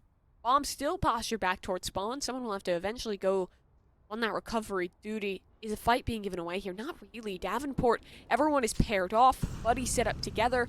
It would require something huge. You can see the normal protocols just confirming themselves. There's the Flash, Brando, Arcade, Pug, all doing work on the back of that. And it's all left to David, who has found a lot of success in this game thus far. But, well, 1 versus 5, maybe a kill or 2, sure, but I hesitate to see a way in which he can pull off the ace clutch. I have my doubts too, but, you know, damage, that's good. Looking at the money in the background for the side of this Davenport team, if you can take down maybe that op for Kojo, find the second off that starts to look good, and that's Arcade off the table still. At least one more defender on this site. Support soon to come for him, but Brando won't even need it. Shuts down onto David, so only 1 frag found on the entire side of Drexel. Davenport now up to 6, and Drexel back onto the save. This defense out towards long was so well set up. Yeah, probably my favorite duo to cast there. Kojo, Slow-Mo. It's always fun to say, always fun to watch. And also, gotta say, really did like that that little jump peek from David into the opposing angle in the pipe, but I mean, it gets only 1 frag. Still, look good. And here's the eco. Drexel. They are down, not out, obviously. They still have such a big advantage, and it's a spray down here. Slow-Mo is on 2 and 3. He's gonna get traded, but it's Kojomo who's help as well. Takes out the pistol, but cannot quite find that secondary frag. Leaves Breeze all alone, and he's gonna say see you later to that. AWP wants to make sure that it's gonna have to be a rebuy for Davenport.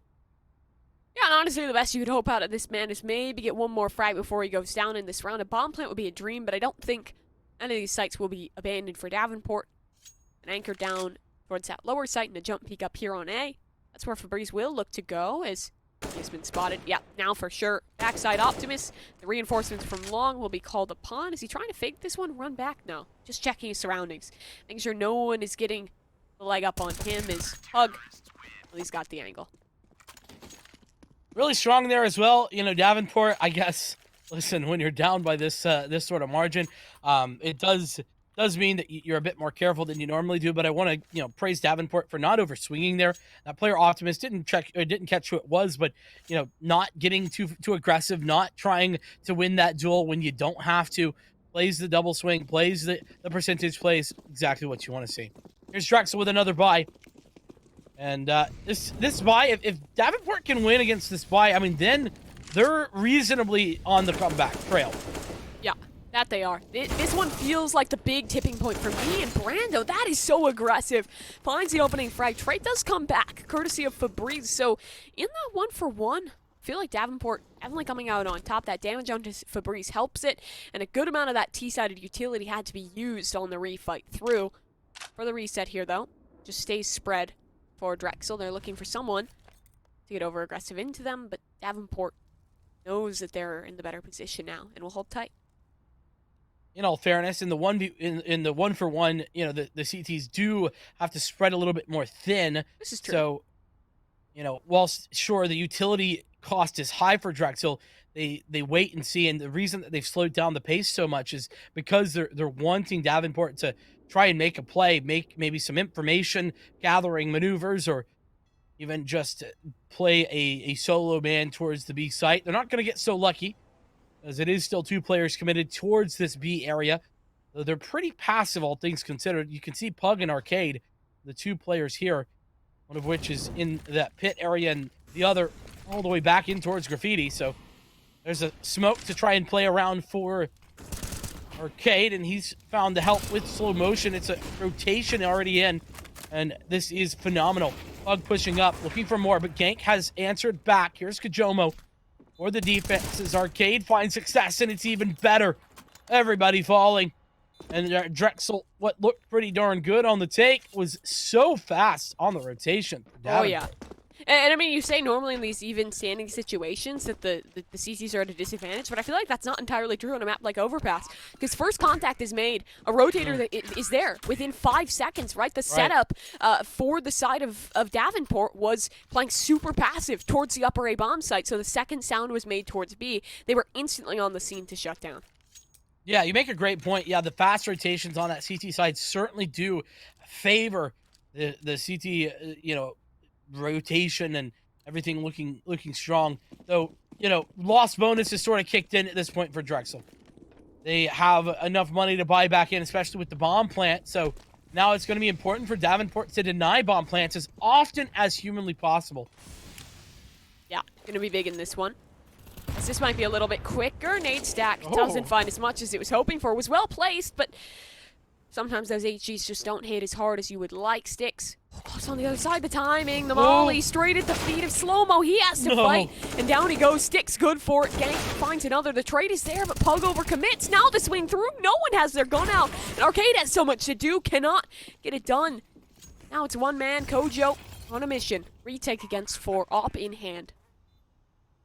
Does he go for this? It's so hard. Look at the money. I mean, Pug has massive cash, but others don't. Yeah, Kajomo looking to save. Or maybe fake. No way he's committing. Surely not. The bomb, it's already ticked relatively far. I mean, he's got a kit, sure, but maybe just exits. Yeah, he sees some value in trying to get a couple more frags, but Drexel, they know that Eriko's pretty damaged here, so they don't want to overcommit to that fight. Kojo will fall away. I think he was looking for a bit of a quick defuse there on the ninja, but there was players too close. Yeah. Possibility. No ninjas to be had today. Although he also did use his smoke early in trying to fake that runaway, so it would have been a little more difficult to try and get any ninja action going. Either way, the way it pans out is Drexel taking their win. Money will still be here for Davenport. They're not at their reset point yet. But that's a huge one to find. Fast pace seems to be the point of success. Now is the question of whether they can make that momentum, whether they can make that a multiplicity of rounds, or if it's just a one-off. Double up. Engaged for Davenport. Pog and Kajomo both have one. Is this the answer? I don't know, but either way, the base is still here. Already pushing in towards water is Drexel. They're just one away from sitting at match point. That 15th is crucial, but here is they have to overcome to find it. A relatively strong purchase, lots of kits, and plenty of armor.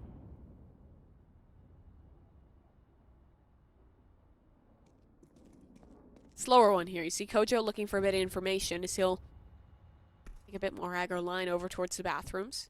That's not where this destination is. Instead, it's David. Arcade was just trying to peek for information, and he goes down. Brando, though, close corner. Now he's stuck out in the open a little bit here. Is there a teammate in support to help him out? Surely that would be Pug, but Pug doesn't have a chance to use the util. He's stuck in, scoped up, needs to get something done, and he misses the shot. David, so good on finding these entries, but it's slow-mo. He's down towards the pit. He's in a good position, but a molly, that'll cut him off. Is there a gap? Just narrowly. He can fight past this in the bomb. Look at the way it's fallen. It's straight in front of his face. But David, he walks straight in towards the maw of his enemy. Clears out the pit fully now. He has to make a tough decision. Is Slow-Mo wrapping this back towards heaven, or is he still chilling on the side? He's unaware. Slow-Mo up above. It's so well played, and it's Slow-Mo to clutch it out. Slow-Mo's brain is just absolutely humongous. That off angle was so strong because it's so... the off angle is strong because it's obviously really hard to spot out a player in the darkness there on the right side, and it's also somewhere you're never really checking when you're pushing up in that angle.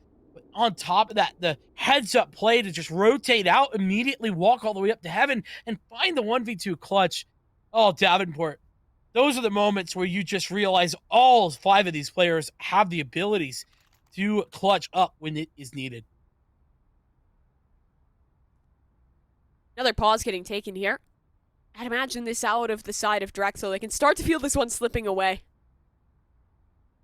13-2 at one point. Now it's 14-9. That is a dangerous bit of momentum that Davenport is finding. Their money is still looking strong, and Kojo, crucially, he is hitting shots. It's been a step up too from Slow-Mo. So many of these players finding their moments, finding their timings. I mean, you talked about Slow-Mo and Kojo, but let's talk Brando. Oh, yeah. 22 and 19. Really been one of those crucial players, consistently able to find success. It's a double kill here, a double kill there, and that is all is sure. It's not always the crazy high impact moments that we remember, like Slow-Mo 1v2 right there, but it is also important. Looks like we might be getting things back underway here. Time of the pause does run out. What is the play for Drexel? You know, I think you really have to think about, okay, what's worked? Well, it's been that fast play towards B. So maybe some sort of adjustment off the back of that. Maybe try it for an initial fast execution, throw some utility, and then wait for the rotations to go back away, then come back, or some such like that. But either way, Jomo, wait for the flashbang and look for an opening. He doesn't find one, so he's gonna fall back. Water already taken here. Are they going to go off of it? No, it doesn't seem so. At least not right away. Most of their attention has generally been down towards this lower site, and hold true a little bit. Molly to try and fake out, and Febreze is going to sneak forward on this boost. Will he spot anyone towards Decon? No. Can't quite get the angle on it, so falls away. Arcade heard that noise, so he'll hold. That boost will not be reattempted. At least not yet. Smart. Just to leave it at that. Obviously, you fail once. You don't want to give it a chance to find that shot. Good flashbang. Good shots fired, too. That's damage done on towards Pug. Oh, and I love that little fake. Unfortunately, that fake is literally useless. There's already 3 players committed in towards the B side. But the execution's going that direction. And here it comes. Molly hitting, Brando burning, has the smoke to keep himself alive. The nades start to rain on in. The damage, I mean, 2 players are already so low on this site. Both Arcade and Pug need to win out on their duels, and thus far it's happening. Kojo in a supportive position to find a double off the op. Misses the next shot, but Slow-Mo bails him out. Now it's just gank, and Kojo finds the 3rd in the round. His teammates were low, his teammates were dying, but Kojo stepped up and took Davenport to the double digits. 10-14. You said it before. At 1 point, 13-2. That is the margin here. And listen, 4 rounds, that is going to go by like the blink of an eye if you are Drexel. Look at the money. You could argue to buy here, but this is why denying plants is so important. With the max loss bonus, you have a lot of cash, but you really don't have enough to full buy unless you get the plant on the T side. And Nova 3,500. You see David at 3,550 and Gank at 37. It's just not really enough. So it's Tech 9 time, baby. As we pull those out, you can see that Fabri is going to go for a bit of an upgraded Galil because he has the extra cash flow to work with. So pretty understandable as we are in another pause here. I'm assuming that one's probably a Drexel timeout, considering the fact that it's taken them so long to make these purchasing decisions. Yeah, just taking their consideration. Do we buy the Tex? Do we full force on in? Tex feels like the safer decision. I mean, we've seen them win these rounds. It happened back over on that map of Nuke. Kind of what turned the tide, right? They win out on a force buy with just the light weapons and start to take things home off of that. Davenport will still have the superior arms. All these players stepping up in their respective departments is... I mean, it's so tough to say what Drexel wants to do. They found some good success on these just faster hits down towards that lower site in B, but it doesn't feel like consistency. At the end of the day, it's the clutches, right, where Davenport is winning out back onto those retakes. It does seem like maybe there's a bit of a technical issue, so we'll wait just a moment for the players to get back ready through the server. Yeah, I think that the success that Drexel found with those fast plays, I think it was quickly adjusted by Davenport to deal with them. You can see why. You know, initially they didn't have that 3-player setup, that fast rotator involved. Now they do. And we saw in that last fast play round against, I mean, it was a gun round for Drexel. Yeah. It just didn't work. It was entirely denied. No plant was even available. And it was off the back of, placement of Kajoma with the AWP and all that kind of stuff. So I don't think that that's really an option anymore. The problem is Drexel, what options do they have left? Yeah. Because they just need a couple of rounds. And that can be, at least mentally, such a big problem because it really baits you into thinking, well, let's just do this crazy play because it only needs to work once or twice. But instead, they need to play a little bit more standard. They need to look for those opening picks as they normally would. Yeah, I mean, they do just have to kind of reset to how they would default in playing this map, but it's just that I love the adaptability on the side of Davenport. They change things up. They'll get aggressive with that op. They'll hunker back. When they have the man advantage, they don't give fights away. They are a tough team to read on this map, especially with so many individual players who can pop off in the times of need, but here we go. Can this one get closed on out? The tech pause has drawn to a close as Drexel, on just this save, will look to get something done. So Drexel going to essentially be giving number 11 over here to Davenport. So this next gun round would be the gun round for Drexel. Now, granted, like you said, we've seen Drexel do work on these pistols. Don't want to count them out here, and certainly not doing just that. Progression here in towards water. It's a nice turnaround by Arcade. It's a 3-man spray down with the help of Brando. As David does find one towards Kajoma, but it seems like that's going to be limited success. Though, as I say that, David, he's got an op, and we know what he could do with it. Now we do. Will they give him a shot, though? Will they give him an opportunity? Show us what he's got. Not yet. Pug tucking towards the pit. Gank walking up. He's just looking to be the bait for his teammate with the big green. Try and set David up for success. What is this? Oh, the timing. He has made it all the way past Pug, but the teammate will not. Where's the bomb? On the back of Gank. He finds another. This Tech 9. So dangerous in his hands. It shouldn't be winnable. But now, AK recovered a chance. A slim one, but a chance. Look at the bomb, though. That's the biggest issue in this round. High-low. Boosted atop each other's shoulders. The molly. Is that in the right position? Should start to burn. No. They stay alive. They'll hold strong in this corner. I mean, this is... there's never an impossible moment in Counter-Strike, but this feels like it might just be close to it. This is such a strong setup from Slow-Mo and from Brando. They know that the gank has to commit to the swing, and he can only choose. Oh my goodness. No, if he pulls the volley, no way. He's got. Oh, no. Gank. He seems to be aware, and he's going to pull the pin. That's so huge. He's racing down, but oh, so smart from Slow-Mo. He goes over the top. That was incredible game sense from Gank 88 to even know where these players were at. But ultimately, it doesn't bring enough. Not enough in the end, but that was just the eco. I will come back through here. A chance for Drexel to at least get this one to match point to try and close on through the heartbreak that would befall them if they cannot close off of a 13-2 lead. They need this round. Oh. They're running out of options. Where are they going to go with this one? This one feels a little bit more defaulty. Slow things on down. Play your spread. Try and get a duel.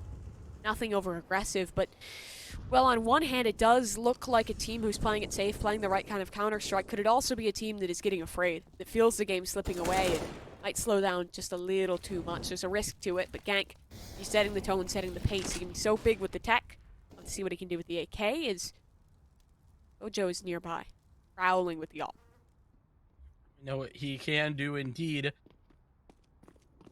Gank is making his way out towards long. It's going to be Pug who's looking at the jump spot.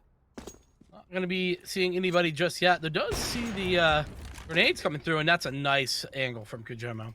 It's really, really hard to anticipate, and obviously David unsuccessful in doing that. Oh, no. Oh, my goodness. This timing. Oh, it's too good. Slow-Mo got that frag on towards Gank, but Nova is trading. Now we're back towards a bit more of an even setting, but it still favors the side of Davenport, not only in the control they still maintain in the map, but also in the straight-up numbers. 4 versus 3, up on Kojo. They're trying to finish upper here for Drexel, but is that the right call? Maybe. Re-rotation going towards that B site. Smoke off towards the dumpster, too, as in their bets towards bank. That's the op in the hands of Kojo in position. Pug waiting on the fate of the smoke. The bomb on site. Nova on the plant. This is really the first time in a while that we've seen Davenport forced to play the retake, but they still have an advantage. They still have strong utility to work with, and they're looking to take this one a little bit quickly. Already out onto the site with 4. Yeah, that kit is well in their pocket. Already going to be tapping to defuse it. It's going to be a full stick. No, Nova! Oh my goodness! He's found 3 frags, and it so quickly sticks as well! Nova! I cannot believe it. I have no clue what happened because we didn't see him, but wow. I don't even know where that came from. Absolutely insanity coming out from Nova. When his team needed the man most, he steps up to the plate in a massive way, and look what that has done to the Davenport money. All these rounds have been so close. Davenport is on Deagles. Wow. They haven't won how many in a row, and they're insta-deagled. That's crazy. Oh, no. Not like this, but Drexel, they might be able to pull it back, but Davenport, we've said it time and time again here. They have a lot to work with, and Deagles are something that they're good at. They're good at it, and they have a nice position for it. Someone out towards the connector, 2 pushed up by the bathrooms. Look to maybe take an opening fight, try and fall away off of that, but look how carefully Drexel is playing this. Jump peek across, the run boost to try and find something out towards long will not create contact. All 5 players trying to fight for these long angles. They know that this economy can be lower for Davenport, so they look to find the fights that advantage them. Certainly will. I love how slow this round has been, especially considering that it was so successful for Drexel in the last one. Granted, that was on the post plant. Here we go again. Slow-mo. Timing. Breeze even better. And Kujomo. Can he find even more? He's pushing forward. The Sticks is aware. And Sticks denies. Oh, he's got this one down. Arcade, what can he get done? The position that he must find. Tucked in close, but the Deagle can't get it done. Now it's just Brando, the only healthy man remaining. Sure, Pug's with him, but where are they? Halfway across the world. Man disadvantage. Everything is working against these last 2 members. team that was favored everything coming into this. They won main. They've proved themselves in competition outside the collegiate scene, and now back in their home grounds might be where they fall. The championship on the line. David swinging forward, misses out on his shot, but that's the information. Nova has it, and there's just no HP left. Nova will clean up. Drexel University, they will complete the upset. They will prove not only to us, but to every single person watching that they are not just an underdog. It doesn't matter if they practice. It doesn't matter what time they put in, because they just have the raw skill to take down any squad. I just, the craziness of this upset is just unmatched. I mean, we saw upsets before, but Davenport, they came in as such huge favorites that I don't think a singular person could have bet against them, and they all would have lost their money, because Drexel, they came in swinging, and even after losing that first map, their pick, by the way, just dominantly, they came in and they won nuke only to nearly come back on an overpass, but we are here and they make it through. What a storyline. What a phenomenal performance. And I just got to say, I don't know who we're getting on an interview, but I hope it's Nova, because I have to personally apologize to that guy, because I didn't think it was possible, maybe. Yeah. I thought it was done. I did too. It is ridiculous what they have managed to pull off. It is so impressive out of them. I mean, first of all, the goal, right? You lose a pretty dominant map, first off, over on Inferno. Your choice in the series. You get stomped. And then you come into Nuke, you find a comeback victory, manage to win things on out, and an overpass. It's not even like it was a close map. It was a complete stomp, 13-2 at the half. Sure, things started to slip away in the second, but they closed out. They showed me that they just have some tenacity that I was not expecting this team to be able to pull out. I mean, listen, I knew they had some tenacity, but like, that's just a different level, right? It's a little bit different. You know, having confidence is great, you know, and that's one thing. But having confidence and then being able to back your confidence up with confidence plays that just go far beyond what the anticipated, heights of your skill should be is just a whole nother. And for all of these players to be able to step up in the big game like they just did, it really is impressive. And, you know, we talked about how Davenport, you know, having the pressure of being the favorites is a different sort of pressure than, you know, being the underdog, right? And in like EAC Advanced, they're not the favorites, you know? They aren't, you know, we've seen them do well, but they are rarely the team to beat. And I do think that there's probably something to that fact that has led us to this point, allowed for Drexel to just inch their way under their skin and come out with the victory. Well, it is so impressive, but we do get to chat with one of the members of this squad in just a moment, which is, of course, the LLS hero of the game. Every 180 seconds, someone is diagnosed with blood cancer, and 40% of all pediatric cancers are blood cancers. Every blood cancer diagnosis turns lives upside down. When this happens, the Leukemia and Lymphoma Society, LLS, is here to help. Since 1949, LLS has invested more than $1.3 billion in research, pioneering many of today's most innovative approaches. They work tirelessly to find cures and ensure patients can access the life-saving treatments they need. When someone experiences the fear and uncertainty of a cancer diagnosis, LLS hopes, compassion, education, and supports tries to help. So, just like LLS, in making an impact in the cancer community, the LLS hero of the game represents the player who made the biggest impact on the match played. Whether it was a clutch play, a sacrifice, or providing strong leadership when it mattered most, well, today's LLS hero of the game, I'm not sure who it is, but I imagine that it's going to be Nova, because, I mean, he was proving some heroics. Generally, the leader of this team, a strong opper in his own regard. Nova, welcome on. And I know that the last time that Zach talked to you guys, he said that you didn't practice whatsoever, that was the whole thing for you guys at Drexel University. Coming into this, you have just completed an insane upset. Did you even prepare for this? We did like 15 minutes yesterday. Gang showed us a smoke. You know. Yeah, you maybe get a Nard out here video or two in there. Try and find one. One Nard out here video? All right. Yeah. Well, that's insane. I mean, what a crazy upset. You guys are able to take down Davenport, arguably the very best team in Collegiate. They just won main. They have been destroying in advance. You've played them before, and you've pretty much always lost. What changed today, Nova? I mean, I'm going to be honest. I had like I had like a nightmare of a series just now until the last map, and my team carried me through so much of that. So what happened? I mean, it's the same thing as last time. It's the same thing that enabled us to win every single time. We have the chemistry, we go into it confident. I think it really helped that we weren't, the overdogs here, we were the underdogs. We got in their heads. We were able to kind of, I think, tilt a couple of them, and that definitely helped as well, or at least, put the pressure on them. I mean, I know from speaking to them and going to LAN with them and being friends with them, seeing their Twitter and everything for so long, they knew that they would win this. They knew Yeah. that they would win this. They didn't think that they would win this. Pug tweeted before the game, about to win a national championship, I mean, I did.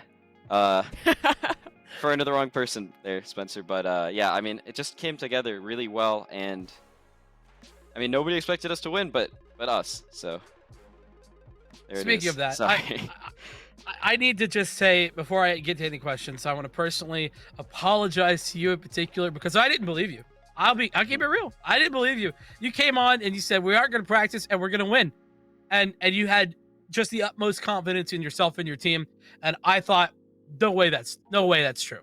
Davenport is the #1 team. There's no question about it. They have been the whole season long, but no more. You guys with the upset, I just got to say, my bad.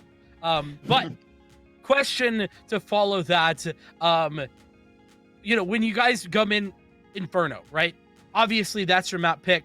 You get stomped, right? And a lot of that has to do with, I think it's fair to say, both you and Gank really had a tough time getting started in that map. How were you able to just reset the mental going into that second map on Nuke, where, again, you were at a big disadvantage in order to make that comeback happen? So, I think in every best of 3 series I've watched, pro play, and just even my own, like, just because you lose a map, your map pick, it doesn't mean that the series is over. And I think we were all acutely aware that Nuke was going to be the tougher of the 2 maps to win if we wanted to prolong this to a third. So we came into it, obviously we picked Inferno for a reason. We thought that we'd be able to take it over the line, but, through this intense mid-control, mid-pressure, we just weren't really able to crack into it at all. We tried to mount a comeback a little bit on CT side, but, it just wasn't meant to be. And going out of that map, I think it was nice that we lost it as bad as we did in a strange way, because we were able to definitely just push it out of our minds, just forget that it happened and move on to the next one. It's not as though we've never played Nuke before. We've been playing it throughout this season.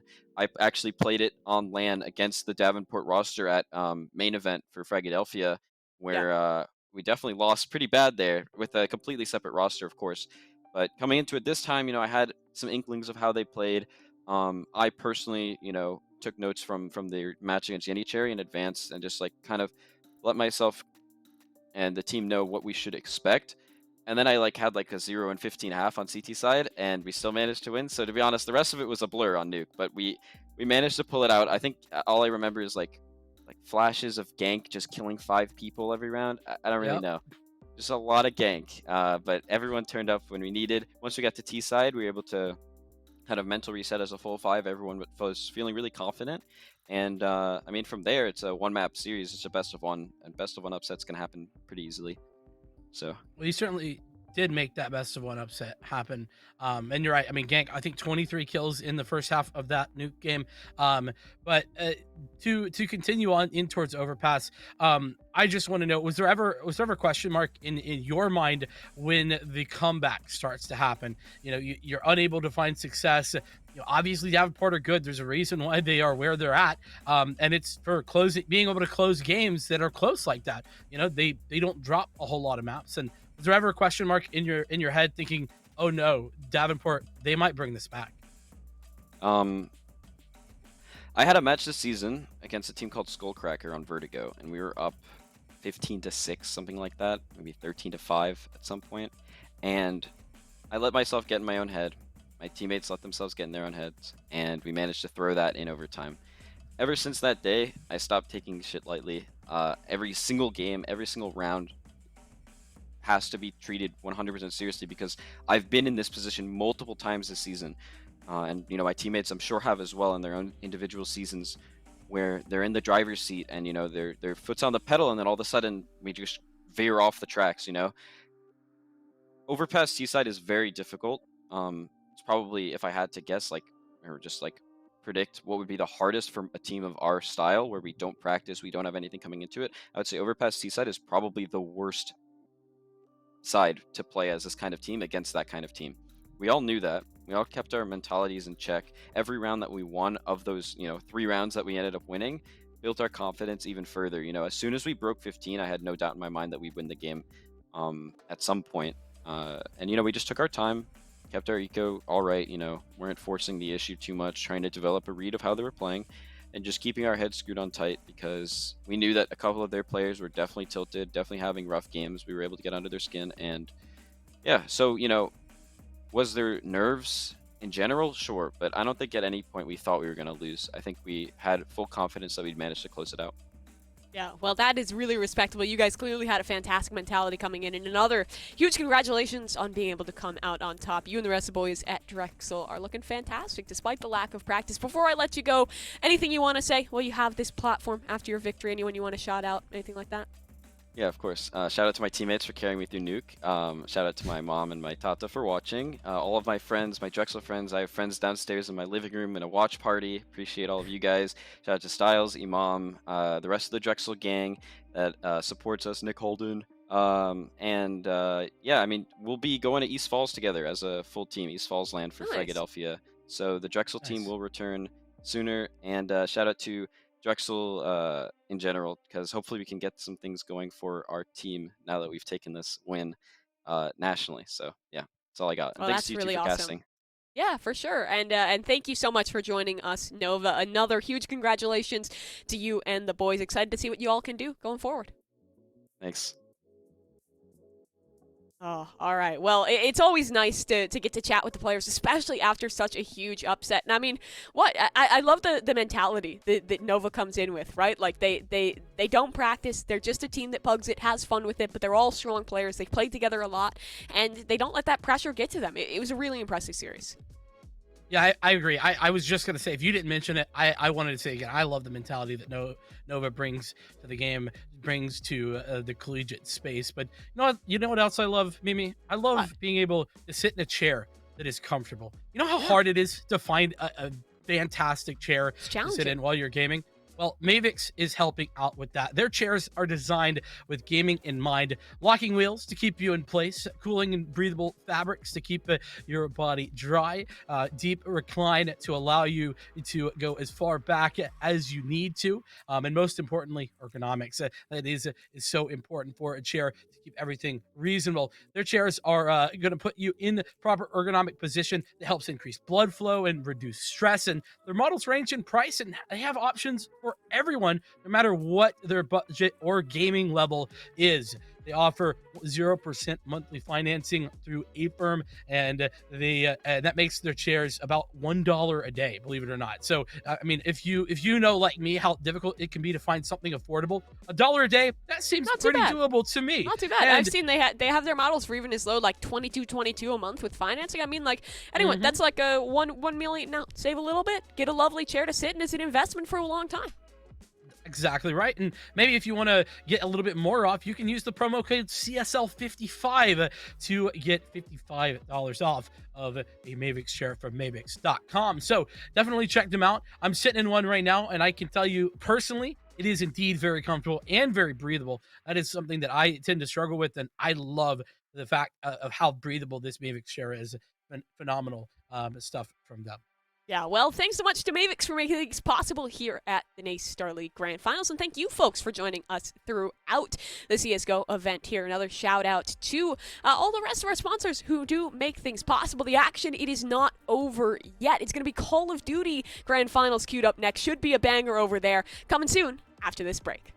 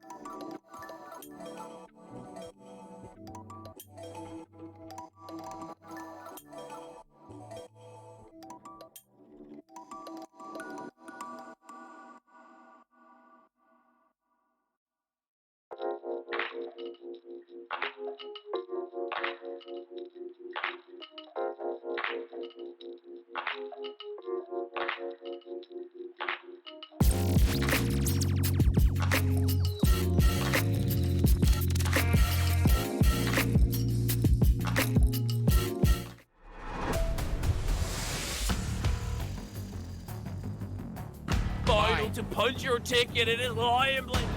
Final 35 seconds, the goal is in need of. Does so much scatter the weak bullet time!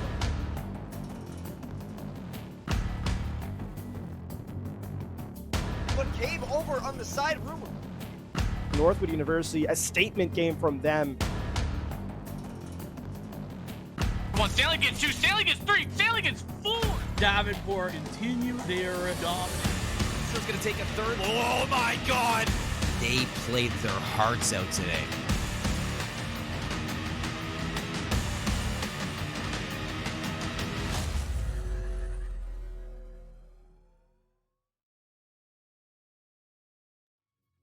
Folks, I want to welcome you all back to the NACE Starleague Grand Finals. We got Call of Duty on the table and one last match to get to. But before that, I'm going to introduce my lovely co-host, or my lovely co-analyst and co-caster. We got Jesse Quenville, aka Cruz and Spaz, and Austin Neal, aka Visions Cast. How you doing, Jesse?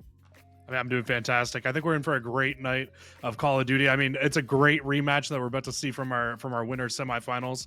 I mean, I couldn't be more excited to be here. And Visions? I'm doing fantastic, man. I mean, this is going to be a massive rematch as Jesse just set up for us. I cannot wait to get into it because there's a lot of stories floating around both of these squads, and now both of these Titans are going to clash, and we're going to grant one a champion here. So I can't wait to get into it, man. It's going to be a fun time. I can't wait to get into it either. But before that, I have a little bit to tell you all about Corsair, our lovely, or one of our lovely sponsors as well. Corsair, the leading global developer and manufacturer of high-performance gear and technology for gamers, content creators, and PC enthusiasts. From award-winning PC components and peripherals to premium streaming equipment and smart ambient lighting, Corsair delivers a full ecosystem of products that work together to enable everyone from the casual gamers to committed professionals to perform at their very best. And obviously, Corsair is a proud sponsor of the NACE Starleague and the Fall Grand Finals. So go take a look at Corsair. They got some lovely things to look at now. Cruz, I'm going to ask you right away because there's a lot to play for in the Grand Finals for these Call of Duty players. Why don't you run us through the prizing? Yeah, I mean, a huge prize pool, actually, for these players today. It's an 8K prize pool, but of course, you guys can see it here on your screen. First place going to walk home with a nice $4,000. Second place here, you're guaranteed $2,000 just for making it into the grand finals here today, but you know everybody wants that top prize pool. And then, of course, third and fourth, respectively, going to take home $1,000 for themselves. It's a great prize pool, but I mean, what's even nicer than this prize pool is the beautiful trophy that we have on deck as well. These players, this is what they're playing for. That is lovely. And as usual, for that trophy, you know, it's not just for show. You know, these players, they're actually playing for an actual trophy to get inside a trophy case to represent at their school. So that's going to be cool. And I can't wait to see who comes out to hoist that trophy at the end of it. But Visions, now we got a brand new format here for the grand finals. We're going to be moving away from these series best of fives now into a best of 9. How do you feel about that? Because best of 9, it's a little bit different for grand finals rather than a bracket reset. It's a lot different, Colin. I mean, from what we're used to seeing, you go through a bracket reset, you get to kind of play some different vetoes and maybe take away some maps that you didn't like in the first set.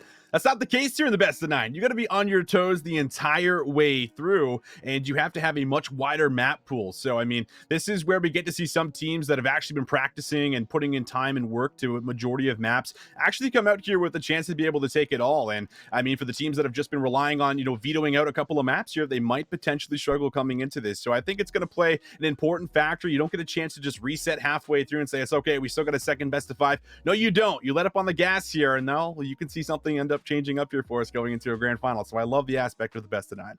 No resets out here. But folks, I think it's time to get into it, to introduce our 2 schools for the grand finals in the Call of Duty section here in the NACE Starleague. You got St. Clair College going up against Independence Community College.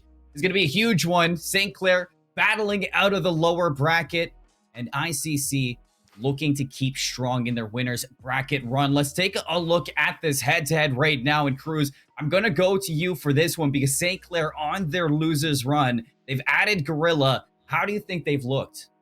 I mean, they've looked really good. They were obviously a fantastic team come throughout the regular season. They were 10-0, the only team to go undefeated within map count throughout our entire regular season.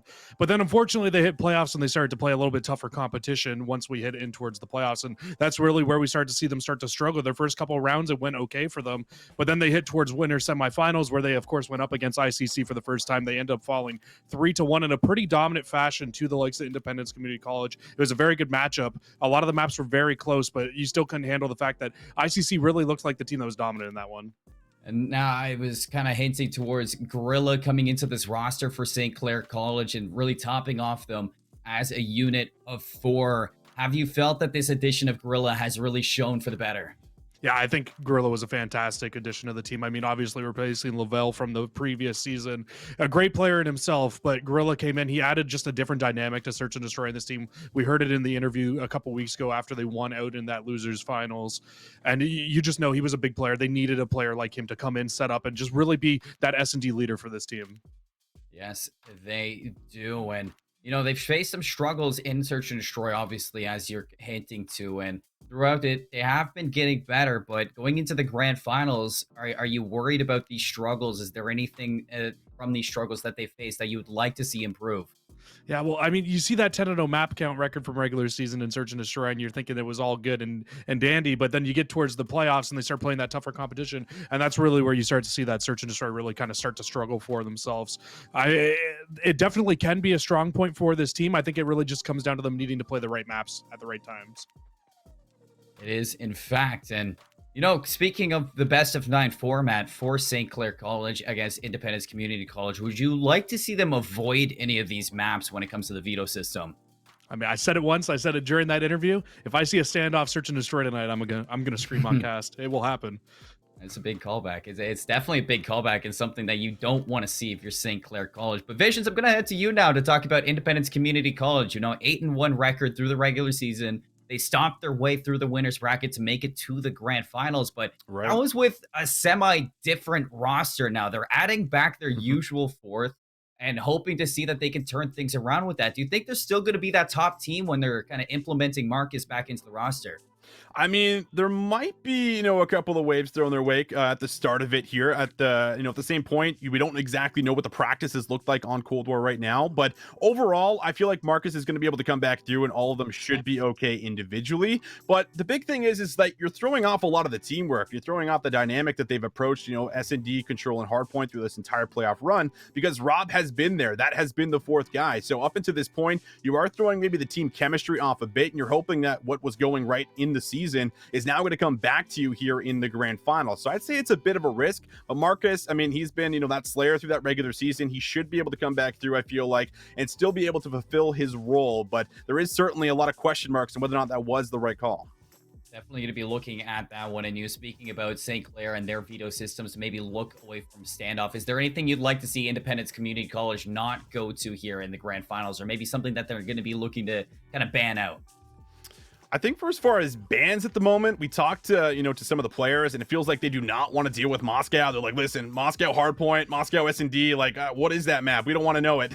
Just get it out of here, right? So I feel like that's probably going to be one of the really big pinpoints for this best of 9, seeing if there is going to be any Moscows in the mix, because that has been something that they've just really wanted to avoid. It feels like this team is really good when you get close quarters. You can, you know, enable their sub players. They have the slaying power even from their ARs, which allows that to happen with their subs. So I think overall, if they can keep things tight, play the apocalypse, play that raids, things like this, they're probably going to find a lot of success. Definitely. And you know, they've been through quite a run right now between the regular season and into the playoffs. So I want to take a look at the bracket now to see exactly where we ran through from start to finish to get to this exact point. And now looking at it right now is the Independence Community College, that official or the original match that you were highlighting earlier, Jesse, where Independence Community College won 3-1 over St. Clair to move on in 3-0 University of Tennessee to furthermore make it into the grand finals. They dropped St. Clair into the lower bracket where they beat Texas A&M International, and then they 3-0 smoked University of Tennessee on stream. Talk to me a little bit about this run. Yeah, I mean, it was kind of a crazy run, right? That St. Clair was able to go on. Of course, they dropped down into losers bracket. We don't have it on screen here, but their first matchup, they took on ODU, and that was a matchup against another very good team throughout the regular season. They went 9-0 through the regular season. They made a very deep run for themselves, but unfortunately, as soon as they ran up against St. Clair, it was a nice 3-1 to St. Clair. They then went on. They took on Texas A&M International, took Texas A&M out as well, and then that 3 over University of Tennessee Knoxville. I mean, I don't think anybody really saw that coming. Tennessee Knoxville looked great all the way throughout the playoffs, and then they come into this losers finals, and St. Clair kind of just wiped the floor with them in that 3-0. It really wasn't even very close. I know me and you really just weren't expecting that to be really what ended up coming through between these teams. So to see St. Clair come out, they were able to win that match and really rebound from that losers finals, from that winners semifinals that they lost. It was great to see, and I expect to see them come out with the fire today. Well, it's enough to talk about the matchup and the bracket and everything all around that. But I think it's time to dive even deeper right now. Talk about the maps that we have throughout this best of 9. We've talked about what we want out of it from either squad. So why don't we take a look at what we actually get right now through the best of 9. We're going to be starting off on a fan favorite, I'd say, Raid Hardpoint for that map number 1. Then Moscow Search and Destroy, Raid Control, Checkmate Hardpoint, Express Search and Destroy, Garrison Control, Apocalypse Hardpoint, and a Raid Search and Destroy to close off if this does go the distance. A lot of Call of Duty to be played throughout the day, especially if it goes all 9. But Visions, I'm going to start with you right now. How are you feeling about the longevity of these picked maps?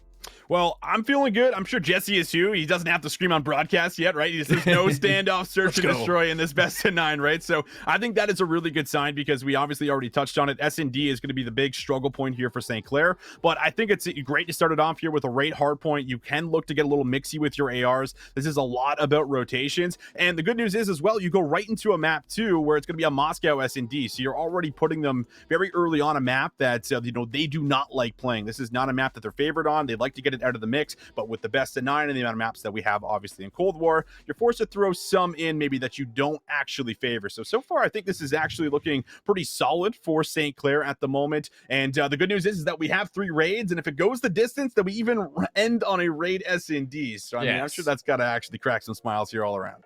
A fan favorite start, a fan favorite finish. Why not? It's been in here long enough. But Cruz, I'm going to go to you now because we've talked a lot over the season. We've really kind of grown to know these teams. I would say even personally to a point, the amount that we've seen these teams play. But I want to hear your story on this matchup. Seeing the map set that's in front of us, who do you think this favors the most? Well, I mean, one thing that we haven't fully touched on yet is because it's a best of 9, obviously, the likes of ICC will be starting with that 1 game advantage as well. So automatically starting up 1-0, it's a big advantage for them to have. But when you're looking overall at this map set, I love the respawn that St. Clair brings to the table, the way that they play off each other and the way that their ARs are really able to slay out in a lot of their maps. And so honestly, looking at these map sets, I mean, yes, Search and Destroy is a scary point for this team, but I could honestly see them taking all of these respawns in one way or another. So I think the big talking point for this matchup and a big thing here is how many respawns can ICC take off of St. Clair, and how many Search and Destroys can St. Clair take off of ICC, because we know which team are stronger in which mode. So I don't know, man. It's going to be a really, really good one, but I think I favor St. Clair a little bit when I look at this map set. Okay. Any predictions, favoring St. Clair? Do you think it's going to go all the way? Ooh. Are we doing? Do we want to give out a full prediction? I mean, I feel like you could be the least biased out of us all.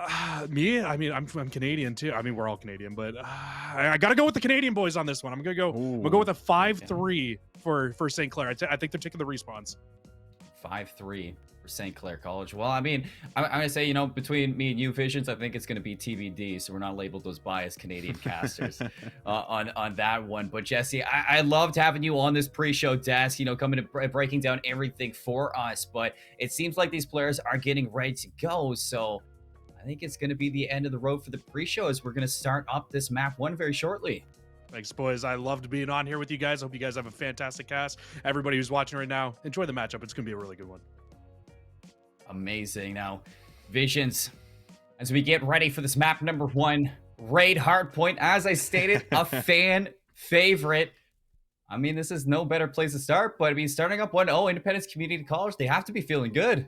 They have to be feeling good, right? And I think the big key, just even watching over the last match that they played, in that winners semifinal was the fact that every single game that we were watching, Independence felt like they were really having that good start and they were stopping St. Clair from really get going. Now, the big factor here is, will St. Clair actually be able to start off on the right foot here? Because you feel like it's necessary when you're already down 1-0 in the series, right? You need to come out here hot, you need to prove a point. And with the last two series that have went 3-0 in their favor, I feel like they're going to have that here, Colin. So let's see what they can do here, ladies and gentlemen. It's time to kick it off. The first map, right hard point, and now all the chaos already unraveling on P1.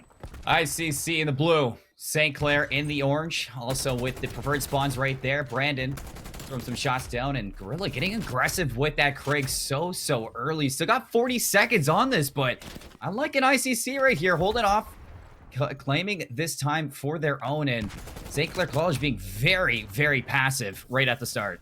Yeah, a little disciplined here. Don't want to end up giving over the spawns by any means, because it is going to rotate, of course, to Kitchen. So big gunfights need to come in, but Gorilla actually going to lose this one. So this is a massive start here for Independence. They're going to come away with a good 40 seconds, potentially another 10, and they have 3 members in the back to potentially play for the break. It's going to be troublesome. Big Head and Marcus all holding through there. St. Clair still holding this passive. Finally, Brandon's going to take this. 2 go the way of the blue. Gorilla on your screen, inside Kitchen, gonna be overwhelmed by 2. That's 3 down for St. Clair so early, and now turning it, the time from P1 now into initial P2 time as well.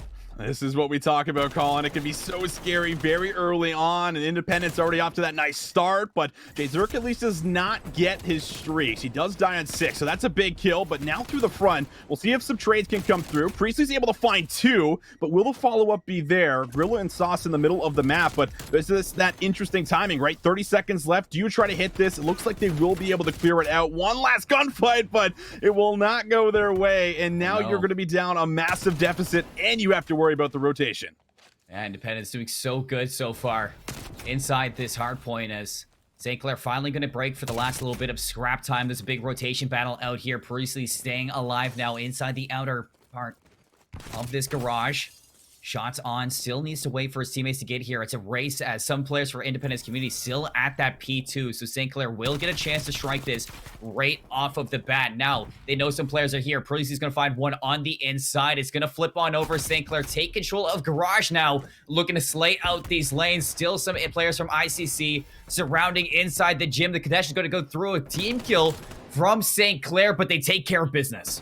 All right, this is a big moment for St. Clair. Now they need to be able to hold this, stabilize a bit. If they can control that close spawn here, right beside the hill that you saw player 8 spawn at, they're going to be in a good position here. But there's still a chance to come through with a break. We'll see if Independence can, in fact, get close to the hill. Looking at Big Head to probably break this open right through Waits, but he's already been tagged up. So 20 seconds left. They're going to get a quick touch here, but that's still a decent hold for St. Clair. And look at the mini-map. You already have 3 members across the map set up for basketball. So if they can get another solid hold here, Colin, they can get themselves right back in the game. And we haven't even talked about the money heals, you know, getting that time on P3 and now being set up for this basketball core. You can potentially turn this into a full 60 if you slay this outright. So you're looking at St. Clair now to hold this off. Priestley wins the fight in Kitchen. If you look at the mini-map, you still have Independence Community College Alessio lurking throughout Laundry, looking to pull some of these players out from St. Clair in that backline for the basketball court, but still the orange turning up in the kill feed. It's a full 4 down. Oh, that's a big moment. 4 down here, and now Independence, they're going to spawn low, so you have to battle through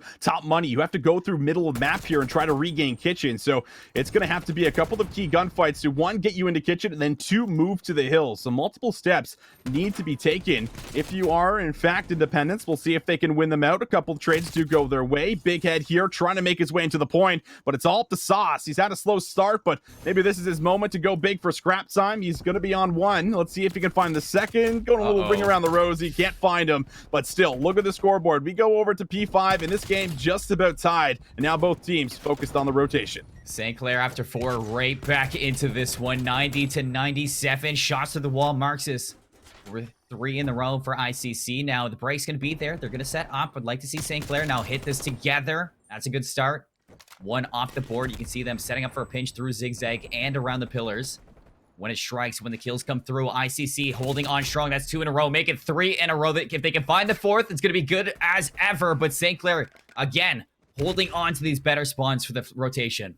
Look at Alessio right now. He's on 6. I'm not sure if we can switch maybe to his POV at the moment, but he is 1 off of that streak. And streaks are so crucial on a map like Raid where you can break open a lot of the points. And he has just went on 7. So off screen, Alessio still going big right now, working for maybe a second with the cruise, but inside Marcus, able to at least tag up a couple of the members. It is just scrap time being fought for. And while Alessio, he is keeping the spree going. How about 9 in a row, 14 and 7, 54 seconds of that hill, and well, Independence. It might have been close at the start of P5, Colin, but they've now taken the lead back in their favor.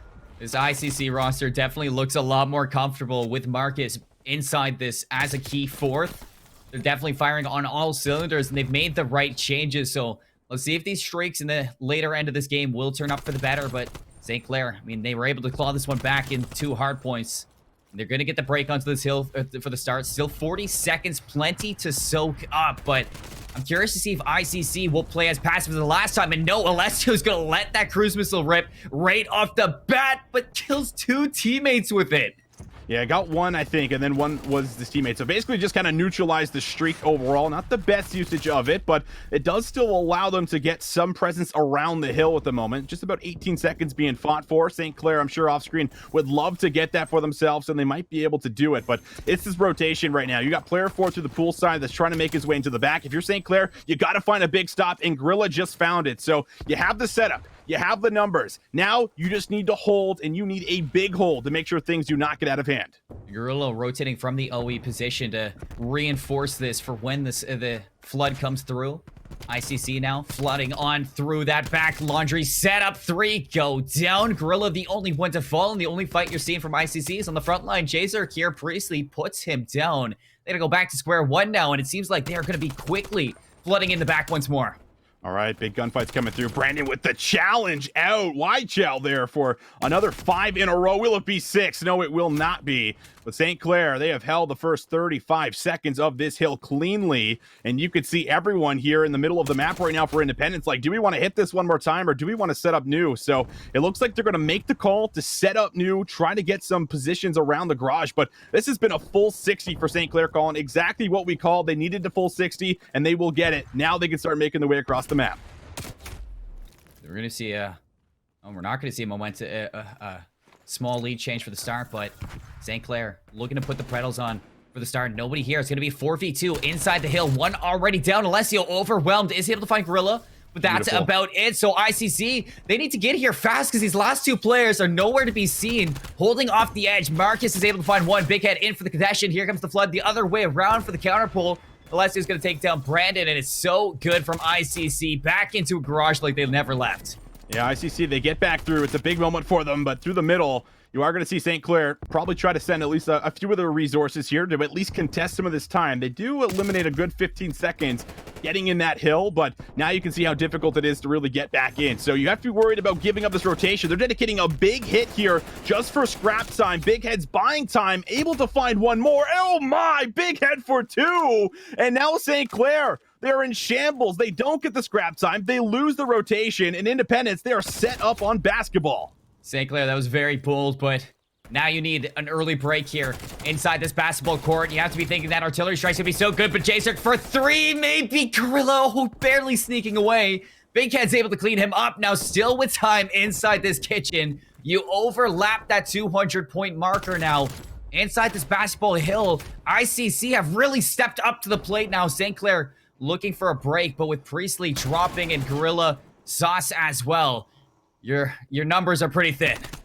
It's a necessary break. I mean, you could still win the game on this hill if you're ICC. So St. Clair, they got to set up a big team push, and they got to get through the members inside of Kitchen before they can even get close to the basketball court. But you can see it. Zerk just going absolutely rogue in the middle of the map. Gunfights being taken from top cutout. 3 players going to go down. You have to get here. You have to touch if you're St. Clair. They got 1 more push left, and they're not even close to the point right now. They're finally going to realize that, hey, we got to hit this. So Sauce is going to come for the front. He loses it, and what a hold. ICC, they turn up in the end, and they hold a full 60 to close that one out.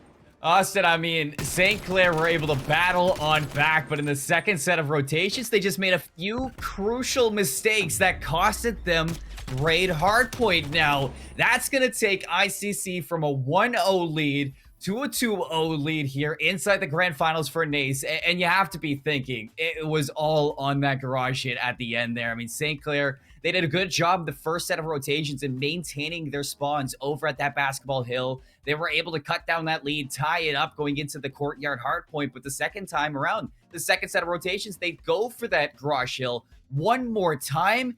And what does it do? It basically costs you the whole map.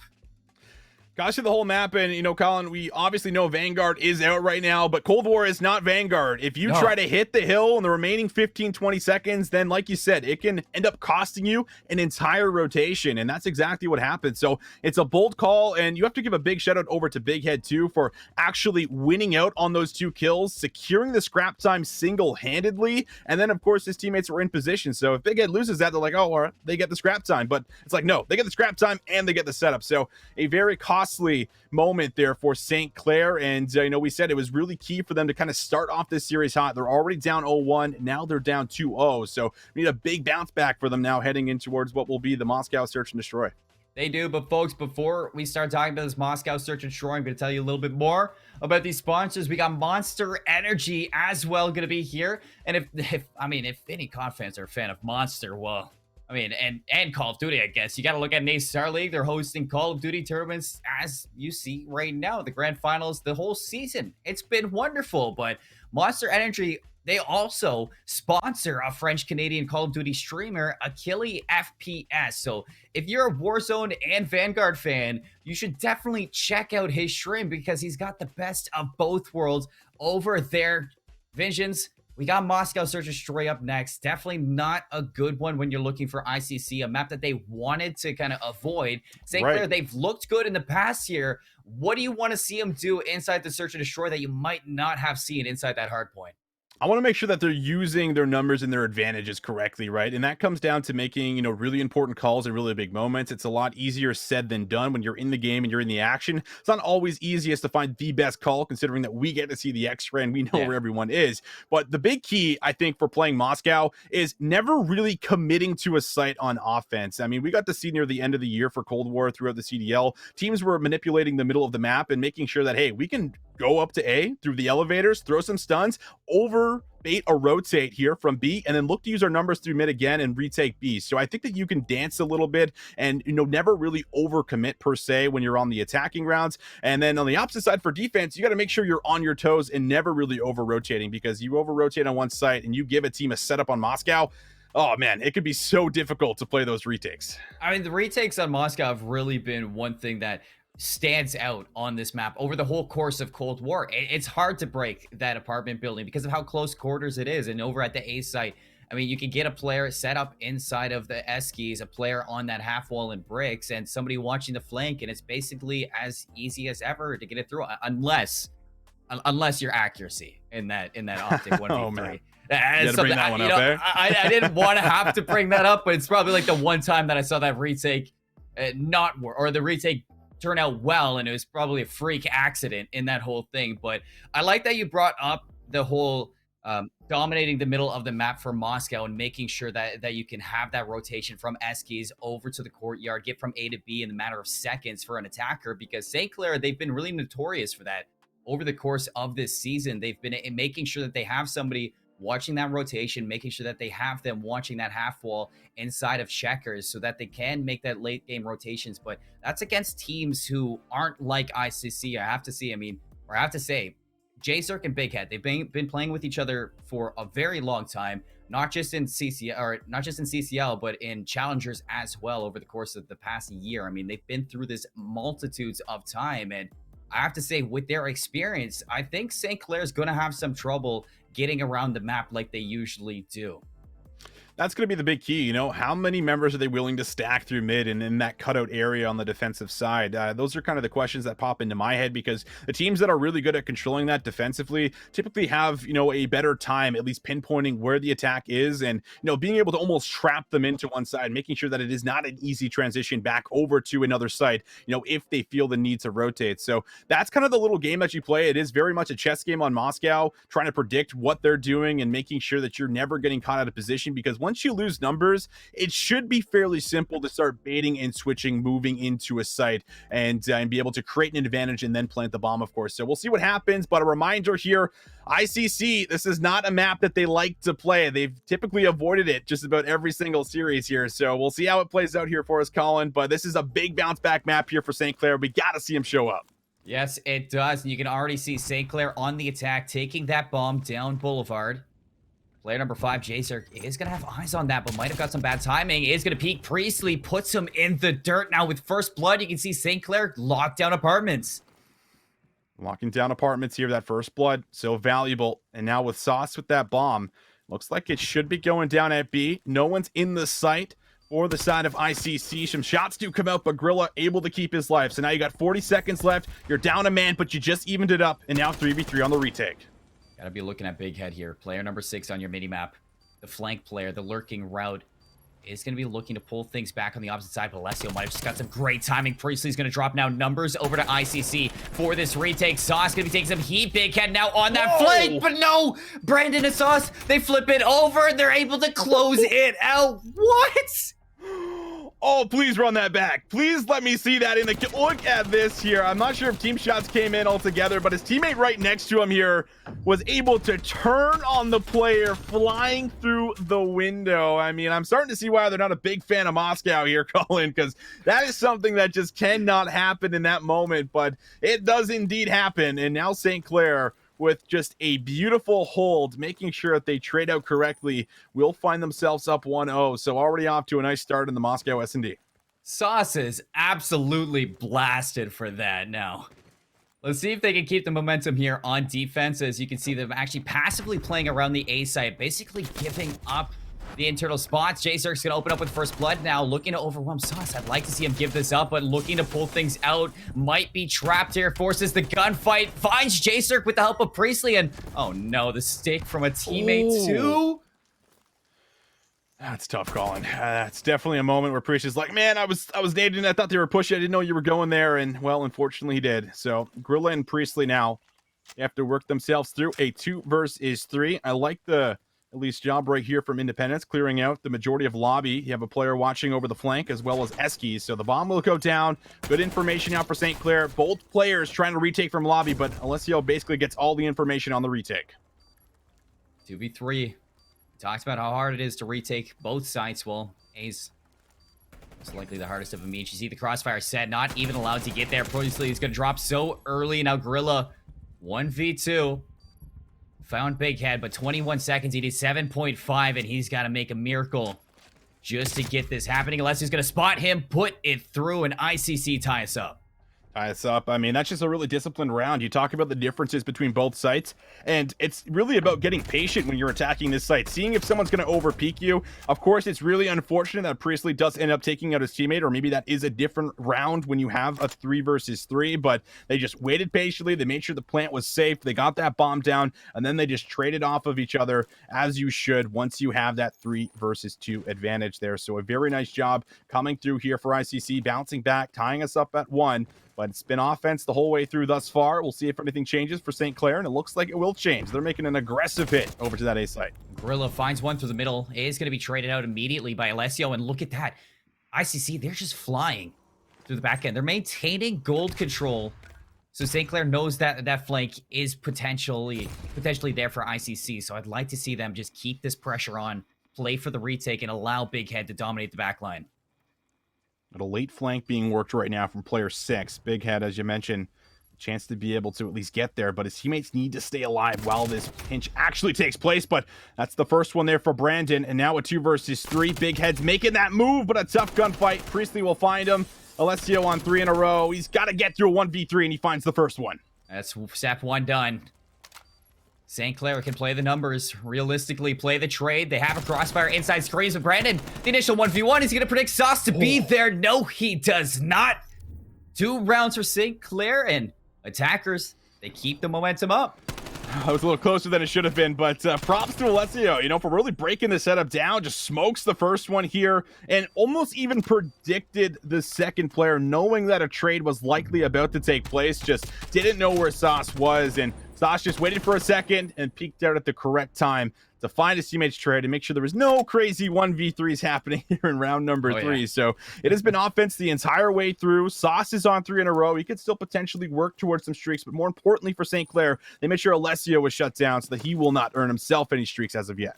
You can tell that it's the grand finals, Austin. I mean, these players have really dialed it up here. Spearheading the attack right through the middle of the map. The bomb carrier, Big Head. Gorilla might be able to find his first blood. Oh no, bad timing. He's going to find Jacer, but the trade following. Trade is there. 3 versus 3. A lot of the map open, and it's going to be a bit of a call to wrap the bomb back. But while they bring the bomb back to A, you take a look at the bottom left-hand corner. Player 8 right now. He has got an interesting position because he's got 2 players basically at the back of police station that should be able to see him if he decides to make a move through that street side. So you need to find the player inside of A, but Sauce is able to find Big Head, and he gets out with his life. That's bomb down. So ICC now, they're the ones to force the move. Finally, player number 8, Alessio, is spotted in the back. Brandon has his eyes on, and Alessio might just have to give this one up. Connect with his duo in Marxus. Try to recover that bomb. With 28 seconds left, there's not a lot of time to do this, and Sauce is still lurking at this A site, and you can see St. Clair just playing these numbers, making sure they're dominating or watching these lanes. You gotta go. Sauce is here. Playing your streaks is so valuable. Let's see if he can win this gunfight. There it is. Sauce, 5 in a row. Marcus now left all alone. 1 versus 3. Gonna get that bomb down, but Sauce will drop. That's actually a big kill to deny the streaks, but Priestley, will he die? Oh, he's a chance to be able to chase this kill. Marcus trying to get a read on the other 2. He might have the timing to come behind Priestley, but the nade comes out, and Priestley will find the kill, and St. Clair will put another round up on the board.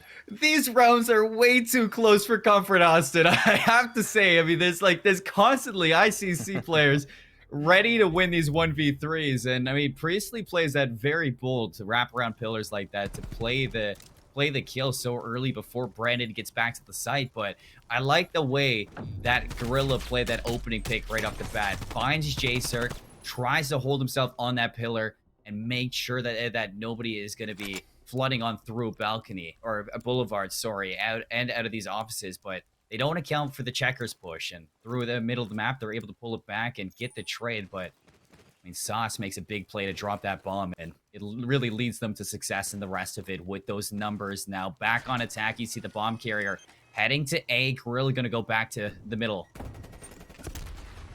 So you can draw that first blood, because it looks like everyone getting aggressive on St. Clair. They might even just look to drop the bomb, or remember, they could still play a rotation and swiftly make their way over to B if they decide to. So everyone here really guessing on the defensive side for the side of ICC, but Big Head, will he find the kill? He won't. Gorilla with the read, finds the kill. Alessio bounces back for his 8th kill right now, trying to put his team on the back, but 3 versus 3, 50 seconds left, plenty of time left in the round. I can't believe Gorilla read that now. Look how open the B side. I love this call from St. Clair. They're just going to hit the road over to B, set up for the bomb plants, and then take control of apartments. This is where they found success in round 1, and where they can take their lead to 3. And there's the first one. That's the big player to get out of the picture, but there is a trade. Zerk gets one back. 2 versus 2. You have to play retake. Both players are going to do it from the defensive side here on ICC, but you got to win some big gunfights, and you're going to have to go quick, but it's Sauce. Of course it's Sauce. It's been saucing all over them so far in the game, and he's now going to put his team up in a man advantage. 2 versus 1. 24 seconds left. Marcus, he's going to have to go. 20 seconds. Both players inside that window. Marcus, he knows he's going to have to walk into enemy territory. Slides on in. The first one's there. It's Sauce to shut it down. I swear, might just start calling him the gatekeeper of apps. He's been shutting the door constantly. And you can see it again now. St. Clair up to 4. They're looking good here in Search. They are. I mean, very disciplined. I mean, I talked about it right before going into the map that, you know, you can play these rotations. If you have 3 players defensively stacked in A, it's not easy to then rotate back through your spawn, as we just saw in that last round, making it very difficult to find that cross back through. So, I mean, just really good calls out of St. Clair so far. I mean, Sauce is 7-1. I mean, he's only died once throughout 5 rounds. Absolutely insane. But we'll see what changes. Looks like they're trying to slow down, and Priestley's like, hello, I'll collect ahead. Thank you very much. First blood now for St. Clair. Handed on a silver platter. I can't believe he chowed that now. Looking for more from that P2 balcony. not able to slay it out. They're flooding right into Gorilla, and this could be such a good position. Chaser caught in no man's land, not gonna finish it out. Goes in for seconds, finds the kill now. Inside trouble, hops up top to the Diamante, but not able to find Big Head now on the inside. Alessio evens us up 2-on-2. Look at these arrows. St. Clair has the flanker as Brandon with the FFAR. Big Head finds Priestley, but now a 1-on-1. This is a big moment. ICC, they need this round. Big Head, a chance to be able to keep his team in the game. You go down 5-1, and that is just almost too tall of a mountain to climb. They're gonna meet. With 25 seconds left and this bomb down, or rather in his hands, he might be able to make a rotation over to A, but Brandon's reading it. Brandon reads this so well. B-side is wide open, and I think he just spotted him. If Brandon plays this right, he could just give up this plant, play for the retake in. St. Clair, they have a lot of cushion right now for this lead. So really there's room for error, but if Brandon clutches this up, it's going to be even bigger. The timing. Oh, the gunfight! Big Head finds it! A round that is needed and required. ICC keeping themselves alive, and it comes down to the man on your screen finding multiple kills in the round.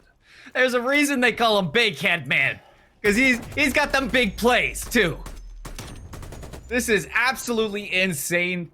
What a beamer at the back line too, to find that lead, to put them in the 1v1, and then clutches up with the bomb down. Now, I said there's cushion for error. Brandon, it's okay that he doesn't win that because they still have 2-round gap inside the search and destroy. You can go back to A, where St. Clair has not found any failure, or you can go back to attack, where St. Clair hasn't found any failure at that, and they've been really good here. But look at this defense from ICC. Right up to Reskies. Yeah, they want to contest mid-map, do they ever? And they do have numbers, but 2-2 split basically across the map, and Brandon still finds one. Will he get a second? No way, Brandon! 4-2 in the round, and he still gets the regen off. No trade comes in, and that means that ICC, they're forced to back up, and Grillo finds another, meaning it's Marcus in a 1v4, and no 1v4s happen in that round. St. Clair, very clean, don't even drop a single member, and they go up 5-2. You know, to an extent, it's tippable. It's very tippable that you just put a plug in the middle of the map. That's where you've really been finding the most failure if you're ICC. But St. Clair, very heads-up play to play this attacking round. Very patient. Switch up the gear, pump the brakes, and ICC basically fall right into the trap that St. Clair's been baiting them through all map long now. One map away from putting themselves on the board now for a map victory here in the grand finals, and you're on defense. They're going to stack the A site with 3, leave number 2, Gorilla, back at the B site, but it's going to be a huge gunfight. You got to win these gun battles right now. You got to stop them from getting control of the site. We'll see what can happen. Sauce is laying it down when he's close by. You got to be a little nervous here if you're Independence, but a big gunfight here through bricks will go the way of Brandon. Sauce finds one, but Marcus gets the trade. Man advantage for St. Clair, and the pinch in the back is there for Jay Zerk. And that's going to even us up here. 2 apiece, still plenty of time left. Gorilla still hasn't shown himself. Has moved over from Boulevard all the way into Eskies. And a 1v2 now could tie us up. The shots aren't going to be there. And with really the exit strategy of ICC, they could have wrapped around to B through screens, but still have this presence here. Still have the crossfire. They're going to put themselves through, and it's as simple as could be. The double peek shuts down Gorilla in a 2v1. They play it together, and they play it to perfection. I like that. I mean, just making sure, I think a lot of teams and a lot of players are trying to drop the bomb in that situation, and it's best to just hold off on that A site where you have to cover, quite a bit. And they make the right decision there, holding off, waiting for the challenge. The challenge comes through, and either way, a trade likely would have followed in case one of them would have dropped. But St. Clair, they are still very much in the driver's seat here. Just need one more round to put this one away and at least get that first map on the board. And it looks like they want to set this one up with an aggressive hit over to A. Flashes go down. Big gunfight for Priestley, and another first blood here for St. Clair. Alessio does find the trade on the opposite side, but Brandon for the bounce back.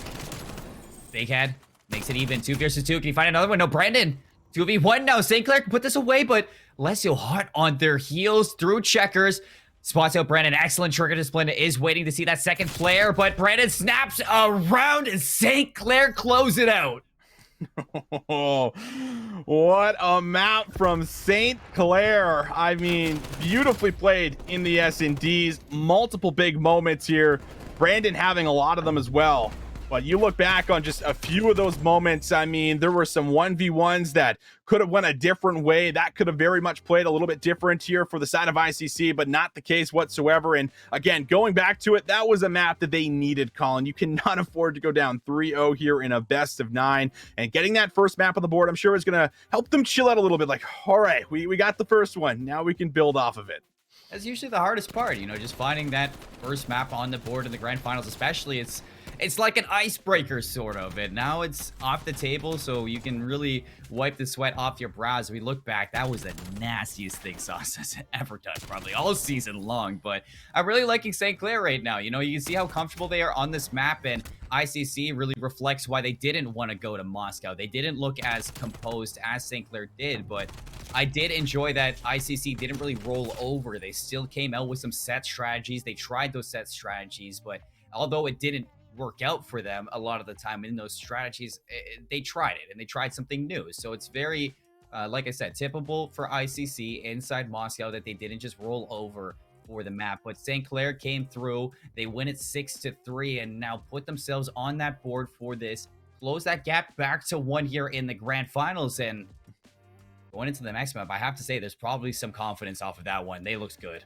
Well, that's the biggest thing, right? Like, you could tell the way that they were playing that map, it was with confidence. And that was something I think that was at least missing throughout a lot of the hard point. And that could have, you know, just simply came down to some of the decisions that they were making when going for some of these desperate plays. And when they don't pay off, you start to panic and you start to scatter, and it's hard to kind of regain in the moment as a team. So I really love that they were just really kind of dictating a lot of the tempo and pacing throughout that entire Moscow. And hopefully it now instills some of that confidence that you mentioned. So we'll see if they can start to carry that through, because up next, I believe we have our raid control here, Colin. And on the raid control, these two have actually already played one another when we go back to that winner semifinal when they first teed off here throughout the playoff bracket. And it was a 3-2 victory here for ICC. So we'll see if there's anything that's been learned here for St. Clair now moving in towards what will be our map 3.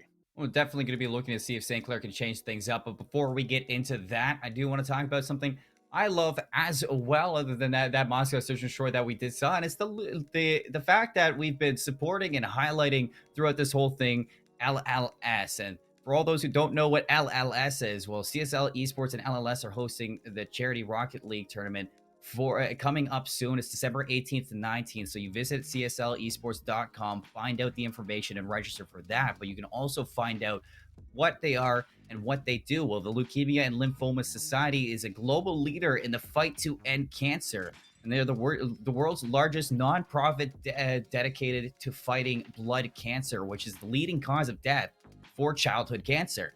And CSL Esports teaming up with LLS to raise awareness and support this for the season with various initiatives. So you can check that one out.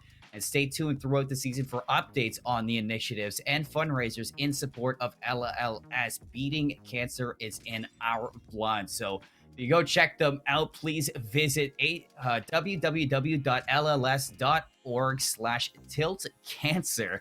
I actually really like that one as well. And it's one of those initiatives that we do have is called Tilt Cancer, which embodies LLS's gaming and esports initiatives.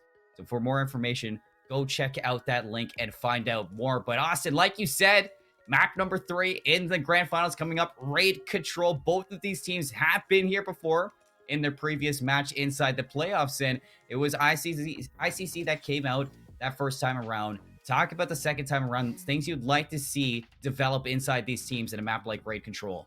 Yeah, I mean, raid control, it was a tough cookie to crack the entire year, but as we saw, you know, some of the at least top teams within the CDL and things like this, it was really making sure that you were set up for a team push. And before you can ever attack, you know, the zone on the actual pool side, you got to make sure you get kitchen. And there's just, it's so difficult to just try to flood through pool side and hope that you're going to win all of the gunfights, because you have to watch Tiki, you have to watch basketball, you have to watch money. have to watch cutout. That is a lot of things you have to watch. So if you can get yourself inside of kitchen here, if you're St. Clair, and actually get control of it, it's a lot easier to then break down the zone and actually get control, get inside of basketball, because that is the zone that we're basically going to have our eyes on. Everyone knows how to get on it. You just flood through it, win the gunfights, and you'll stack it. So let's see what happens here, Colin. This is a big map for St. Clair. Let's see what they've learned. Well, just like the first set, they gave up the site.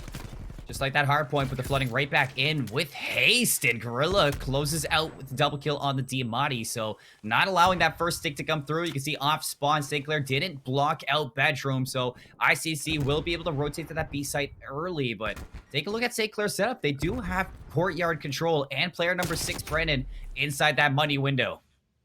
Well, this has been a much better start. I mean, if you can even earn yourself an early set of streaks here, if you're Gorilla, that would be pretty big. But big gunfight there from Big Head to open up the B zone. Not the zone we typically see attacked first, but with 2 players dropping here, Sauce needs to find some value on this pinch through the middle of the map. He's not going to spot out Alessio. So that is 2 ticks of progress. Brandon can't get a clean peek. This might be the 3rd tick as well. This is troublesome now on the attack. B site gone. Add a minute to that clock. ICC down. If they can keep this ball rolling, snowball over to the A site, the relatively easier site to take control of for an attacking team, that's going to be big. But St. Clair, they've really flexed themselves out here, taking control of Art, setting up a tent inside the spawn, basically, of ICC.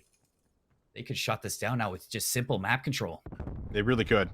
And I think Alessio knows. I think someone's inside of Art here. A little 360. Alessio's cracked, but Sauce will still find the gun battle win. And now Jay Zerk here will be able to chase for a second, so you're losing a bit of the defensive setup here that was set up inside of Art. And now all the remaining players have to retake through mid, have to retake from their side, but they're already on A, and ICC, they have a chance at a clean round. They're going to have to be careful if they die here. They're going to be spawning all the way in basketball courts, flooding on in now through the pillars. Marcus is going to find one. The flank, Priestley, inside Art. Time is of a factor. Snaps onto a second. One left player inside this hill. Working on that 3rd tick. Alessio still alive. Priestley in for the connection. Around the corner. Alessio ring around the Rosie. Has to snap back. Waiting for the reinforcements. Brandon's going to clean it out. St. Clair staying alive for now. And they get rid of J-Zerk. So a little bit of breathing. Little bit of breathing here, but the good news here, if you're attacking as ICC, you just need 1 more tick of progress. That is 1 clean wipe, and you will be able to lock in this very first round on control. Let's see how they decide to break this one down. Big Head's going to get tagged with a nade, so that will slow them down for a second, but you still got 55 seconds left. Sauce finds himself in a very strong position. He's going to go for the challenge and is able to take away 1. So you lose the middle of the map, but now retaking Art is here. It's all about St. Clair just holding their numbers. They cannot go down. Sauce pushes from one power angle to another now. All the way up in this. Player sneaks aside as J-Zerk inside this hill now for the condition. Is going to win a big one-on-one. The trade is there from Sauce. Snaps to a second. St. Clair now 34 seconds to hold on. They have a life lead. They have the site control, and they're keeping it going. Marcus to fall. Big Head a second. 3 in the feed, although it is a team kill now. They can really lock this down and shut down the round because ICC, they just have to keep flooding in, and only with 7 lives, it's just not enough.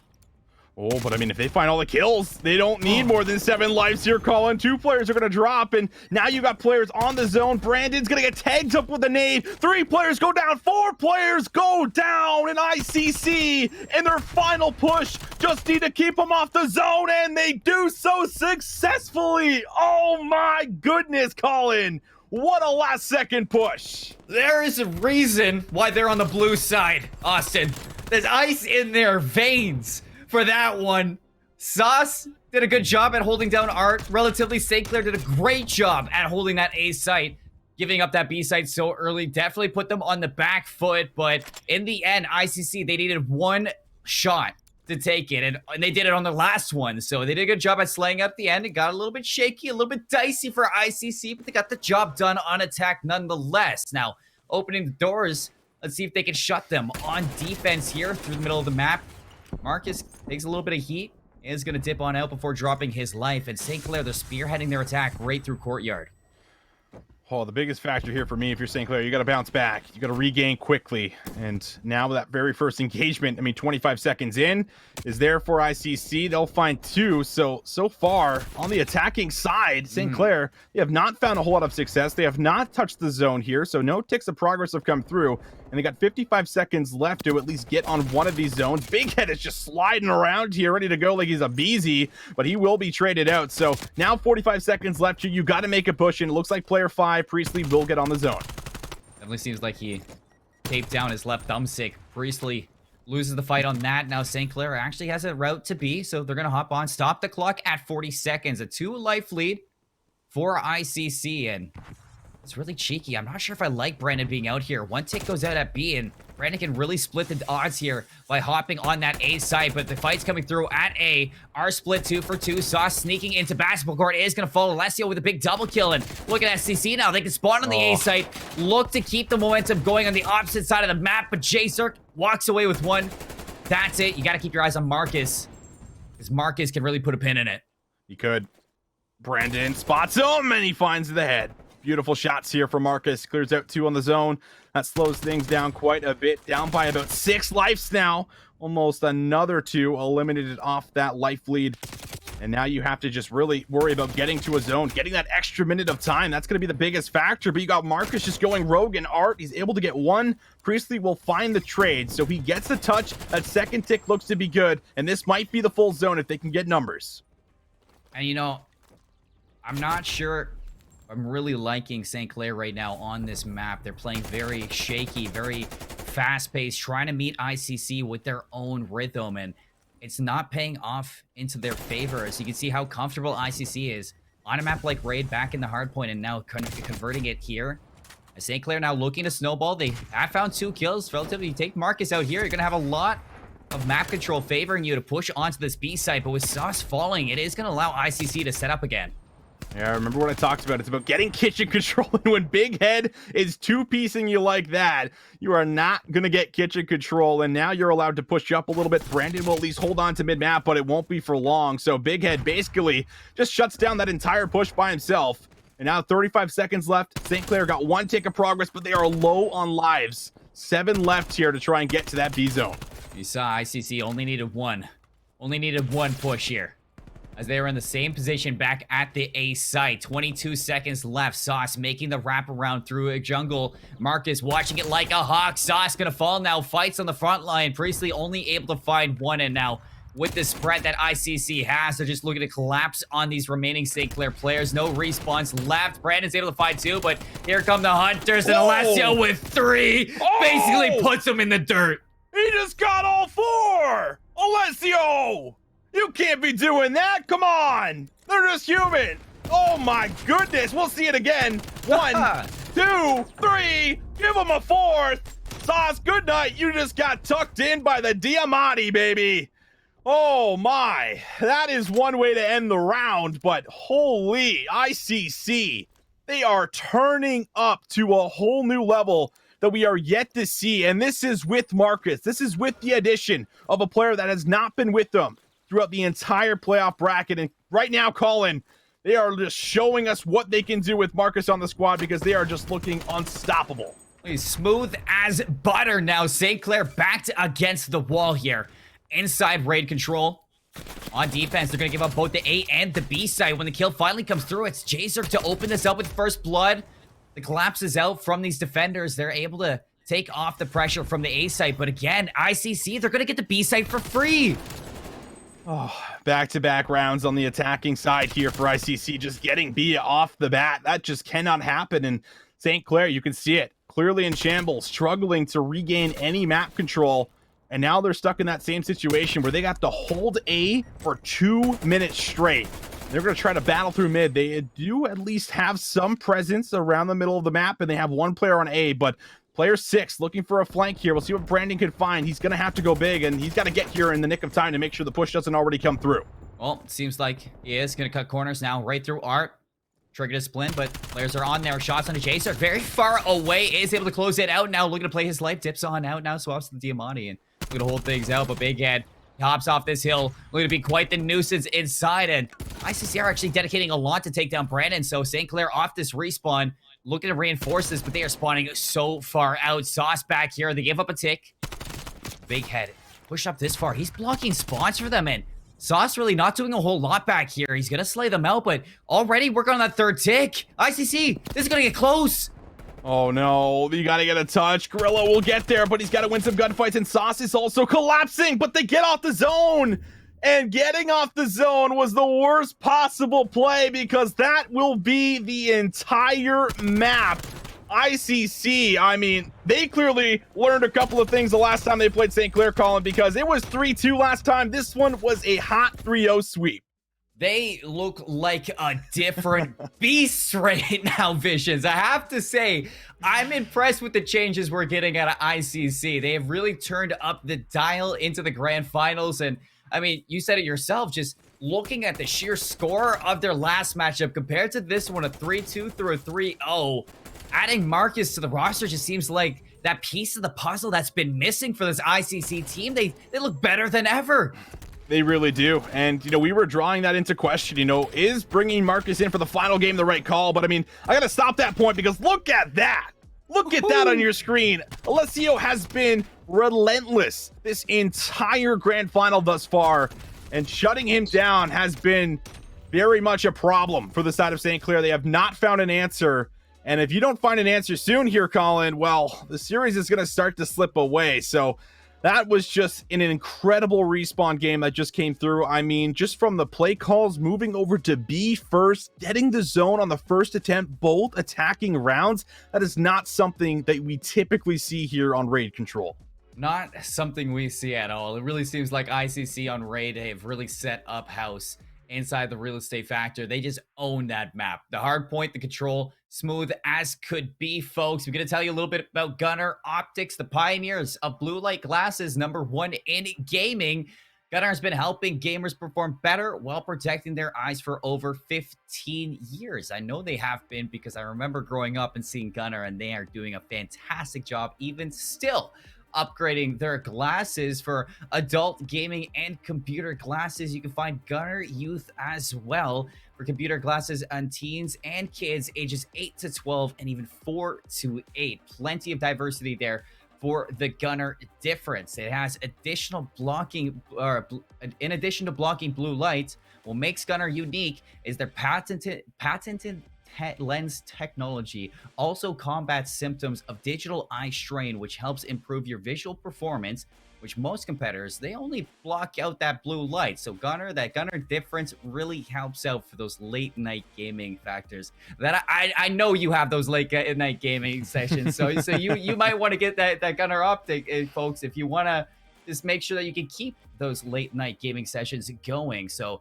if you're looking at why to get this for digital eye strain, well, digital eye strain is caused by staring at a digital device for way too long, which in turn causes headaches, dry eyes, blurred vision, gritty eyes, and etc. If you want to look up the rest of the symptoms, but if you want to look at Gunnar, it's really helpful for those late night gaming sessions or just for gaming sessions in total. Staring at your phone, staring at your laptop for work, staring at your computer for playing Call of Duty all night long. Folks, go check out Gunnar. They're big, proud sponsor here for the NACE Starleague Finals. We're going to head to a break, and when we come back, map #4 on the horizon.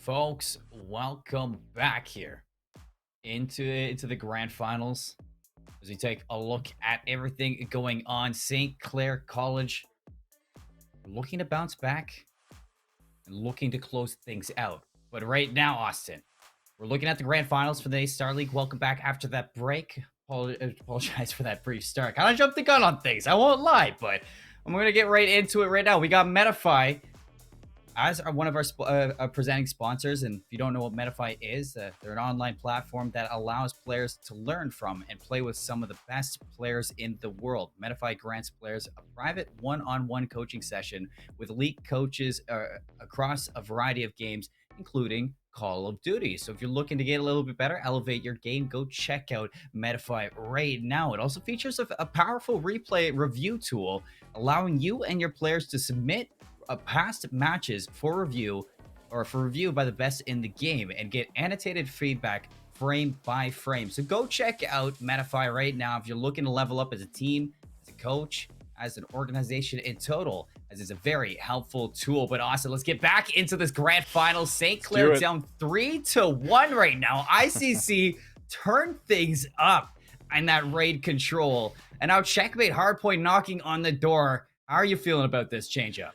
I mean, coming into Checkmate, I feel like it is a lot different from Raid. It is just a lot of gunny that tends to take place. Then, of course, that fight over the middle of the plane, that's that your subs are going to constantly be fighting for. But this really does come a lot down to, how well your ARs are doing. And so far, it feels like the ARs for ICC actually have been just a tad bit better. So this is going to be a true test here for St. Clair, because this is a map that you just are going to have to be on top of your rotations. But more importantly, you have to make sure you're holding time when you set up first. And if you're being broken really easily, you're going to find yourself struggling on a map load combination like Checkmate Hardpoint here. So I'm sure St. Clair, got to be a little bit frustrated with that last map, but this is their chance to bounce back. There is still a chance to extend this series very long. Remember, it has to be 5 map wins here. So getting this one, I feel like, is crucial, because going down 4-1, Colin, that's just never a spot any team ever wants to be in. And now when you're looking at kind of that what happened in Raid as St. Clair College, you just had a break too, so luckily the worst of it happened before a break. You had a chance to sit back as a team, kind of talk about things, what went wrong inside that Raid control. I feel a lot of it was their presence inside of it. I saw a lot from that Raid hardpoint reflecting inside the Raid control and how passive they've been in grand finals. It almost looks like they're afraid to kind of put some pressure on ICC in certain situations. I'd like to see them kind of break through that in this, kind of grow some confidence. We saw how comfortable they were in Moscow Search and Destroy in that map number 2.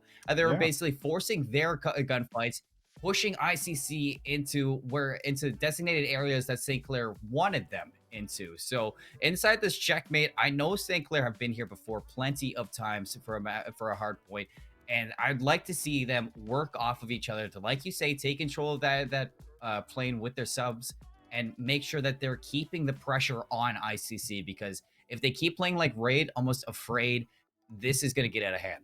Yeah, it very much could get out of hand quite quickly. And I mean, I also just want to see a little bit more teamwork and everyone listening to the same call, because we go back to at least what happened on that Raid hardpoint. And there was a moment in time where they had called to 4-hit, the scrap time, and then they ended up losing out on the scrap time. 2 players didn't fully commit to it because they thought that they had it. So they started the rotation and they ended up fumbling the entire play, losing the scrap time, losing the rotation. And that's what really costed them the entire map. So I feel like you really have to make sure that you're making the correct calls, especially on Checkmate, man, because if you make a bad call and you end up getting punished, you end up spawning out, I mean, that could be the last of it for as far as, how this map can snowball out of control and how you can chain hills together on this map. So we'll see what they can do here for us, Colin, but we're calling on the ARs. The ARs gotta show up here for us. Let's see if they can do it. Yes, we are. You're looking at Gorilla and Priestley for St. Clair, and already Priestley opens it up with first blood. The stick other way, back and forth into the kill feed. Still, the connection going to be on 4. Leslie's going to lead the charge back on in. Big Head still keeping his toe through for ICC. Looking to hold on to these preferred sides, as well as you see those blue arrows on the right side of the minimap. It's going to be very crucial for the rotation to Hill 2. But inside P1, St. Clair, they find the break. Still 30 seconds to be had, and plenty of time to take your lead through. Jazer, perfect timing to get into it. Only good for 1. Only good for 1. St. Clair, they've been solid thus far. And they do have to worry about flipping up the spawns at some point in time. But if they can get away with a good 40 seconds off of this hill, which looks like that might be the case, unless Alessio decides to get a little mixy here. But his teammates actually win a couple of key gunfights, so that will enable him. But Sauce will shut him down. So the scrap sign goes over. St. Clair going to find themselves up by about 40 points. But now they got to start working through the defense here and try to flip out the spawns. Yes, they do, Brandon. Run the van. Cuts down by Jazark on top of that Finn.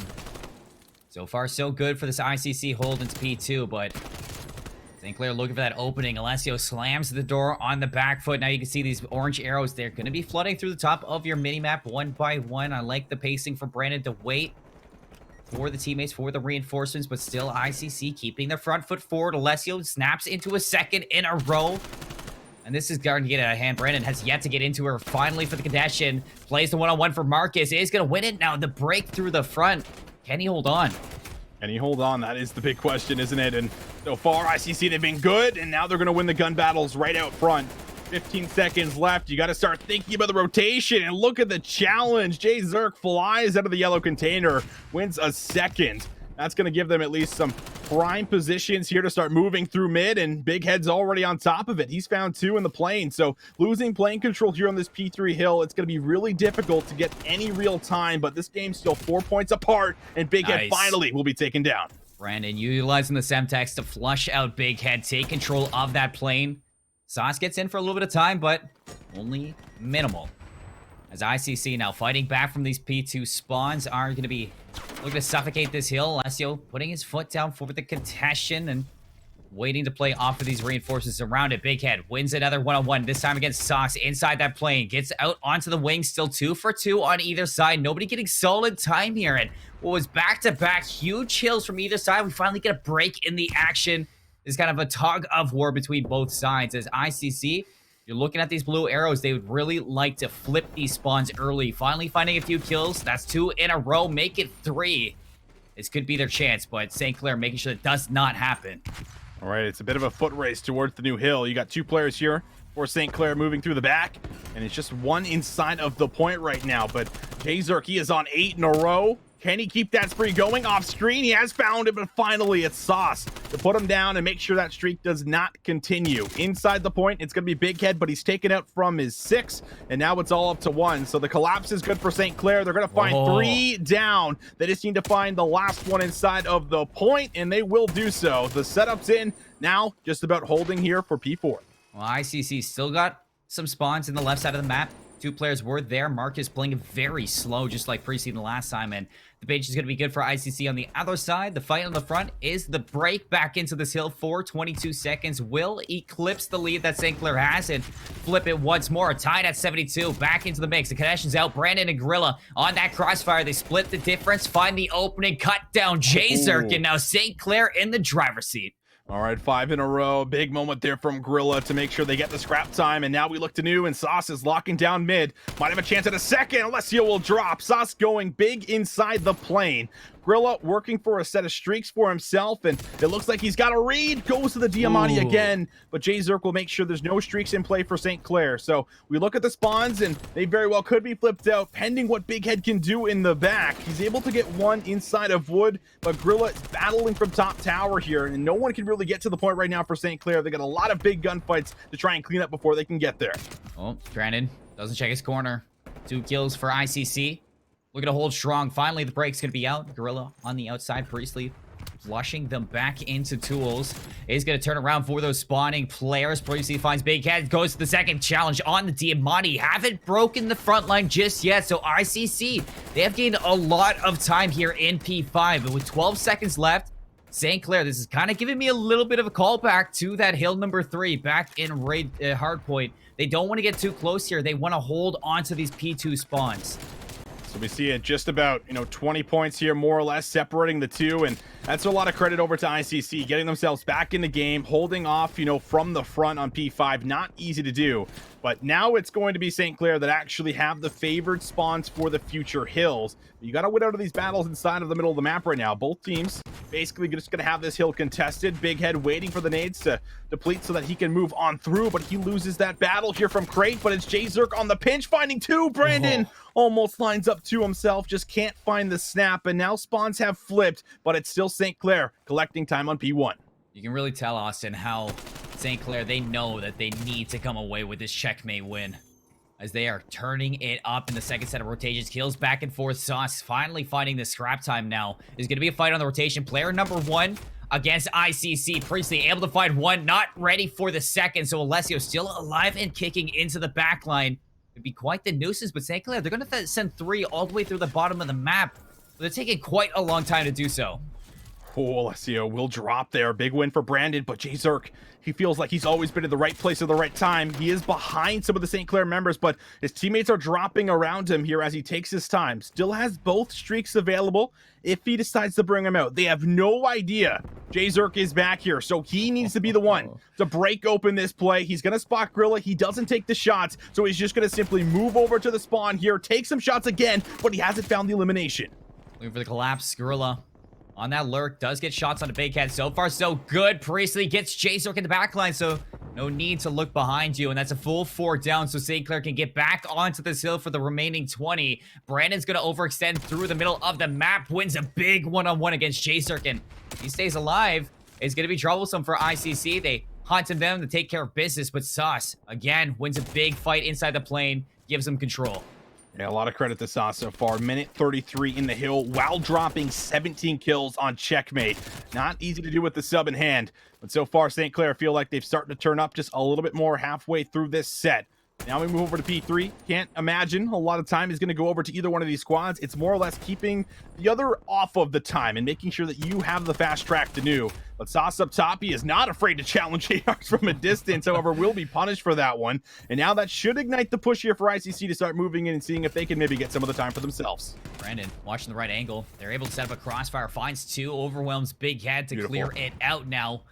Flawless, seamless to get into that, and now St. Clair, they can start to take their lead to the next level, already about 30 points ahead now.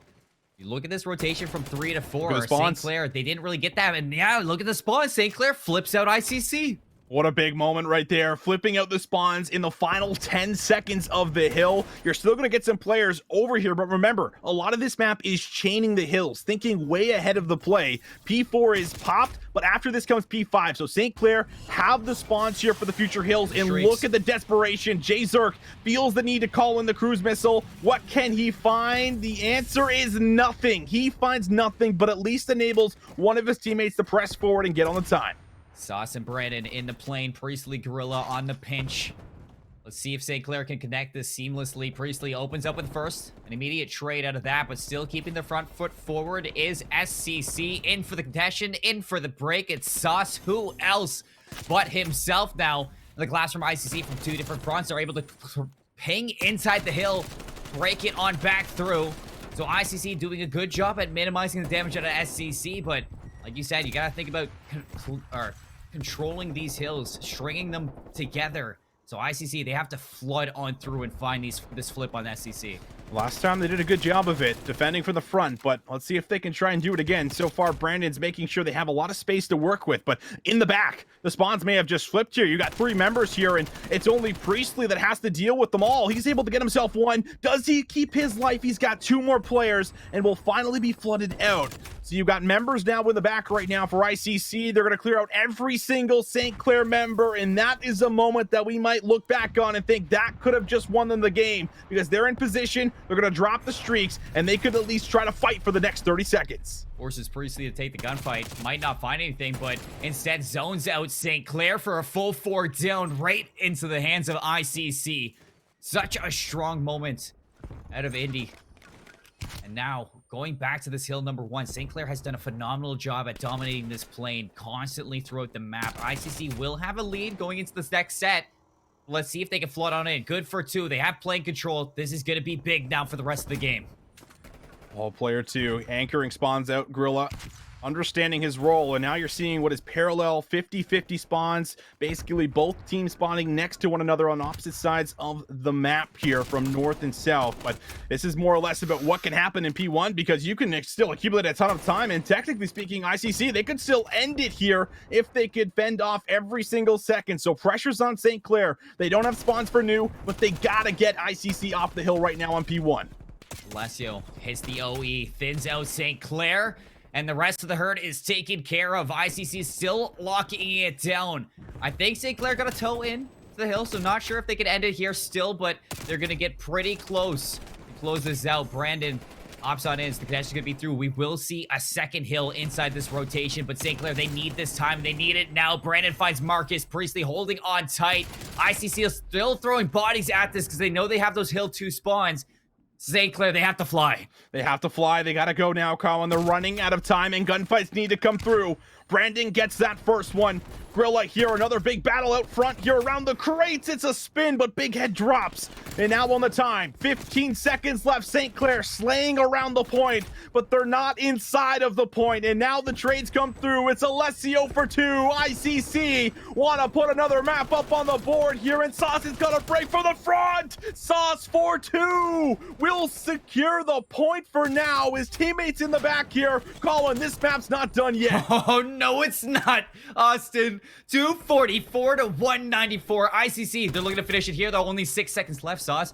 What a win now, relatively. ICC, they just give this up. Set up for next and end it in the hill number 3. But Jacer gets the spawn. They're going to go for this. Alessio, all the way in the back end for the connection, wins the one-on-one. He's in the hill. 5 seconds left. Sauce, he has to get going. The crossfire's going to be there. ICC need 1, and there it is. They close out. Checkmate, just 1 break needed, and as seamless as could be. Oh, man. I can't take it anymore, Colin. These hard points, man, on a knife's edge, but it's ICC that have just been a step above, a cut above. You see it in these final moments over and over again, just clutching up, making sure they bring in the maps. And they've been doing a fantastic job of it thus far.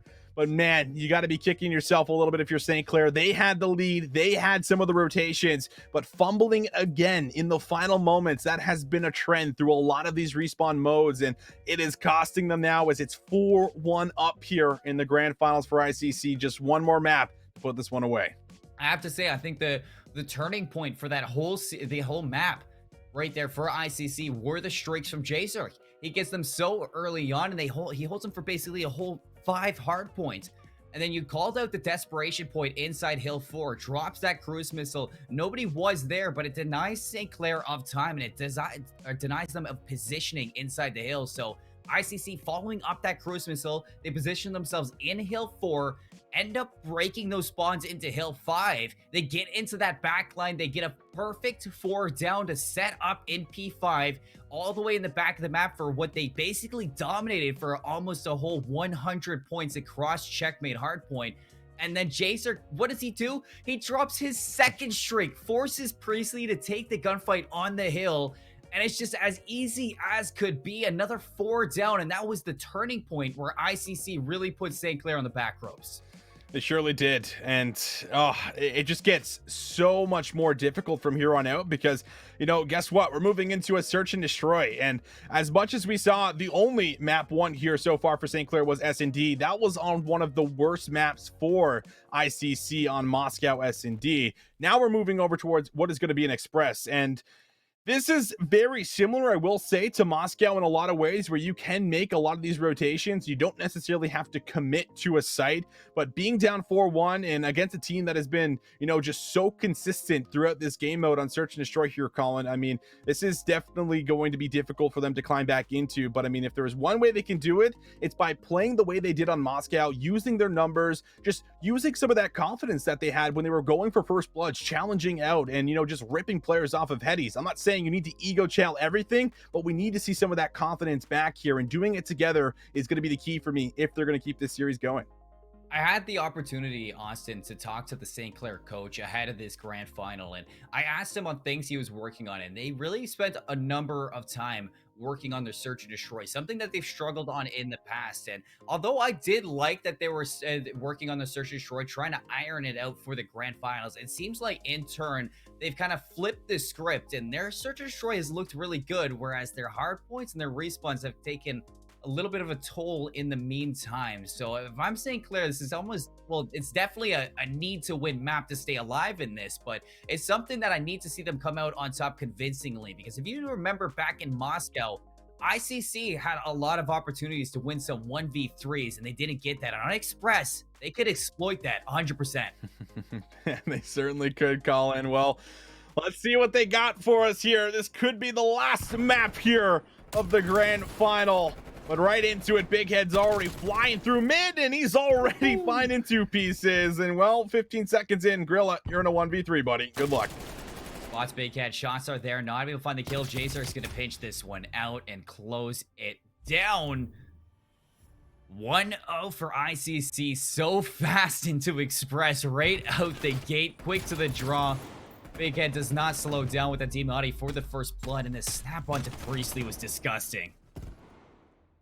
It sure was. Coming through with just utter aggression. Now, if you're St. Clair, you got to take note of that here. I think it's so important to try to milk the clock a little bit here in round 2. Figure out how ICC is playing here on the defensive round. Let's work some picks. Let's just not try to rush the gun, not try to force anything, but feels like they're going to try it anyway. So let's see if they can get control of the site. If you do get control of B, you can play for a fast plant here, but you have to watch Ticket Booth. This position here from Alessio, he could spoil the whole play. Alessio pops up. Shots on. Bomb yet to go down. That nade's going to be quite chunky. Snaps around the side. Finds Sauce. 2 down. Almost a third. Keep your eye on Jacer because he's going to reap the benefits of that damaging attack Alessio had. And chips away at enough of the health from St. Clair that when Jacer presents himself, it's as easy as could be. Practically a flawless second round at ICC. It was a clean round, and I mean, it just goes back to, what I just touched on. You're playing into ICC right now. They want you to get onto a site fast because they are just running at you. They're not respecting you. They're sprinting, ready to snap on you. And you're seeing the cause of that here, where Big Head is 3-0, one of the aggressive subs so far, finding a lot of value. And you have to now shut things down on the defense as Brandon is going to be in the prime position around A to make sure that he can, in fact, get information. You have that bomb inching up closer and closer, but you have player 5 here for St. Clair. That's Gorilla. You got to keep your eye on him to make sure that he's giving the callouts and he's providing cover fire, and it's Brandon. Finds the first one. Sauce. Jazer plays that so well, so patiently in the backline that he's going to find the equalizer. Brandon keeping the numbers in favor of St. Clair College, though, dropping Marcus. Now, look how disconnected Jazer and Big Head is. It is going to take quite a bit of time for the two of them to reconnect with each other, but Big Head seems like he still wants to take a swing at this site, but what he doesn't know is he's about to walk into the danger zone. See if Big Head can try to finesse his way out of this one. He does survive. Ooh. Position, of course, going to be known, and that means that Grilla will be able to collapse, and now the pinch from the back. Jay Zerk finds one. This would be for a 1 versus 3. Now 2 members remaining on the map, but has to get to that bomb.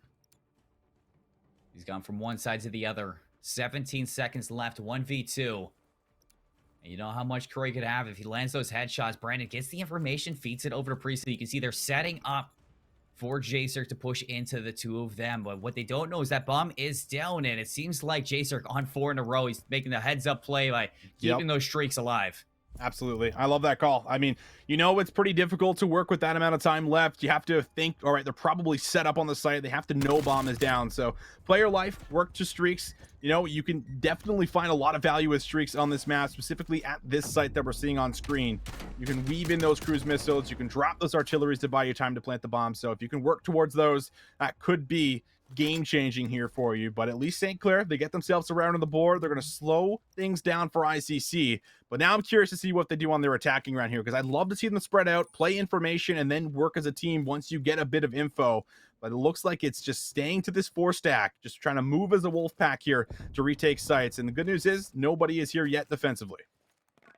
Takes a gamble, and it's going to pay off, but ICC quick to the regress. See Alessio overextending. Eyes on Gorilla is going to get in and out with that info, but hairs is what kind of St. Clair and ICC are brushing by each other right now. His bomb's going to go down at A. Big Head, he can shut this down. No, the bomb goes down, loses the life. Priestley on the trade, and that's 3-3. Oh, that's going to be now a 2 versus 3. J-Zerk finds one, but Brandon gets the trade, and now it's a 1 versus 2. Brandon on 3 in a row. Can he clutch up and go big? Marcus says no. Shuts it down. And now ICC, they're going to keep the train rolling, and they're going to be up by a couple of rounds once again. Up by 2. I have to say, a big difference maker inside Express that was the highlight of Moscow is Sauce. An uncharacteristic game right now in Search and Destroy for Trent, and I think that is definitely going to be something we need to see out of St. Clair if they're going to pull this back. Sauce needs to pick it up for the team. As an aggressive submachine gun player on a map like Express, he needs to take the mantle where Brandon's basically carrying the team at the moment for St. Clair. 0-4 is just not acceptable right now when you're backed up. So my eyes are going to be on Sauce to pull this one back. On defense, St. Clair, they haven't looked too bad other than that first round when they got caught off by the aggression. The bomb not going to be picked up at an ICC, and they're going to be like pretty passive right off the start. Finally slowing down a bit for us. As Brandon, you got to be careful peeking here. He's going to get across. Going to find himself in a pretty decent position. If the player hops up, they very well probably just walk over him. And if they come right in front of the ladder, he'll find the kill, but they're moving just ever so carefully through the bottom of lockers right now, trying to work for the plant. They have not cleared out top, so Brandon could find great timing here. Finds Alessio. Ooh. They will both see each other. He tries to fly out, but the chase is there, and the first blood is good for ICC. Big Head plays that so good. Expects Brandon to try to reconnect with his team, put some shots at him, forces it back to Alessio. Now that's numbers advantage. 39 seconds left. I like this call. It seems like they're going to give up the A site for a little bit, try to force St. Clair to bait them over to the B site, or kind of keep their heads turning. Gorilla is going to be the lone player at this B site. Player number 2, J-Zerk, has snuck right through enemy lines, so Gorilla's got to go big here. Only good for 1. It's a 3v2. 20 seconds left. Priestley on the trays. Big Head now. 1v2 for ICC. Sauce last alive. Can he clutch up? Spots the bomb carrier, but Big Head keeps ICC ahead. Big head, big brain, baby. He has just been electric in some of these close quarter moments, these final moments that just depend on making a play quite quickly. Here's another moment of it. 3 kills in this final kill cam to solidify another round. Sauce just not ready for him to fly at a ticket booth. Gets really close to the gunfight, and even some Diamante shots there in the end, Colin, letting him know as Big Head really cleans up that round. ICC now 2 rounds away from being champions. Big Head 7-2. What a series out of him so far. Same with Alessio. I mean, 4-2, not flashy, but doing the job now. Gonna meet this fire with fire. Big Head right inside ticket booth. The trays are gonna be through on either side. 3v3. A lot of chaos right now inside that ticket booth. Sauce gonna put that bomb down. Big Head still in the trade. Priestley's gonna put them back to an equal 2-on-2, and I need Gorilla to play this patiently. The bomb is down, but I don't want to see him drop the ball. Gorilla is going to slide through. 74 unit to work with in his back pocket. So weapon diversity going to be good no matter where you go, as long as Gorilla is alive. And it looks like they are playing for this B plant. Gorilla's going to try to clear out ticket booth, clear out the front. Marcus is simply holding and waiting for Alessio to be the one to make the play here, but it looks like maybe a last-second decision could be made to start rotating over to A, and Priestley's going to follow him here, so they're going to make the call. It's a matter of what Marcus can find, and it feels like he might know. This is a big call, too, from St. Clair because Alessio was on the wrap back to B, so that A side relatively open. However, it's going to leave you susceptible to a pinch. As both players on either side of the field, Alessio's going to take the fight in lockers. Priestley, what a win now. Marcus, 1v2. Can he win it out for his team? Can he send them to 5? As he's going to be flipped now, back on the retake, 1v2. 40 seconds to make it happen. Eyes on Priestley up top. Information's going to be given away. As St. Clair can play this ever so slowly with Bomb facing that TV room. Marcus, his hand's going to be forced. He's got to make a play. He's got to hop up. I think he realizes it now. Nobody's challenging. No one's over peeking. And now Gorilla with the bad timing flies out. But is he going to get the 1v1 Marcus? Oh, no. Can he get him in time? Priestley is finessing, and he will find the kill. But, oh, boy, I'm sure the St. Clair boys holding their breath in those final moments because that was almost a 1v2 that should have never have happened. Gorilla went for, like, the ninja. that was wild. From the top ropes, not even a trade in sight for Priestley. A little bit slow to that one, but St. Clair, they stay alive here. They keep ICC away from their 5th. Now back onto defense. Let's see what changes are made for either team. Bomb left behind a little bit, but it looks like ICC going to send all 4 down into the pit. Gorilla's going to be watching this from one side, and Sauce is going to be right into the danger zone. Can he get out? No. Oh, Sauce has just joined the agency. He is now 0-7, and everybody else falls around him. Brandon's like, guys, where did you go? 1 versus 4, and well, now they know exactly where he is. Alessio going for the ego chow will be punished, but still 35 seconds left with a submachine gun. It is not going to be easy to try and break down. Especially because look at Big Head's positioning. Just outside on the train. Jacer can take the booth, basically picture perfect setup if you're looking at that mini-map for ICC. Brandon taking some heat from behind. They know exactly where he is. 16 seconds. Not gonna be the case, Brandon. You've had a fantastic game so far, but this just seems a little bit too far of a reach right now. So as the time dwindles down, so does the health of Brandon. ICC now on match point for the grand finals.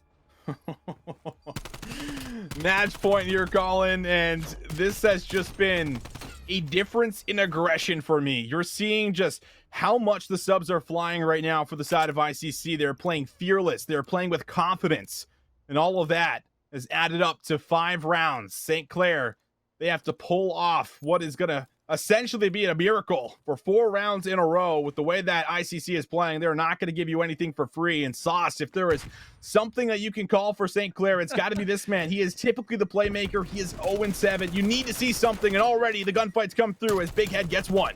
Oh, Sauce! Welcome to the grand finals. Flips things over. A big 2-piece now. Puts the numbers in favor of St. Clair, and they are going to get out with that. Take what they got. And Jazerk, oh, Jazerk's in such a good position. Can he get this bomb down, Sauce? Oh, doesn't cross streams right now with Jazerk's sight lines, but pretty soon he's going to. The gunfight. Jazerk finds 1. Gets hit with his life. No trade just yet, but finally Brandon able to peek out the middle of the map here. Finds it. Marcus will go down. And finally, it's there, Colin. You needed Sauce to show up. He finds and lines up 2. And that is a moment that we'll see here again from the agency to 2 on the board. A big moment here out of the sub to make sure you're staying alive. But now that's the first one done, but you still got 3 to go. So plenty of work here on out. And ICC, they're back in the attack. This is where they have been relentless. Listen. Sorry, I apologize in advance, but I slandered Optic once. Let me do it again. Y'all remember what happened back in Black Ops 2 if you're a veteran. And that was a wilder comeback than what we got right now. 5-3, St. Clair, they stay alive. Sauce, once again, just on this head glitch. Jazerk's gonna pull first blood. They know exactly where Sauce is, so look to overwhelm him on the staircase. Big Head catches him from behind. Priestley drops Brendan. Last alive right now. 1v4. Brandon finds that first one, but Colin, this would be a miracle. He has to get through 3 more players. The bomb is going down. He's got to play 1v3 retake. Yes, he does. Bomb planted.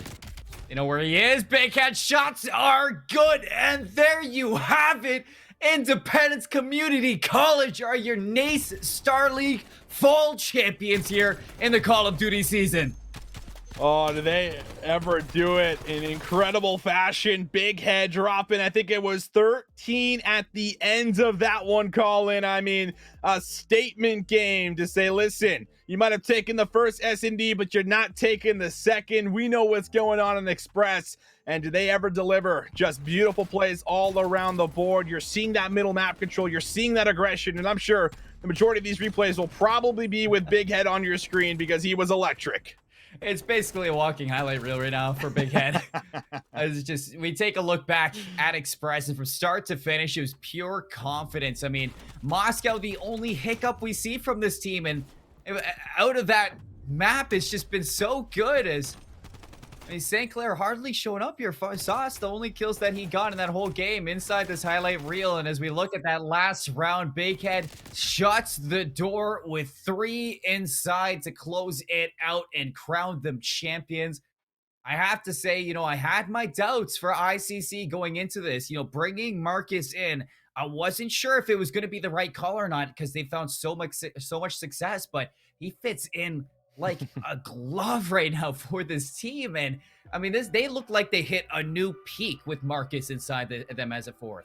They were certainly playing on, you know, a level that we just haven't seen. I think I touched on that, you know, after watching the first couple of maps. There was just a different type of ICC that we're getting in this grand final, and St. Clair unable to match it. And I feel like, you know, the biggest part of it was in the final moments of the majority of these maps, because you go back and, you know, the 5-1 that we're seeing in the scoreline here does not tell the whole story. There was a lot of really close maps, but it came down to clutching up, icing up, going big in those final moments to make sure that they don't give away a map to St. Clair. And, you know, we've seen St. Clair ice up in those situations before, but they were unable to do it here in the grand finals. And that was the difference between both of these squads on the day. So as you said it, big congratulations here to ICC. Very well deserved. They played lights out COD the entire grand final, and I'm sure they're gonna be very happy about all the cash that they just collected here on the win.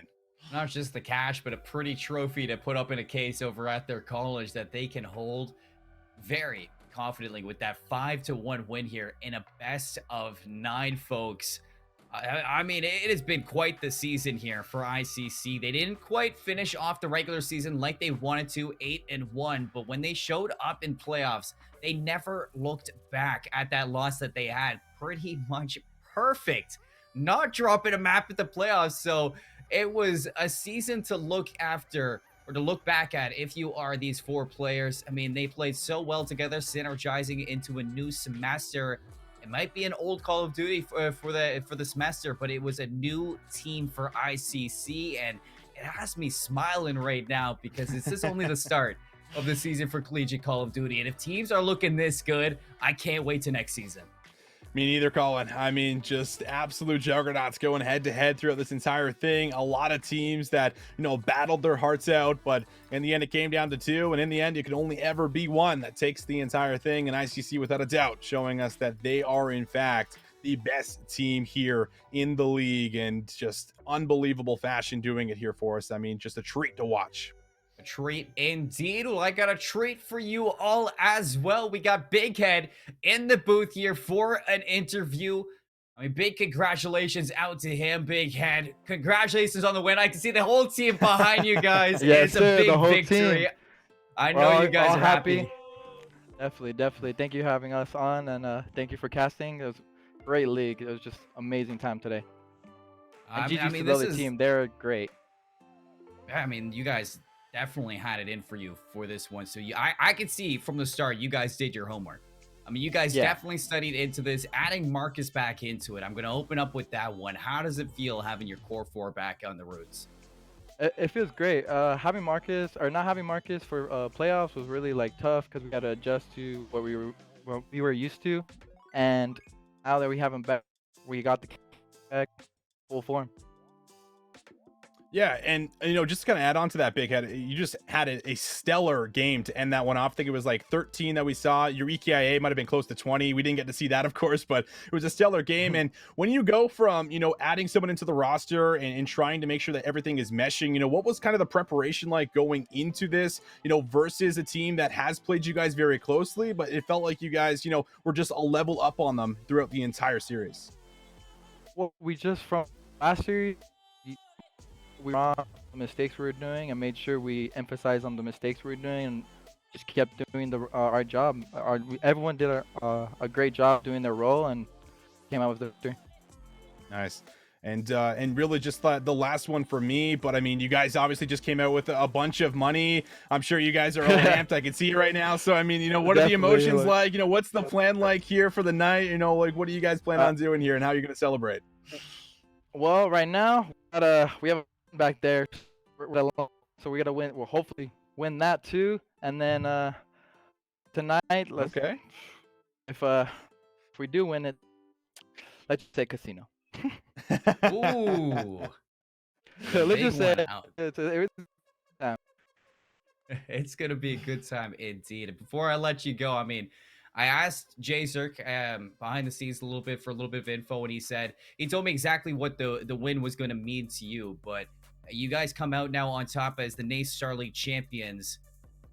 What does this mean to you guys, really? It means a ton. In our first league, new player, he played a week. Beforehand, we were great friends.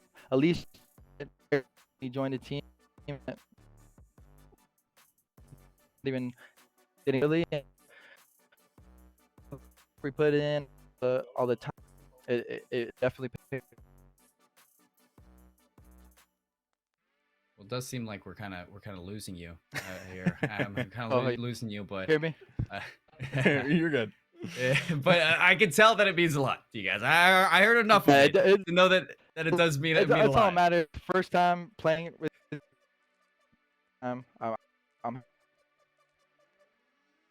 Well, I'm not gonna let it go any farther because we are losing you. I'm just gonna one last congratulations for the win. You guys go celebrate. I know you guys got plans. I don't want to keep you for too long. Appreciate you guys staying. I appreciate everyone watching and go ICC Fire. It's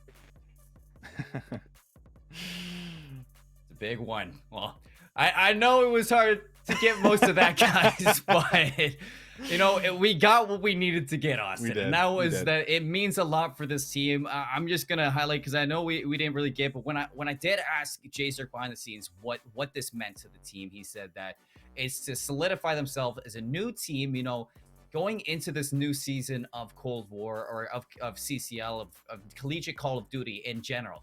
They wanted to make sure that they could prove that they are a top contender. And honestly, with that win, they definitely have solidified themselves as a top contender. I mean, they certainly have. Like, you just take away that series and you look at the back and forth that was happening between St. Clair and ICC, throughout a lot of this playoff bracket. And every single time ICC came out, looking like the favorite, looking like the better team, playing like the better team. And you look at some of those lower matches that St. Clair were playing through, there were 3-0s. So they certainly made the argument that they deserved to be the team to go up against them. They just didn't bring it on the day. And ICC, I mean, you give them just a little bit of breathing room and they'll just take it all because they were just relentless. As I was saying, they were able to carry that momentum through map to map to map, just looking better. And you just compare that to some of the map mode combinations that they played in the semifinal in the upper bracket, and it just looked so much cleaner, so much more crisp. And that's what you love to see out of a team that wants it, wants to be able to come here and show that they are the best team. And they did that today. So again, congratulations to them. And they get to hoist that trophy. They get to put it there in the school. And on top of it, they get a good amount of money again here that they can put to tuition, they can put towards celebrating whatever they want. It is all theirs. To the CO even maybe. Yeah, hush. If they want to do it so. But you know what? I can't wait to see what's up next for these ICC fellows. Before we let go, folks, I want to tell you a little bit about Mavix chairs, which are designed with gaming in mind. Locking wheels to keep you in place, cooling and breathable fabrics to keep your body and butt dry, deep recline to allow your body to go super far back, and most importantly, ergonomics. Our chairs put you in a proper ergonomic position that helps increase blood flow and reduce stress. Our models range in price, so we have an option for everyone, no matter their budget or gaming level. We offer 0% monthly financing through a firm, making our chairs about $1 a day. The If you promote, we can look at the CC or the CSL has given us a promo code as well. So if you go to mavix.com/CSL and use promo code CSL55, you can get $55 off a Mavix chair. That's mavix.com/CSL. It's going to be a big one. And not only that, but we're excited to have the Future to be the official. We're excited to have Future to be the official fitness partner of CSL Esports. Future's mission is to inspire and engage people in lifelong health, one fitness session at a time, and are excited to bring our service to the esports community. They use a combination of technology, content, and elite personal trainers to empower our members through fitness. Not just an app, not just a personal trainer. This is the future of fitness. Visit them at www.tryfitness.com/CSL for a free consultation. Austin, the grand finals were wild. ICC came out swinging. Big shout out to St. Clair College. I mean, they had quite the series, but you know, all good things must come to an end. It's been quite the show, bringing you on as my co-caster, having Jesse in for the preseason. It was all great. Big shout out to NACE for putting this all together, folks. But I can't wait to see you all next season for some more Call of Duty. This is going to be the end of the show. Have a fantastic night.